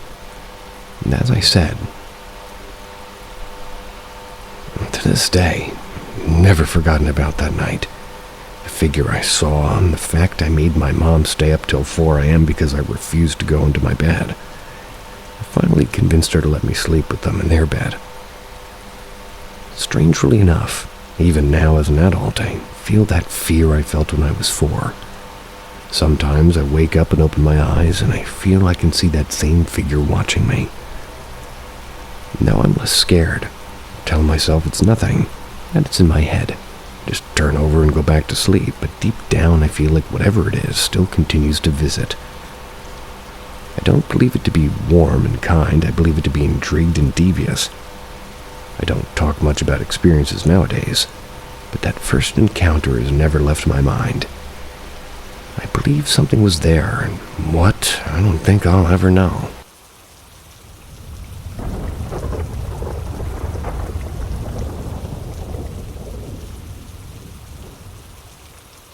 Something definitely didn't want me there.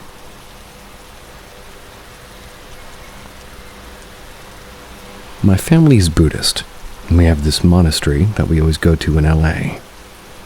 The head monk there was pretty chill, until everybody found out that he was involved in some shady stuff. They found his burner account on Facebook, and there were a lot of weird posts. He got kicked out, and the monastery was unoccupied for a while.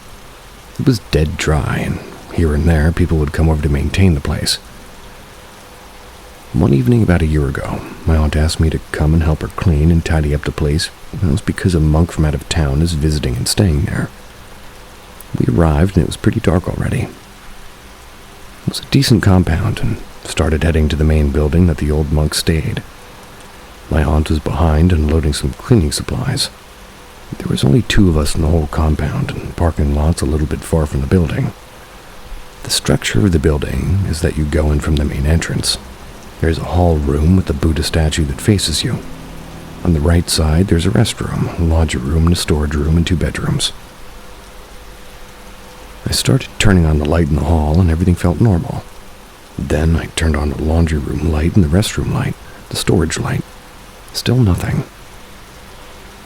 I was tired because I just got out of work and wanted to go home. Then I went into the first bedroom and I felt something was off. Turned on the light and I saw a bunch of stuff on the ground. It got suddenly cold. I got the chills. It was an uneasy, sort of heavy feeling, and I felt threatened. Like whatever being in that room didn't want me there. I got scared a little bit and went to the second bedroom. Same feeling, but it got worse. I got goosebumps. My instinct was to just leave now. Ran out of the room and saw my aunt in the hall. Told her that I don't like being in those bedrooms. She told me not to go in there again. I always wonder what was in that room. Like, did I not see anything at all? Just got that uneasy and unwanted feeling. What would happen if I even stayed a little bit longer in that room? After all of that, my aunt asked me to get a tray for the flowers. I went to this little outdoor storage alone, and it was so dark and I didn't really feel anything at all. I know that I wasn't imagining anything. The funny thing is, ever since I was a kid, I always told her to stay near the Buddha statue. That's because it would protect me. What was I supposed to do in this case because it happened right next to a Buddha statue? All I know is, I don't want to get that feeling ever again. And I've always been a little bit of the devil's advocate, and Buddhists are my favorite people to debate. Cool religion.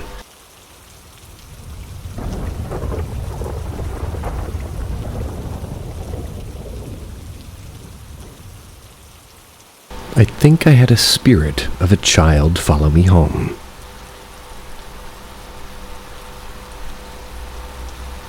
Anyway, I'll start with saying my old group of friends and I come from all sorts of backgrounds. One being Christian, one being Buddhist, and I grew up Christian/monk. Complicated, and I grew into many faiths. Came out the other end a witch. My friends and I love taking pictures. And me being the goth kid in the group, we always wanted to take sort of spooky, artistic pictures in the graveyards and local cemeteries. I've always been one to respect the dead, and every time before we enter, I'd always ask the graveyard permission to go in, and we always wear protective symbols of mine at the time, being a crystal. One of these days, my younger friend forgot her cross, so I, being me, was sure nothing would happen. And truly, didn't really think or really believe in ghosts, and still very apprehensive about what happened. But I digress.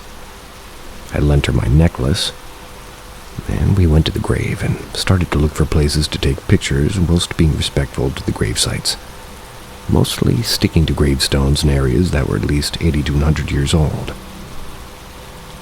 All of a sudden, we saw a man standing below, further down the road from us watching. For context, the graveyard layout is on a high hill, has a park and pathway that leads through the woods.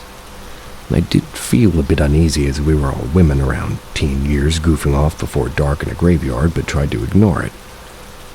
He ended up walking further down the pathway to a tree, but never came out the other side of the tree from what I guess knew and saw.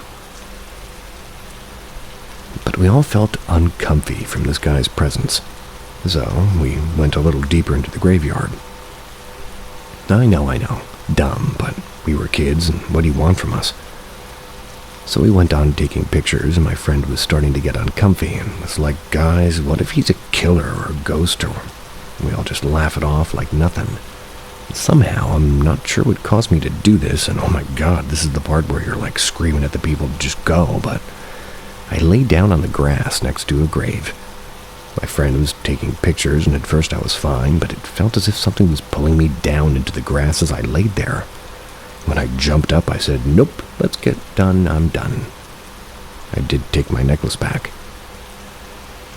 The whole time we went home, I felt as if I was being followed to hurry things along my friends, and Mom was worried about that feeling and sent me home with some sage to burn in my car. Told me to play some mantras for vibrations and protection. I decided to do it, but all the while driving this drive, being a 30-minute one. Skipping time, it must have been around middle of the night when I had a weird dream of a face pushing up through my bedsheets and into my body. When I woke up to a feeling of a rock or something heavy dropping onto my chest, I sat up feeling uneasy. The wash of aggressive anxiety, need to be held by somebody, just came over me. I was freaked out. Getting up, I went to my dad's room and asked him if I was dreaming. He was confused why I was up so late, that I wasn't dreaming. That's when I asked him where my cat was. I own a little black kitty cat. He's wonderful, and he's like my shadow. So I went and grabbed him, and my cat, although he loves me, isn't exactly a cuddle bug. So when he sat on my chest for a total of 40 minutes where I felt this feeling of dread, and I knew something was up. He sat there and purred and kept looking at me and blinking. Eventually, my cat got off me and sat beside me. I don't even know how to explain this part, as it was the most insane feeling I've ever felt. I fainted before, and gotten head rushes before, and this was like I felt something pushing or pulling from my head to the tips of my fingers and toes, like sucking off me like the Dementors from Harry Potter. Then the feeling of anxiety and that rock on my chest was gone. The room felt empty. I felt fine. Didn't feel that odd, like presence again. My cat left the room, and eventually I went back to bed. Told my friends about this and my mom, and when I drew her, it was like this face, like in my dream. She physically pulled back and told me to erase it.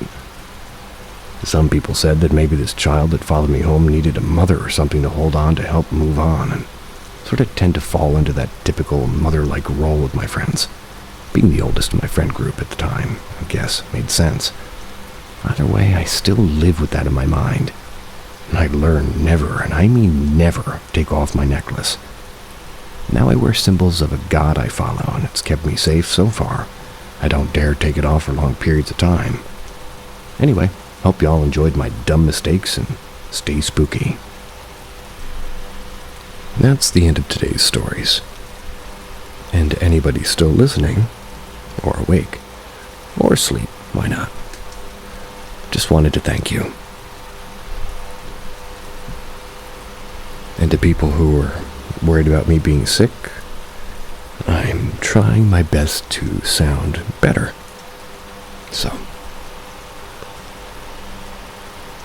hopefully I'll see you again, or at least see your comments, and attempt to, well, what am I saying? Sweet dreams.